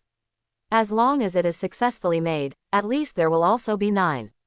If the alchemy furnace is larger and contains more medicinal materials, it will start with 36. If there are more, it can reach 81 or even 108. So these days, little Weiwei has been eating elixirs like jelly beans, and Voldemort's incomplete mental power wants to bewitch and control an all that eats elixirs like jelly beans, and has obviously undergone a mutation. There is no difference from seeking death. Yi Feng knew this very well, but he was not worried at all because he had often fed the pills he used for hand training to the cats and dogs in the village. Although at the beginning, these cats and dogs vomited and had diarrhea after eating, and some even had their souls come out, but as Yifeng became more and more skilled, this situation became less common. But Yifeng I like innovation, so although many of these elixirs have excellent improving effects on these cats and dogs, the process can be seen from the nickname, Dog's Dislike, spread among the dog group. Of course, even though Yifeng was called dog-like by the dogs in his village, if anything happened to Yifeng or Yifeng's family, they would definitely rush to him as soon as possible because someone once developed an arrogant leash. He brought a so-called fighting dog back to the village, and just to show off, he ordered his dog to bite a rhubarb in the same village. What happened? That day, the nouveau riche who came back from outside invited several neighbors to eat dog meat that night, and the owner of the rhubarb became a guest. According to that person, the rich guy offered 50,000 yuan to buy the rhubarb, but the owner of the rhubarb he refused because he was also present in that battle. If it were you, would you sell it when you saw with your own eyes that your own rhubarb smashed a bullfight to the ground with one claw and couldn't get up, and then ran over to have fun with you? Even this 50,000 yuan is definitely a huge sum of money in this era. And when they later saw that such a mighty rhubarb could only be regarded as a mid-range among the dogs in the village, and no matter what kind of dog it was, cats would turn around and run away with their tails between their legs when they saw Yifeng. Yifeng was in their minds his status in the army has been greatly improved. Only a few of Yifeng's pills can have such an effect on animals, but Xiao Weiwei eats these pills like jelly beans, so let alone Voldemort who is just a wisp of separated souls, can the full-strength Voldemort fight. It is not certain that he can survive Xiao Weiwei, so Yifeng is not worried about Xiao Weiwei's safety at all. Without Voldemort's troubles, the broomstick competition was quickly approaching, and as the competition approached, the atmosphere in Hogwarts became obviously tense. Even Harry and Ronald, who had always liked night walks, were out at night. With no more people in sight, they began to devote all their energy to transforming the broomsticks. The modification of a flying broomstick is not just about replacing parts. When you modify it, you also need to consider whether the additional magic will conflict, whether the modified magic materials are suitable for this kind of magic circle, and whether the added materials will conflict with the magic circle. The original magic conflict of the accessories explodes or fails, etc., so the library is often full during this period. Perhaps it was precisely because of this that no one in Hogwarts objected, and even Snape participated. The main opponent in this competition, apart from Dumbledore, is Snape, because he is a professor of potions and a well-known potions expert in the wizarding world, and the use of props is not prohibited in the broomstick competition. Just imagine, when Dumbledore used magic to force everyone back and prepare to win the first place, Snape waved his big hand and potions flew all over the sky. That scene probably made Dumbledore, who is known as the #1 person in the wizarding world, feel numb. As for Yifeng, his transformation was relatively simple. He just added 100 million points, weapons, and he also helped Zhongchu, Hermione, Luna and Ginny transform their broomsticks, but the transformation of their broomsticks is mainly focused on defense and safety, with an emphasis on participation. For example, Zhongchu's flying broomstick Yifeng, in addition to being enchanted with magical spells such as immortality, rebound, and force release, also has a high-grade spiritual stone stuffed in it to act as an energy source to power the headlights of the same model, so that she can light the way forward. The same style as Tony, you deserve it ring and equal lower half circle ring and equal. Hermione's basic configuration is the same, except that the front lights are replaced by 2 gain transmitters that can increase the power of magic 20 times. Luna and Ginny may have just arrived, but they still feel a little bit unfriendly, so they both requested that they be as inconspicuous as possible, so Yifeng gave them a way to reduce their presence. Hooray, the effect is roughly like this. Hey, A. Was it the Gryffindor that just rushed over? B. Someone passed by just now. A. Don't try to divert my attention with this topic. The winner of this competition must be mine. B. Dreaming. The championship is mine. As for Harry and the others, Yifeng said, I will charge you a 15% discount on the modification materials, and I will charge you only the cost price to help sculpt the magic spell circle. This is enough for you, but you actually want me to help with the modification. What about dreaming? I'm being polite by not changing it to blowing up for you. After all, this competition is not a team competition but an individual competition. Thanks for watching, please like and subscribe. Chapter 71. Under the spotlight, the first broomstick contest at Hogwarts officially opened. As the principal and contestant of Hogwarts, Dumbledore was the one to inaugurate the opening ceremony and delivered a speech. Today is the day of the first broomstick competition and I hope all the contestants and spectators have a great time. Of course, both the contestants and the audience have to pay special attention to one thing, that is, they must protect their own safety during the competition. If possible, I hope that the contestants can click to the end and not do anything to other contestants. I don't want anything bad to happen on this supposedly joyful day. While saying this, Dumbledore glanced in the direction of Yifeng and the team of off-campus contestants specially approved to participate in the competition. Yes, because the broomstick competition was so well publicized, other schools and many adult wizards jointly applied to participate. Originally Dumbledore didn't agree, but the Ministry of Magic put direct pressure and other magic schools offered valuable prizes, so Dumbledore finally said that they gave too much. The pressure was too much, so he was forced, couldn't wait, accepted. Of course, Dumbledore strongly condemned the behavior of a certain remnant of the old era, who also got involved, but the latter said that he did not accept the relegation, so Dumbledore had no choice but to pretend he didn't see it. As for Yifeng, after he felt Dumbledore's threatening gaze, he immediately said that he promised not to use large-scale or powerful magic first, but if someone used it on him first, then don't blame him for being rude. Of course, Yifeng also stated that he has the right to independently interpret this large-scale and massive destruction magic. However, in order to prevent the game from losing interest and becoming more suspenseful, Yifeng will not use non-magical abilities, otherwise with his strength, if he just picks up some escape skills, the others will have no choice but to fight to the death for the second place, because the first place will not have any suspense at all. Dumbledore on the stage saw that Yifeng understood what he meant, then he looked away and said loudly, "That's all I have to say. Now I ask Professor McGonagall to host the competition, because I am also one of the contestants." As soon as Dumbledore said this, everyone on the stage gave a kind smile, even people from other schools. Only a certain short-haired man with short hair looked at Dumbledore with a look full of fighting intent. "Albus, I will definitely defeat you this time. Everyone in your place." Following McGonagall's slogan, the contestants quickly rode on their broomsticks and arrived at the starting point of the race. Because the broomsticks were flying in the air, there was no need to distinguish between front and rear, several tracks, etc. They all waited at the starting line. That's great. There is no limit to the height of the flight and you can fit all the people in it. Then the spectacular and shocking sight appeared.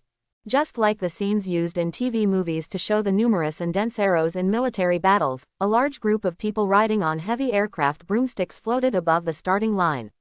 From a distance, it looked like a black wall. Of course, if you zoom in closer, you will find that these black spots are quite distinctive. After all, everyone's aesthetics and style are different, and in the magic world, what do you expect from people who use magic? What research will they do on fluid mechanics, aerodynamics, etc.? So of course it should be changed as it looks good and has personality.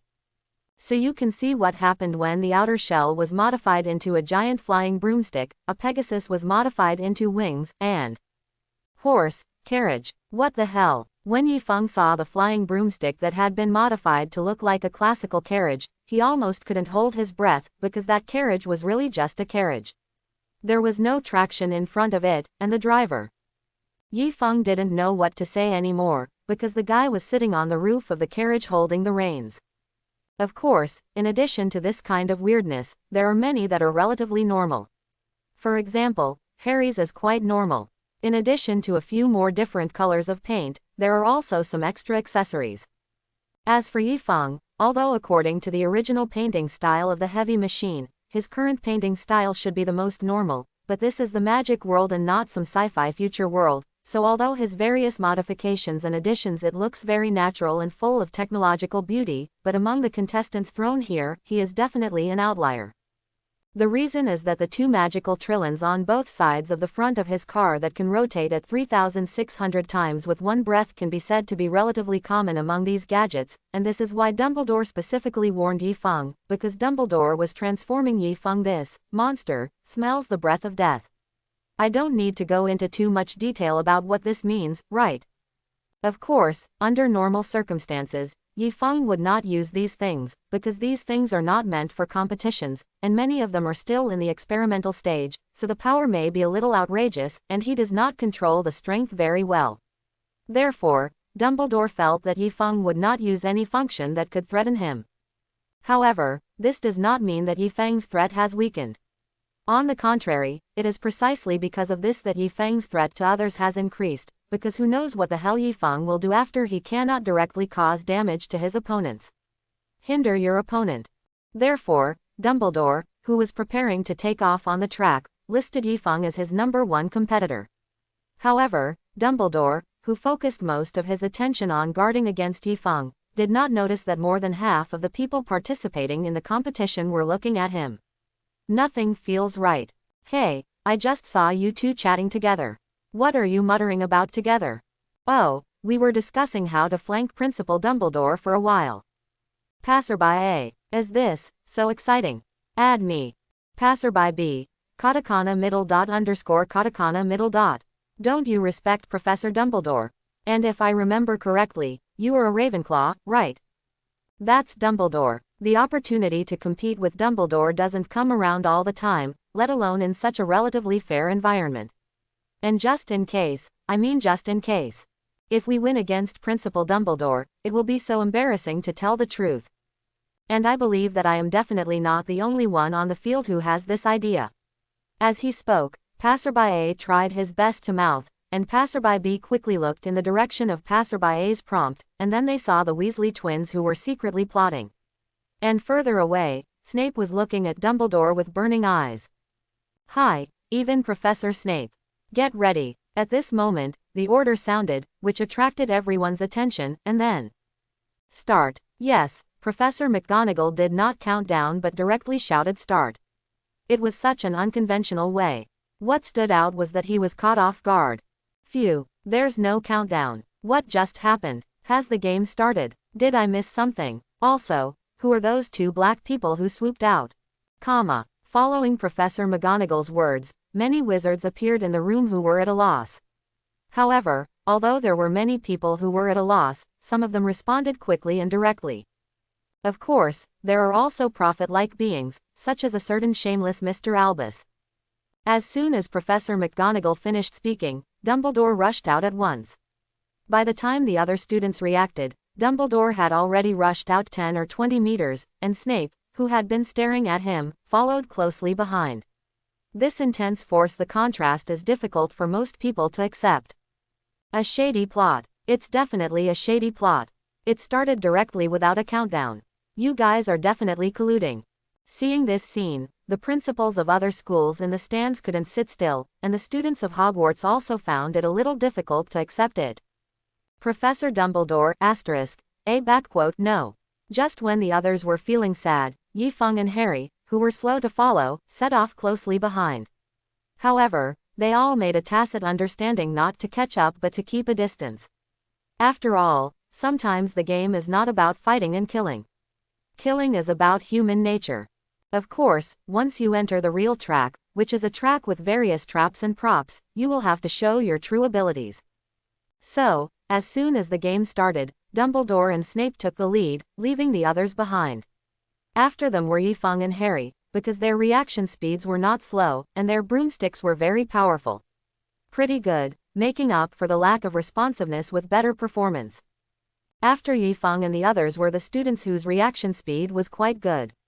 However, although they reacted, the performance of the broomstick was not as fast as that of Yifeng and the others, so they were a little slower. Of course, not everyone who reacts can keep up, such as Malfoy. That guy's reaction speed was indeed pretty good. He reacted and activated the broomstick almost at the same time as Harry, but you can tell just by looking at his last name. As a pure-blood wizard family that advocates pure-blood nobility in the wizarding world, Malfoy is quite arrogant like his father, especially looking down on wizards of mixed blood origin.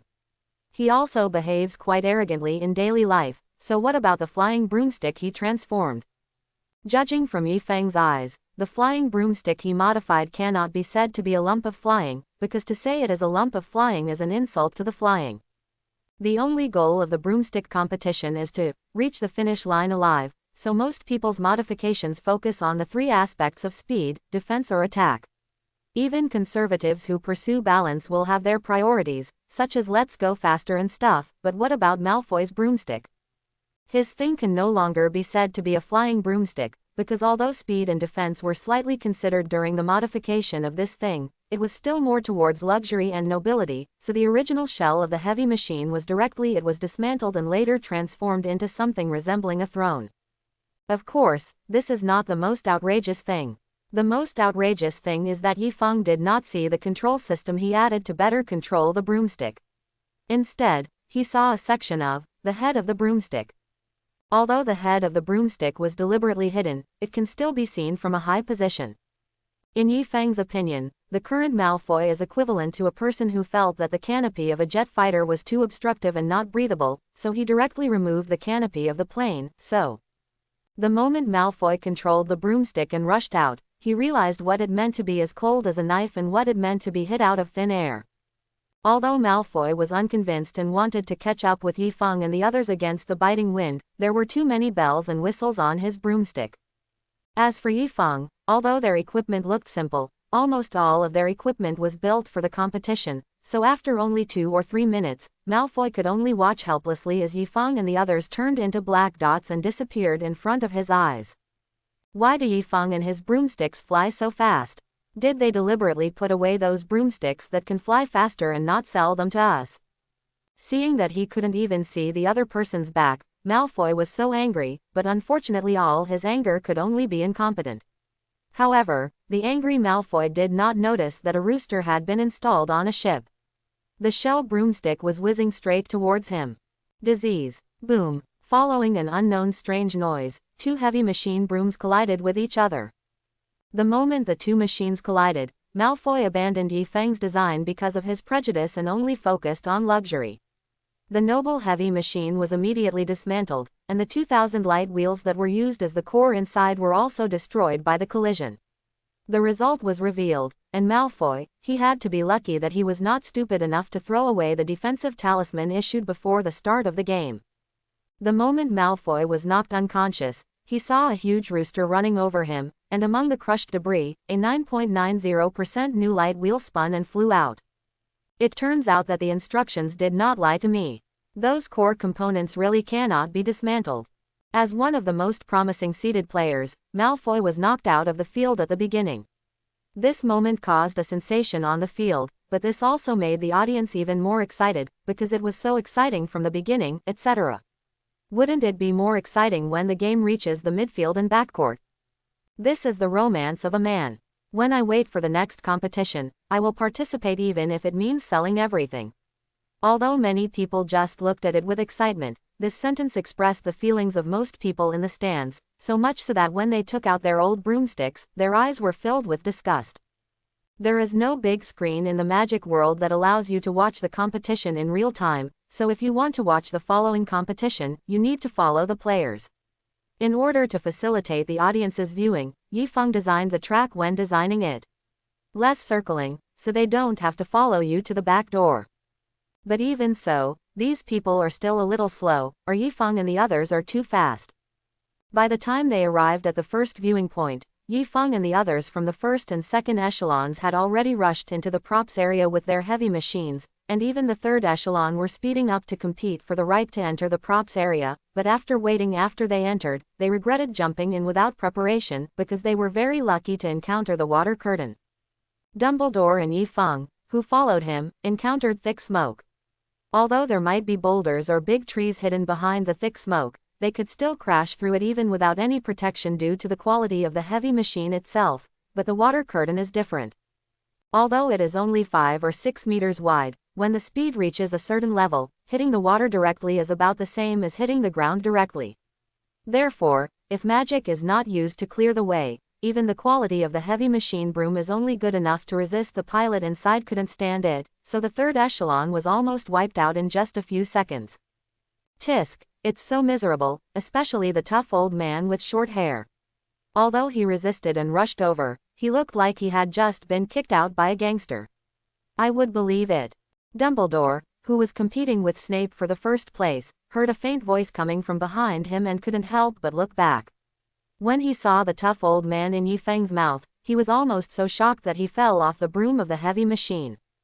Gee, Grindelwald, Yi Feng, poof. The moment he heard the name, Yi Feng burst out in anger, and Snape, who was following Dumbledore, even slipped and stumbled, almost losing control of his heavy machine broom and hitting Dumbledore's heavy machine broom. Young wizards may not have heard of the name Grindelwald, or may have heard of it but don't know what it means, because this is the name of the Dark Lord of the previous generation, and the Dark Lord is basically the name of the current wizards. Represented Voldemort. However, Snape still knew, so when he heard Dumbledore calling out the identity of the bruised old man, he was frightened. And Yi Feng, Dumbledore's old lover, he had heard of, so he immediately released the accelerator and swung the front of the car slightly towards Grindelwald. Excuse me, the former Dark Lord, may I interview you? Grindelwald. Hearing Yi Feng's words, the good impression he had due to seeing Yi Feng's delicate features disappeared instantly. However, Yi Feng had no self-awareness at all and did not see Grindelwald at all. His face showed displeasure but he moved directly to Grindelwald's side. Mr. Grindelwald, it is said that you and Dumbledore sat at the same table and were as close as brothers and sisters. Is this true? Grindelwald. Dumbledore. Yi Feng. Hey, why do I feel cold on my back? Is it because I'm wearing too few clothes? But it's autumn. With a sigh, Yi Feng didn't realize at all that the crisis was about to come and then said in a desperate manner, "Are you acquiescing?" Hiss. Yi Feng took a breath of cold air and then continued, "I didn't expect that Dumbledore would be such a person who always gave up and always gave up.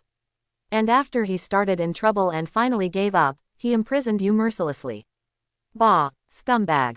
Vulcan clears the way. Collapse. Two voices sounded in unison almost at the same time, and Yi Feng looked at the two attacks coming towards him, turned the corner and turned the accelerator, and the next moment his machine suddenly turned into a blurry afterimage.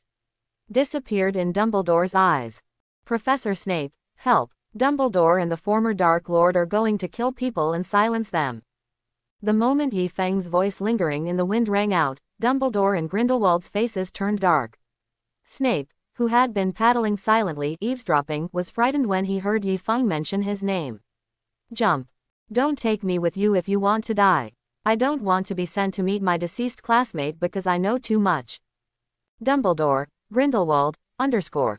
While Snape was trying to pretend to be Quirrell and reduce his presence, Dumbledore and Grindelwald both set their sights on him. Snape, opening parenthesis Rono, no. Snape felt endless pressure being stared at by the two big guys. His mind was running wildly, thinking of ways to escape. At this moment, he suddenly saw Harry, who had already wised up and accelerated away from the area, chasing after Yi Feng. It gave him a lightbulb moment. Yi Feng, the championship of the broomstick competition must not fall into the hands of like you. After saying this, Snape directly turned the throttle to the bottom and output his magic power to the maximum, and it was not over yet. He is a master of potions, so the modified functions of his broomstick are basically biased towards potions. Therefore, after turning the throttle to the end and the magic power being output to the end, Snape took out a bottle of potions and stuffed it directly into the potion that was modified to hold potions. Among the gas tanks. Boom. At the moment when the potion was stuffed into the slot, the two exhaust pipes behind Snape's broomstick blasted out two long streams of flame, which made Snape's broomstick fly in an unbeatable way. Yi Feng's speed disappeared instantly, leaving only a long white smoke trail.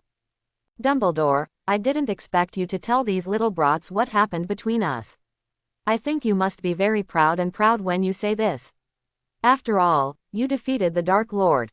Said this at this time, Grindelwald had a touch of sarcasm on his face. Dumbledore sighed slightly when he heard this and said, whether you believe it or not, I did not tell anyone else what happened between us. As for how this little guy learned about it, I don't know, but one thing is for sure, The little guy from the east is very mysterious, even though he has been here for a year, I still can't see through him. Greenwald became interested immediately after hearing Dumbledore's words. He looked at Yi Feng with interest. Well, Yi Feng and the others disappeared in the direction he said. Can you tell me? There are people in this world that you can't see through, little guy. Of course, but don't you think we are already too far behind?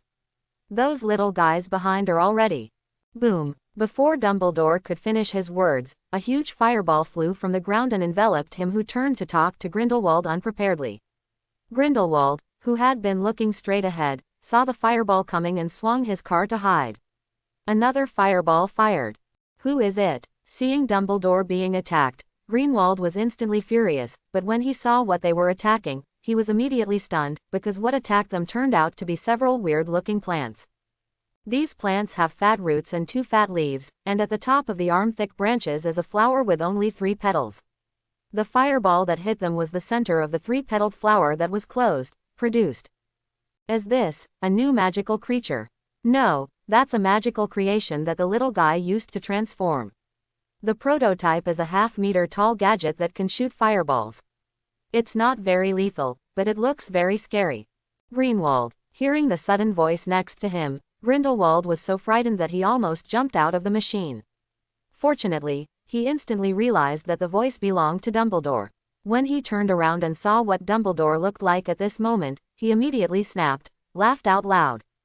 At this moment, Dumbledore had a gray face, half of his beard was burned off, and several holes were burned out of his magic robe. He looked even more miserable than he was. Be careful next time. For this competition, that little guy worked hard for more than a month to complete this track. According to him, even he didn't know what to expect after entering this track. What will happen? Grindelwald, don't let a second-year boy shoot you down with the tricks arranged by him. Then I won't be able to explain to the outside world why a second-year student outside can defeat the Dark Lord, who is so popular in the magic world, even though it's just the previous Dark Lord. HMPH. I think you should pay more attention. Don't be defeated by the magic trap set by your own students in front of everyone. If Yi Feng were here, he would definitely not be able to help but burp, because although the two of them may not seem to like each other, the worries and reminders in their words should not be too obvious. At this moment, Yi Feng, who was being talked about by the two people, couldn't help but feel numb when looking at the densely packed flying swords with wings. No one is so lucky as to actually trigger the 10,000 swords pierce the heart trap. No, this thing has been re-refined and strengthened by me. I definitely can't rush through it with just magic. I have to pull 2 people on my back. Yi Feng murmured as he saw Snape rushing towards him. Ring an equal lower half circle, ring an equal good guy. The moment he saw Snape, Yi Feng's eyes shone with dazzling light, but Snape, like a prophet, stopped when he was still dozens of meters away from Yi Feng, because he knew this guy's temperament very well. Despite his handsome appearance, this guy also exudes a trustworthy and convincing temperament. But Snape knew very well that this guy was not a master who was willing to suffer losses, so when he saw Yi Feng stop, Snape instantly became alert. Seeing the vigilance in Snape's eyes, Yi Feng understood something instantly, so he plunged directly into the flying swords in the sky without any hesitation. However, he did not rush forward with his eyes open but wandered around, circling with a large number of winged flying swords. Seeing that Yi Feng had already rushed in, Snape was wary, but he also mistook the flying sword as some kind of obstacle on the track, so he jumped in with a vigilant look on his face. What followed Snape was not Harry and the others who had been following Yi Feng before, but Dumbledore and Grindelwald, who had been left behind. I have to say that these 2 old guys are really fierce. The magic traps set by Yi Feng along the way couldn't trouble them at all. Even the enhanced version of the bludger and the quaffle could chase people and hit them. They were all easily thrown away. On the other hand, Harry and the others were not so lucky. They successfully triggered the protagonist buff, which meant they encountered one of the 3 guarding bosses set by Yi Feng, a random maze. The main highlight of the random maze is that it is random, and because of this, even Yi Feng does not know where you will be teleported the next second after entering the maze. If you are lucky, you may be teleported outside the maze without even reacting. If you are unlucky, you may be teleported to the minimum and kicked out of the maze 90 times. You may still be in the same place. Harry's luck is not very good. Even if they have ceiling-level wisdom on the road, it is still useless, because what stands out about this thing is randomness. The interval from random to his teleportation is completely random, and the location of teleportation is also random, so they all dispersed within 20 seconds after triggering the trap and being teleported to the maze. It was precisely because of this that Dumbledore and the others were able to catch up, and even the Weasley twins were far behind. Of course, the Quidditch players were quite tight with their solid flying experience. Although they were from another echelon, the distance between them was only 100 or 200 meters, and such a distance was really no more than the blink of an eye. So, following Snape, Dumbledore and Grindelwald also plunged into the "Thousand Swords Pierce the Heart" trap that had been activated by Yi Feng, and when they saw Yi Feng taking a stego dragon in circles, I knew I had been cheated. "Hi, Principal Dumbledore, Mr. Greenwald, we meet again. Vulcan clears the way. Expelliarmus. Hey." Almost at the same time, Grindelwald, Dumbledore and Snape launched an attack on Yi Feng, but unlike Dumbledore and Grindelwald, Snape did not use magic. He directly raised his hand and spilled a large amount of the opened potion. "I'm going. You don't have martial ethics." After watching the Fifth Lightning Company diverting trouble to the east, Yi Feng, who had been prepared for a long time before he finished speaking, suddenly raised the front of the car and pulled it up quickly, and then all the attacks from Dumbledore and the others fell on him. On top of the Stegosaurus behind him. Originally, this trap was triggered by Yi Feng, so even if Dumbledore and the others rushed in, these flying swords would not attack them, because Yi Feng set the enemy as the triggerer by default when designing the sword array. However, these flying swords have spirituality, and for the sake of fun, Yi Feng did not set anything to only attack the triggerer. So when Greenwald and the others' attacks fell on these flying swords, the dense flying swords, the swords, including those flying swords that were just surrounding Yi Feng but did not join in the pursuit of Yi Feng, shook.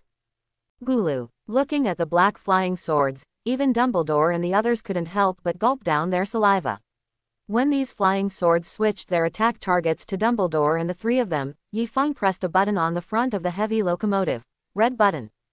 Zzzz. Chirp. As a brief sound of charging sounded, the next second Yi Feng's machine turned into a flaming phoenix, pulling out a long line of fire and flying away. Almost instantly, he took advantage of these flying swords to attack Dumbledore and the others. The gap breaks out of the trap category. Shet. ×3. Seeing Yi Feng running away in an instant, the three people trapped in the trap couldn't help but curse. But the next second, their hairs stood up because the black flying swords directly gathered into a ball. Come straight to them. Boo-hoo. Densely packed flying swords hit Dumbledore and the others like a rainstorm. Before the rainstorm came, the three of them looked at each other and came together in tacit understanding to start division of labor and cooperation. Vulcan clears the way. Stand still. Snape. Potion. Chang chang chang. If Dumbledore and the others were to deal with wizards, then the three of them would cooperate, and no matter how many people came, they would not be their opponents. But it is a pity that what they are facing now is a spiritual flying sword, and this thing was composed by Yi Feng. It was a formation, so as they fought with Dumbledore, they found that not only did the flying swords not disappear no matter how they fought, they actually went deeper and deeper. Dumbledore, now I believe what you said before. This little guy is indeed not simple. If another wizard had come in, he would have been eliminated by these little flying swords that destroyed the broomsticks. It can only be said that these three people are indeed well-known figures in the magic world. They still have time to chat amidst the extraordinary attacks of thousands of flying swords. However, this is because Yi Feng has not fully unleashed the power of this sword array. It's relevant, otherwise, this thing will still have to be broken. Although these flying swords have been re-refined by Yi Feng, their materials are just ordinary copper and iron. The limitations of the materials themselves are there, so even if Yi Feng has re-refined them, they are still far from the real ones.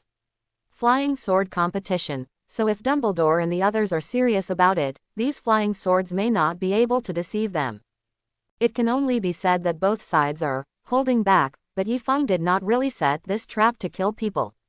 These traps are used to trap people and cause trouble for others, so Dumbledore and the others persisted for a few seconds. They were released after a few minutes, but judging from their even more tattered magic robes, it was not easy for them even if they didn't really take action.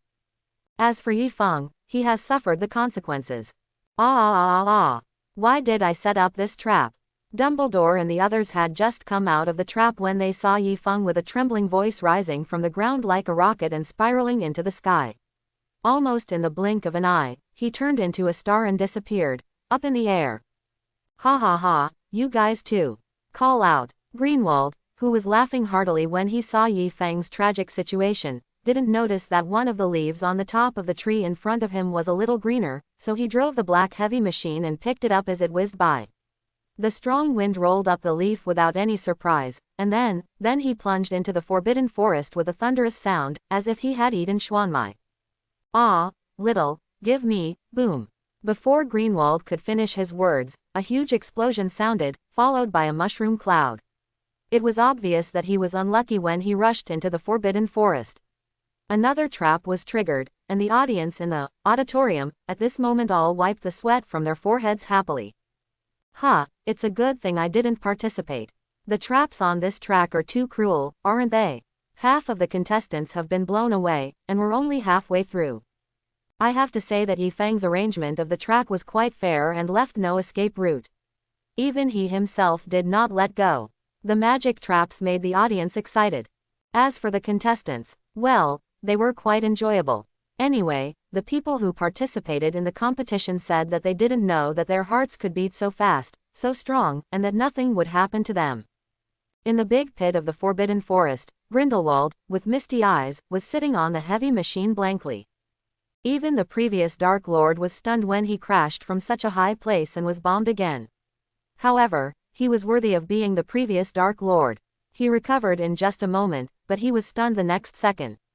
Because he saw a shooting star flying towards him rapidly.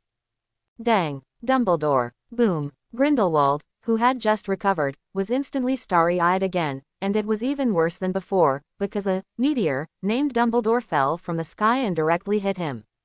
Wow. 2 or 3 seconds later, there was a sound of vomiting in the forbidden forest, followed by Greenwald's voice full of disgust.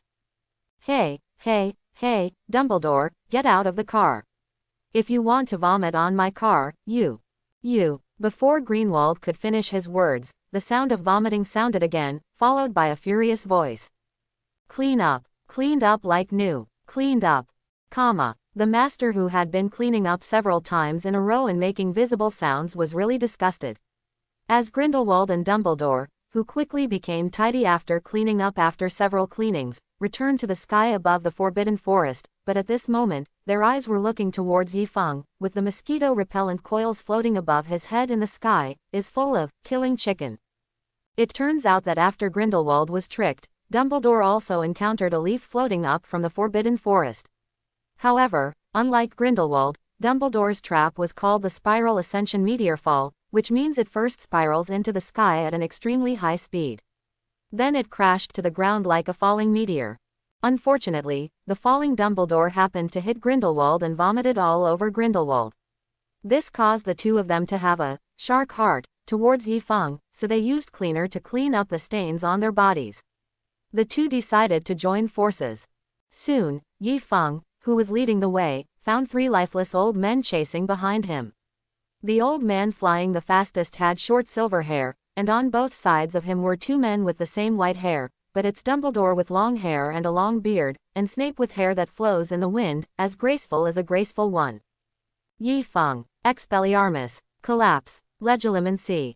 N. Airy Summation, backquote. Underscore ×3. Ahem, Expelliarmus. Hey. Seeing 3 murderous old professors, Yi Feng didn't dare to delay. He directly turned the accelerator and lifted the front of the car. The moment Yi Feng accelerated, 3 attacks passed him in a zigzag shape. All go, 3 against 1. You don't have martial ethics. Xiao Yefeng, have you forgotten that we are wizards, we use magic, and we don't practice martial arts, so isn't it normal to not practice martial arts? What are you talking about? Just beat him down. There are many obstacles, all petrified, cruel Carpal. Ahem, instinct. The strength is relaxed and the strength is released. You did it on purpose. You bad old man is so bad. Yi Feng, who was almost hit by the flying magic because of many obstacles, couldn't help but break out in a cold sweat, because one of them was a heartbreaking one. It's no joke if you really get hit. But after dodging these attacks, Yi Feng smiled, because a dense jungle appeared in front of them. Since you don't follow martial ethics, don't blame me for not giving you face. As he spoke, Yi Feng directly pressed a yellow button on the front of the motorcycle. As Yi Feng pressed the button, the belly of his broomstick quietly opened. See. As the belly of the aircraft opened, several round objects with thick smoke were released. The smoke released by these objects with thick smoke covered an area of more than 20 meters in radius almost instantly. This made Dumbledore and the others immediately lost Yi Feng. But they are at high altitude now, and Dumbledore and the three of them are all top figures in the magic world.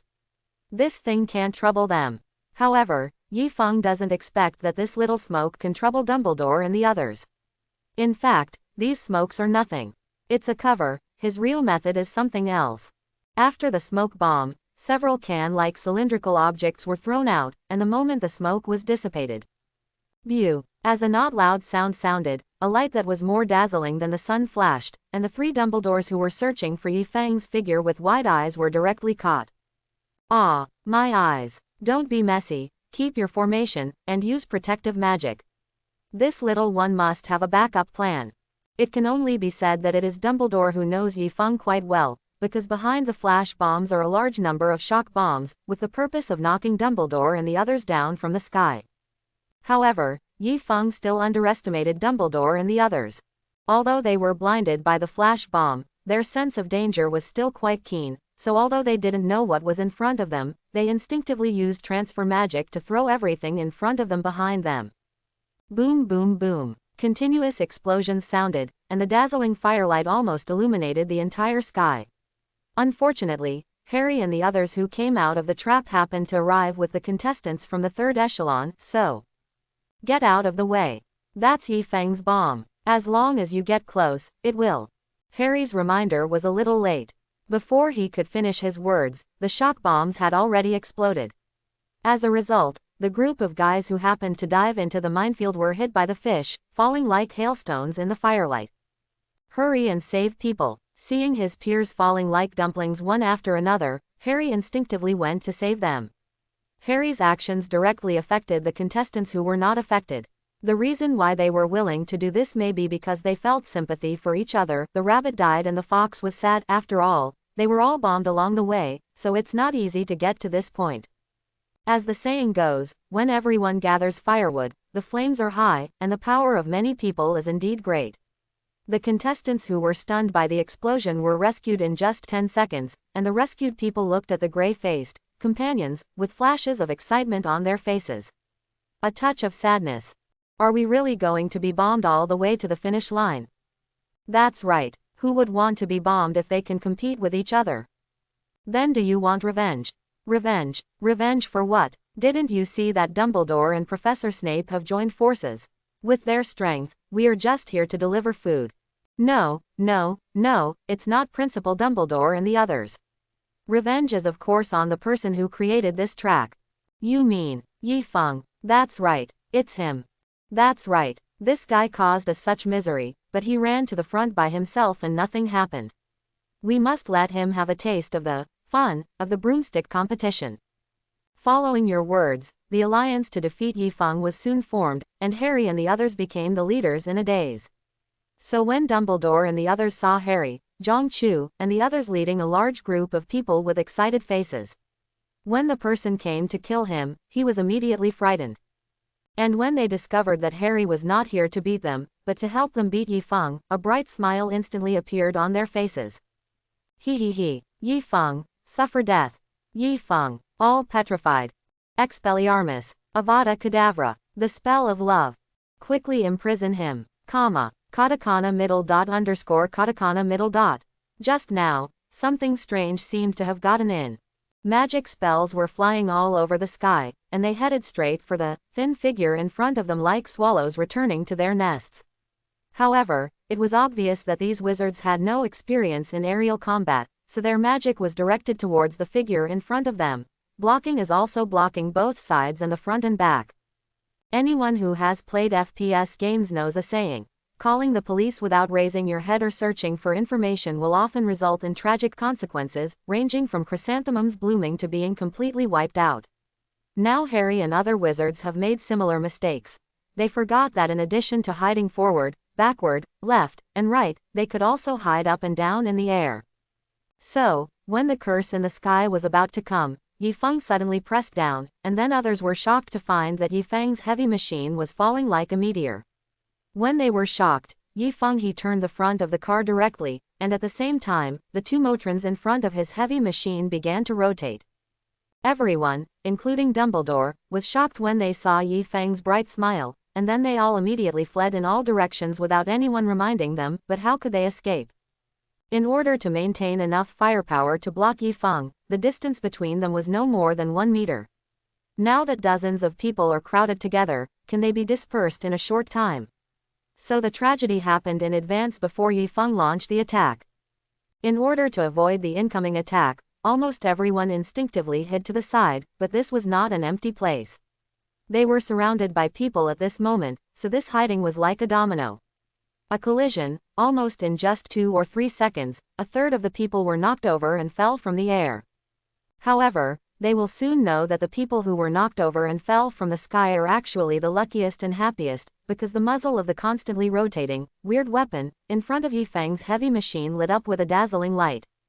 Shoo shoo shoo. When the light reaches a certain level, as Yifeng presses the button that controls the machine gun's firing, a dazzling beam of light spurts out from the muzzle of the gun. Then, as Yifeng slightly adjusts the front of the car, streaks of light rain pour directly onto the chaotic mess. Contestants. Ha ha ha ha. Mortals, tremble under my barrage. Seeing Dumbledore and the others being beaten by the dense magic bullets, Yifeng stood up with his hands on his hips and laughed wildly. I'll go, this kid is too arrogant, we must get rid of his arrogance. Although the magic bullets fired by Yifeng's motron are very dense, the damage is not very high. Even if they are hit without defense, they will only be severely painful and then a little bruised.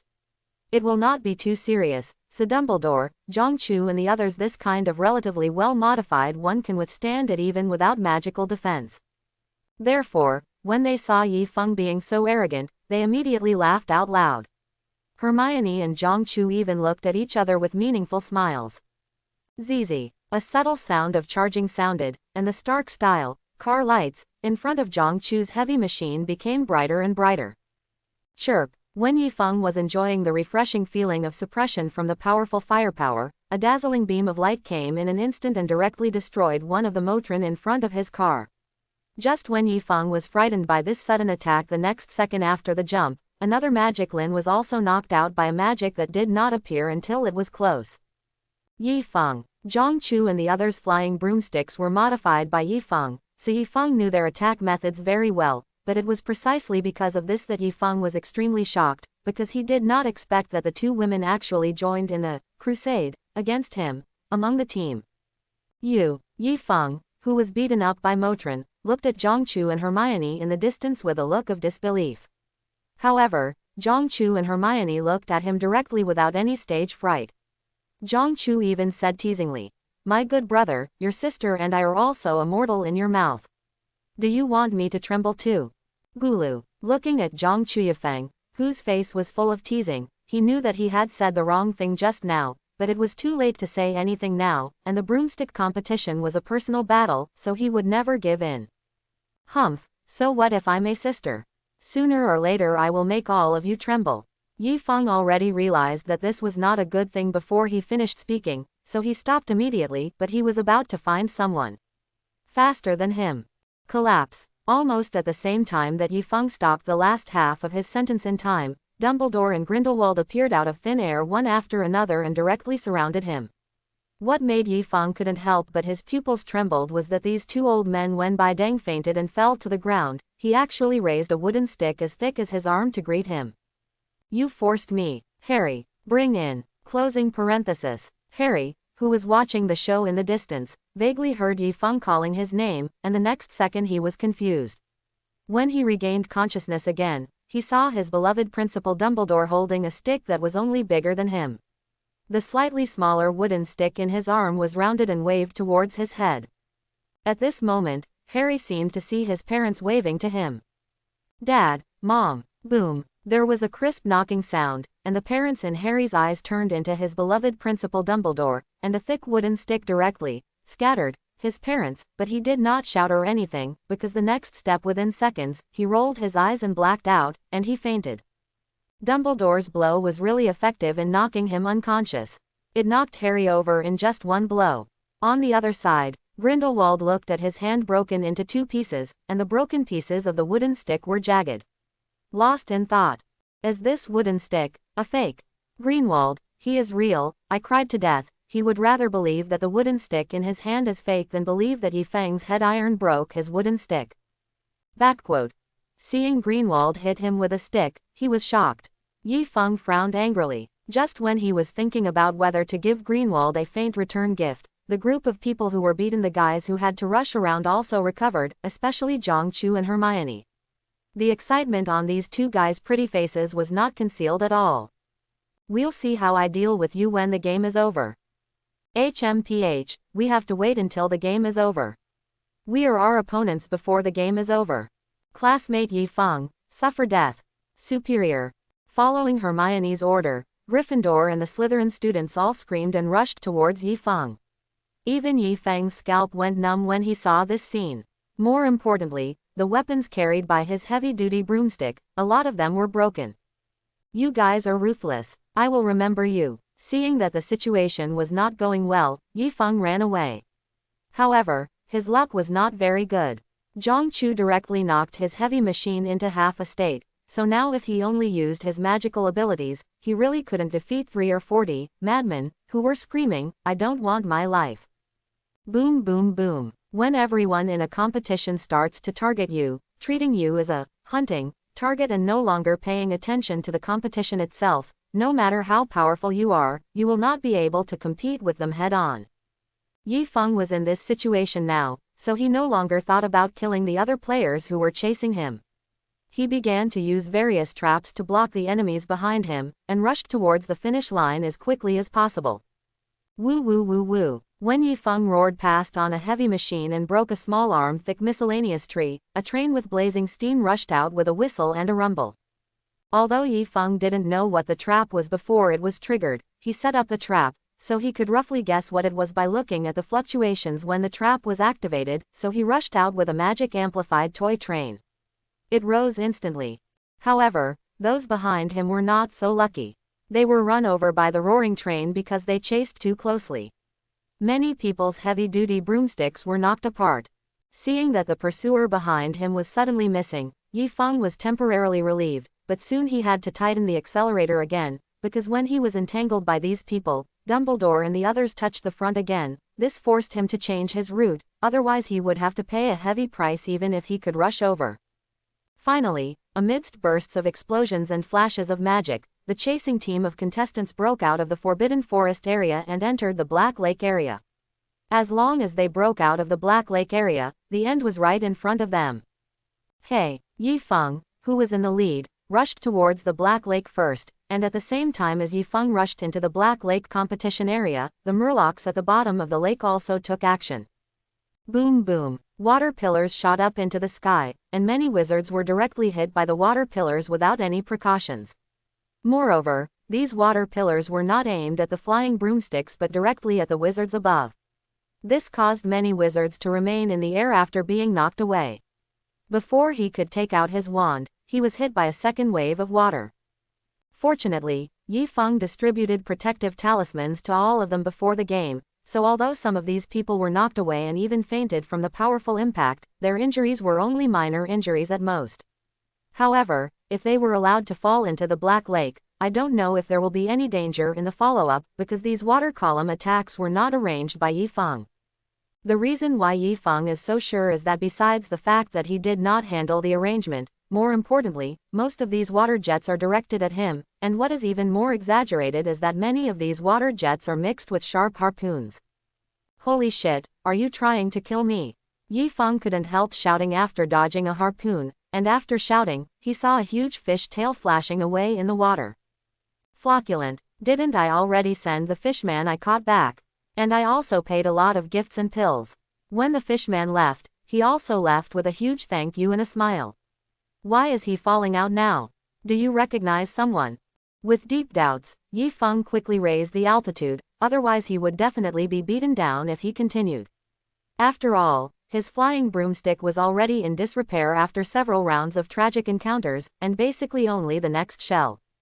However, the fishman in the water didn't want to let him go just like that. Boom! The towering water pillars rose into the sky, but this was not the most important thing. The most important thing was that these water pillars did not fall as before, but turned into tentacles and swept toward him like living creatures. Boom! Almost at the same time that Yi Feng dodged one of the lake tentacles, a water column thicker than his broomstick was shot down. The water column hit the lake and set off a torrent that almost knocked Yi Feng over.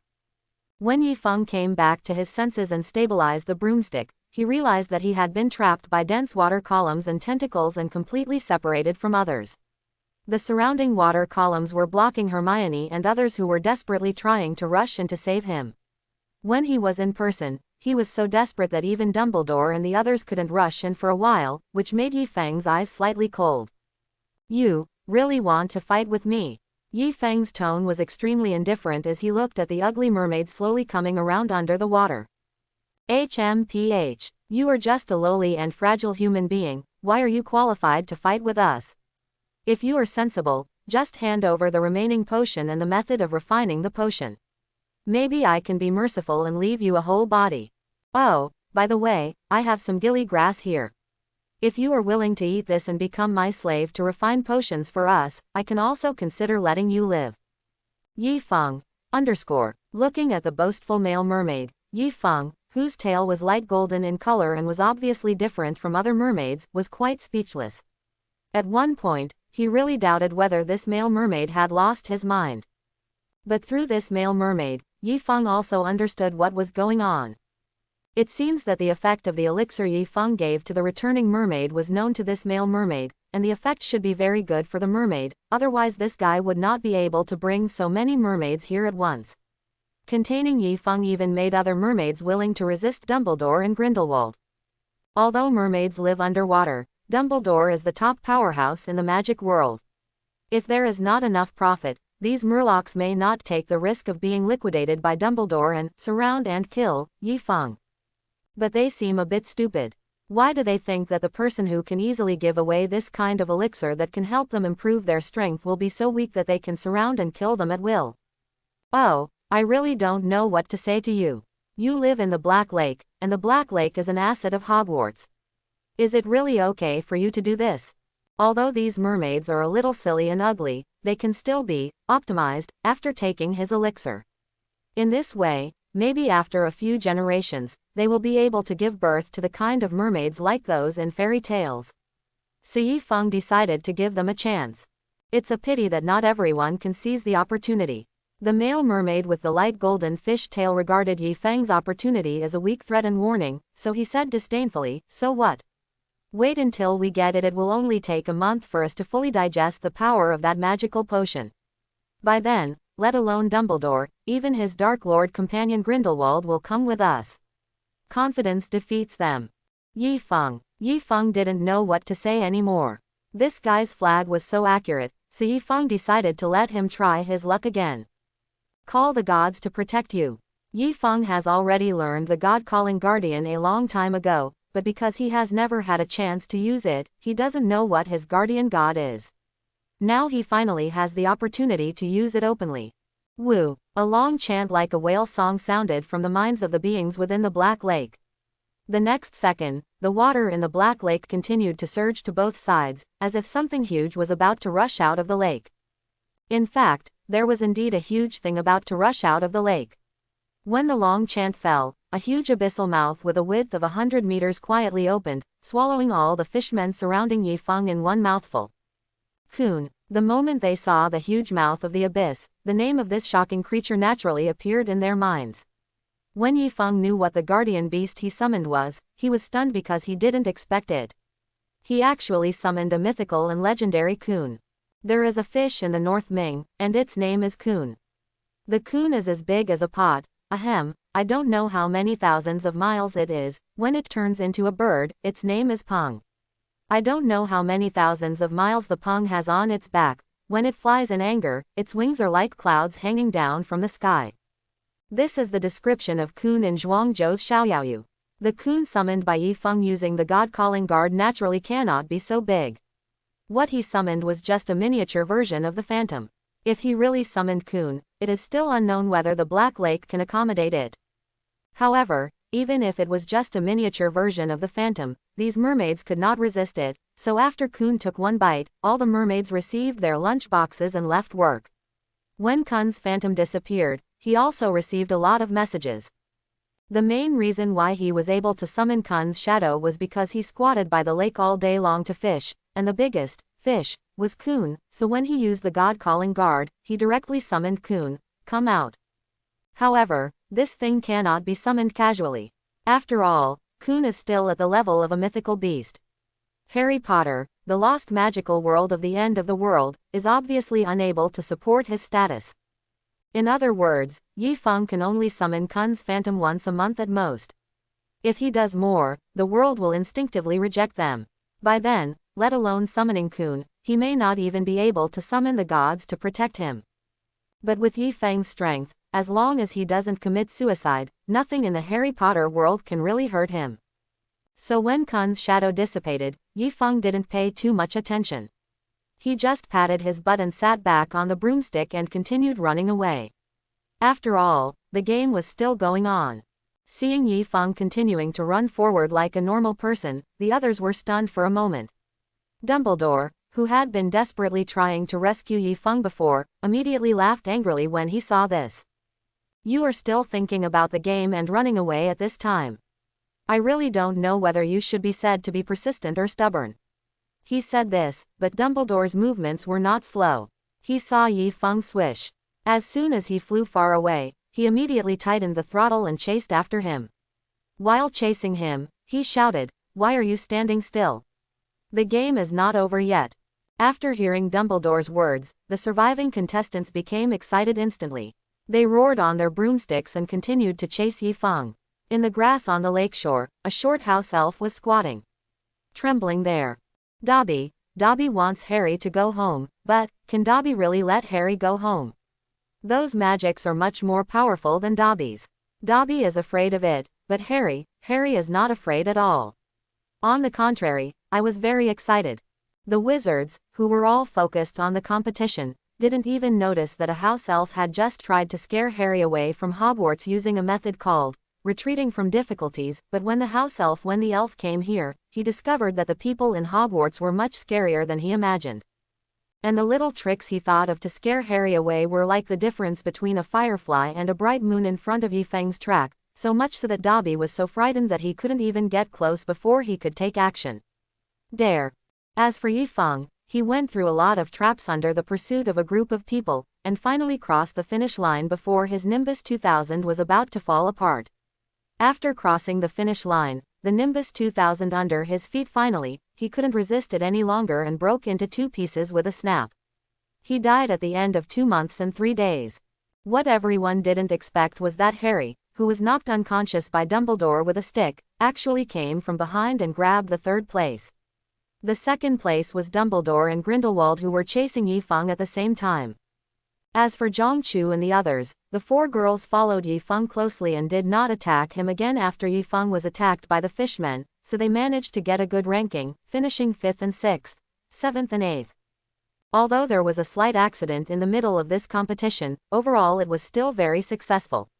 Both the contestants and the audience were quite satisfied with this competition, because the supplier of the broomstick announced that it had been modified previously. There is no charge for anything, which is equivalent to giving it to them for free. In addition, the top 10 were also given a complete set of modified parts for free. Of course, this was only a reward from the broomstick supplier. What really excited them was the reward from the competition itself. Because he had brought the alchemy furnace and collected a lot of materials from the Forbidden Forest, Yifeng was quite generous this time. Each of the top 10 people had a low-grade spiritual stone and a concentration pill. If a low-grade spiritual stone is placed in Yifeng's hands, it may indeed be a bit difficult to handle, but if it is thrown into the magic world, it will definitely cause a rush, because this thing is useless whether it absorbs the pure power inside to increase one's own magic reserve or is worn on the body. It's quite good, and the condensation pill is definitely a killer weapon for wizards. Although the wizards in Harry's world seem to be able to release magic by just chanting a spell, in fact, chanting a spell is not necessary. It is just a way for the wizard to concentrate and mobilize his mental power. When a wizard's mental power is strong enough, after this level, there is no need to recite incantations or even a wand. For example, Dumbledore and Grindelwald do not need to use wands or chant spells to perform magic. The reason why they can do it is because their mental power is stronger than other wizards. This concentration pill is used to enhance mental power. Pill. Therefore, when the prizes were brought to the stage and their respective functions were introduced, even Dumbledore's breathing was a little quick, because this kind of thing is definitely something that the entire wizarding world can grab. It was precisely because he understood this that when Yifeng brought the prize to the stage and explained its functions, Dumbledore pushed Yifeng aside and said directly, "Mr. Yifeng has already explained the functions of these things very clearly. They are very useful to wizards. I believe you should all know what it means. Yes, these two things can create a wizard at least professor level in a short period of time. It can be said that if there are more such things, there is no need to worry even if the mysterious man reappears in the magic world. It's just a pity that I came from that mysterious ancient eastern country. That's all I found. Because the number is really too small, the points are definitely not enough, so I took them out as prizes for this competition. Of course, don't be discouraged if you don't get it this time. Although there are not many of these things, I still have some left. As long as you perform well enough, they can also be your prizes." After hearing Dumbledore's words, some of the people in the stands who were about to move suddenly calmed down. If these things belong to the child named Yifeng, then they have countless ways to get them, but that kind of magical thing is a bit difficult now that it is in Dumbledore's hands, not to mention that they have also discovered something more. The terrible thing is that the former Dark Lord Grindelwald is under the stands at this moment. If there is only Dumbledore, it will only make them fearful at best, but if Grindelwald is added, then if you lend them the courage, they will not dare to make random decisions, because this lord can really kill people. As for Yifeng, he felt warm in his heart when he saw Dumbledore squeezing him away, because the reason why Dumbledore took these things and said they were his was just to protect him, even though he didn't need them. Perhaps, this is why so many people are willing to follow Dumbledore. I have decided that I will bring you a breakfast when I wake you up in the future. I just don't know if you can get used to eating fried dough sticks and soy milk, lao dang. The broomstick competition made the entire wizarding world excited. On the day after the Hogwarts competition, someone approached Yifeng and wanted him to be the track producer of the broomstick competition, but Yifeng refused because these guys actually refused his offer to help. If the track produced by the producer does not have his characteristics, then what is the point of him being a producer? So Yifeng refused without hesitation.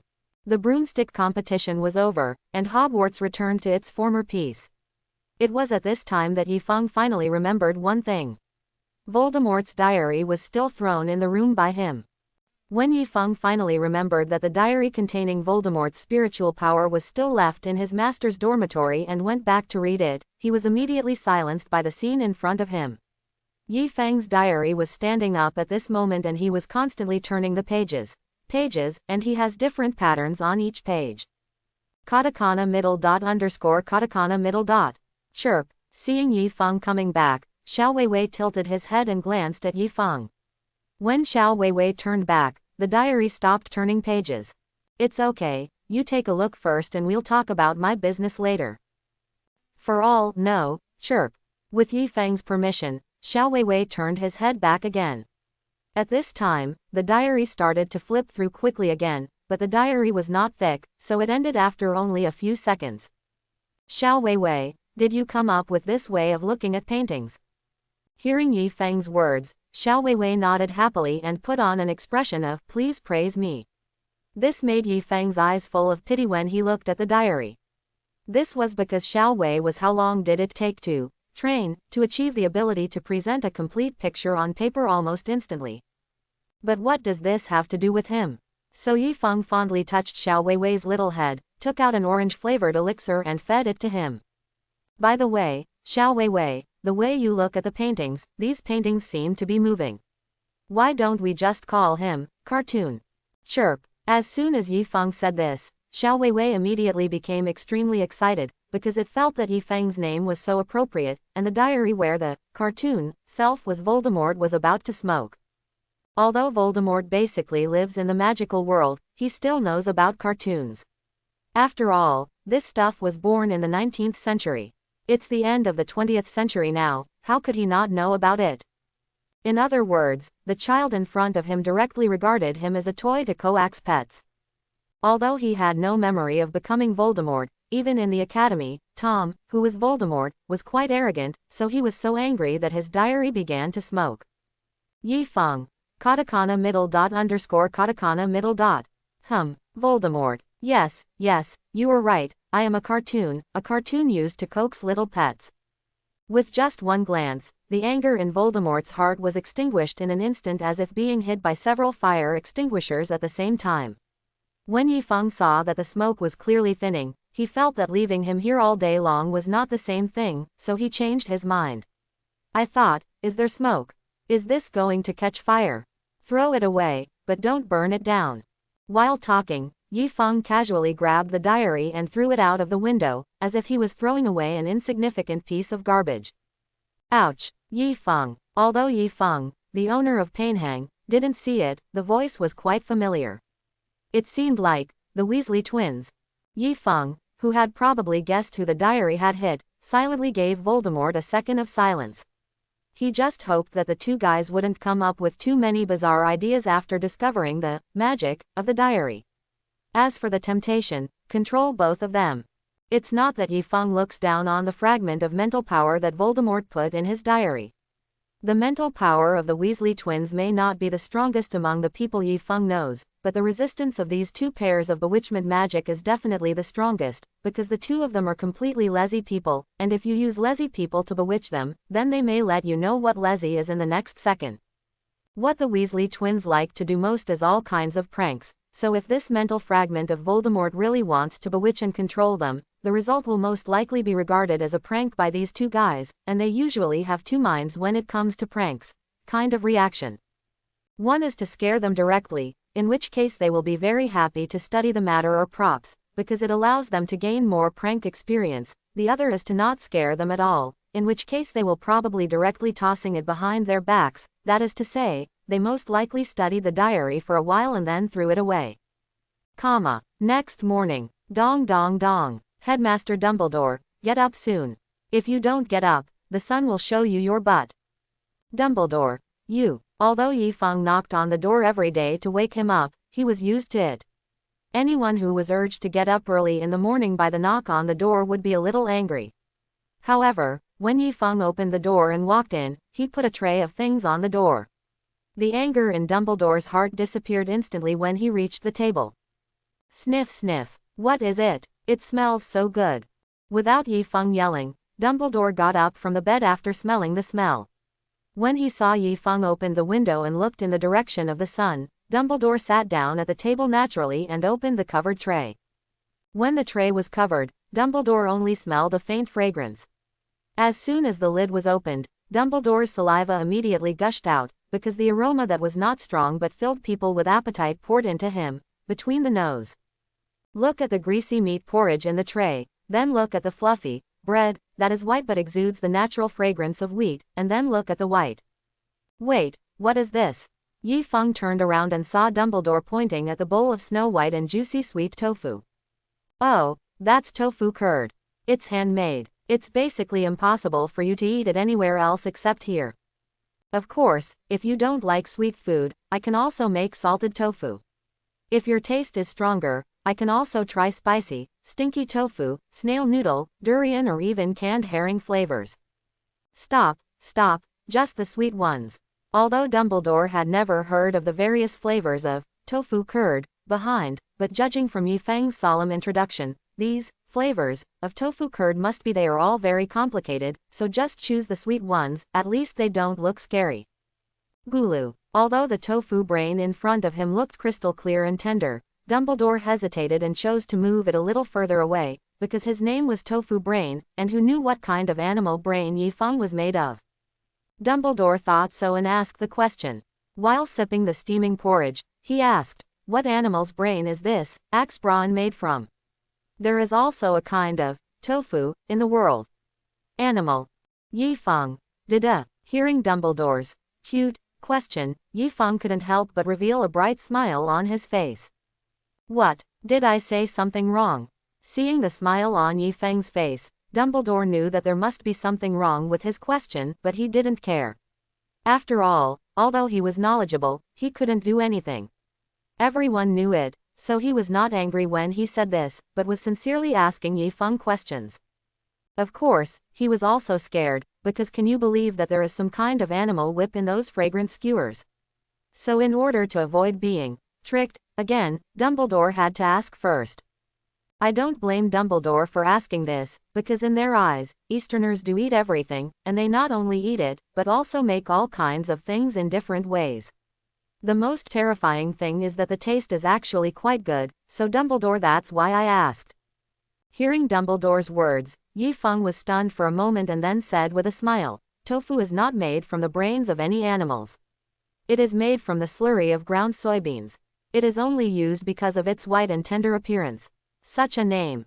After hearing Yifeng's words, Dumbledore turned his attention to the bowl of tofu puffs again, and just when he was hesitating whether to taste the tofu puffs, a strong voice came from outside the door. "It smells so good. Albus, what are you eating?" Dumbledore. "No, otherwise." The moment he heard the sound, Dumbledore poured the bowl of steaming meat porridge into his mouth at a speed that stunned Yifeng, and grabbed one of the steamed buns with his other hand. His mouth was stuffed, but although his speed was fast, it was still not as fast as the person outside the door. "Okay Albus, you're eating alone. And you actually want to finish it all without leaving it for me." As he spoke, Grindelwald rushed to the table and snatched the last steamed bun on the plate, and when he saw the bowl of tofu, one picked it up without even thinking, imitating Dumbledore, and started eating the buns with a bowl in one hand. Yifeng. Seeing these two people eating wildly, Yifeng secretly wiped the non-existent sweat from his forehead, and then walked out the door quietly. They, the young couple, were here to flirt, and he, the light bulb, didn't need to be an eyesore here, so Yifeng ran away quickly, but almost at the same time as he walked out the door, Dumbledore and Grindelwald, the voices sounded at the same time. Etc. Yifeng froze instantly when he heard this. Am I going to be silenced for seeing something I shouldn't see? With this thought in mind, Yifeng slowly turned around. What's wrong? Today's breakfast tastes quite good. Don't forget to bring it tomorrow. Bring an extra portion, especially this one. It's sweet and smooth. Albus will probably like it very much. You can bring more tomorrow. Did you hear that? Just today's breakfast, bring 2 portions over tomorrow, a little more tofu. After hearing what the two said, Yifeng breathed a sigh of relief. As long as he didn't kill people and silence them, it would be fine. As for if it was true, who would be silenced in the end? However, this kind of thing should not happen.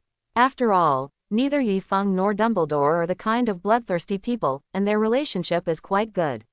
They should not get to that point no matter what. With mixed thoughts, Yifeng officially ran away. After Yifeng left, there was a faint quarrel in Dumbledore's room. If someone came close, they should be able to faintly hear, "That's mine," and "Let go of yours. Dirty hands, don't touch my dough sticks," and other sounds.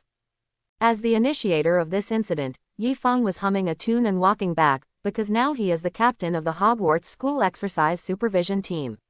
He will have to supervise the students doing morning exercises later, so he has to go back to feed the little ones. Wei, put on your armband or something by the way. 10 minutes later, the very familiar voice of Chinese students rang out in the square of Hogwarts. The 4th set of radio gymnastics era is calling. Start now, walk in circles. 1, 2, 3, 4, 5, 6, 7, 8, 2, 2, 3, 4, 5, 6, 7, stop. Section 1, Stretching Exercises. Watching the little wizard Yifeng doing exercises in unison to the beat in the square, his heart was filled with a sense of accomplishment. What is cultural export? Proud face thrown back. This is cultural export. There should be a picture here, hollow down pointing triangle asterisk. It's a pity that I chose Sanda and volleyball in college, otherwise I could have given you Tai Chi to practice. Yi Feng's face was full of regret as he murmured. Students at Hogwarts, thank you very much. Yi Feng still has some conscience, otherwise they would not only do morning exercises, but maybe even do a 5-kilometer run. Of course, it's possible that time didn't allow for it. After breakfast and morning exercises, it was almost time for class. Yi Feng also hid for a while, waiting for the senior students to leave before rushing to the classroom. Hey, the first period today is Professor Snape's potions class. I just have a little question to ask him. While Yi Feng was muttering in a low voice, Snape ran to the podium in a hurry. When Yi Feng saw Snape, a bright smile appeared on his face. Good morning, Professor Snape, your hair is quite oily again. Snape. Hollow down pointing triangle, pan filled down pointing triangle. Snape's face underwent 2 intense changes in just 3 seconds. Hermione and the others below saw the change in Snape's face and quickly covered their mouths with a pop sound, because they were worried that if they didn't cover their mouths, they will come out loud and loud. In fact, some people couldn't help but burst out laughing. Ha ha, ha. Ha. Ronald, who couldn't help laughing, instantly attracted Snape's penetrating gaze. At this moment, Ronald could guarantee that there was no gaze in the world that was more intimidating than Snape's gaze at this moment. It's funny, isn't it? Mr. Weasley, 10 points from Gryffindor for your rudeness. Oh, by the way, Mr. Yi Feng, I'm really embarrassed that my hair is shiny. Do you have any comments? It can be seen that Snape, who has always been taciturn, can become like this, full of attack power. Yi Feng's strength is evident. Quote. Snape is not weak, but Yi Feng, who cultivated him into what he is now, is certainly no ordinary person. Yi Feng said directly. It's like this, I know a shampoo that makes your hair dwang after washing it. It's like adding special effects, do you want to try it? Thanks for watching, please like and subscribe.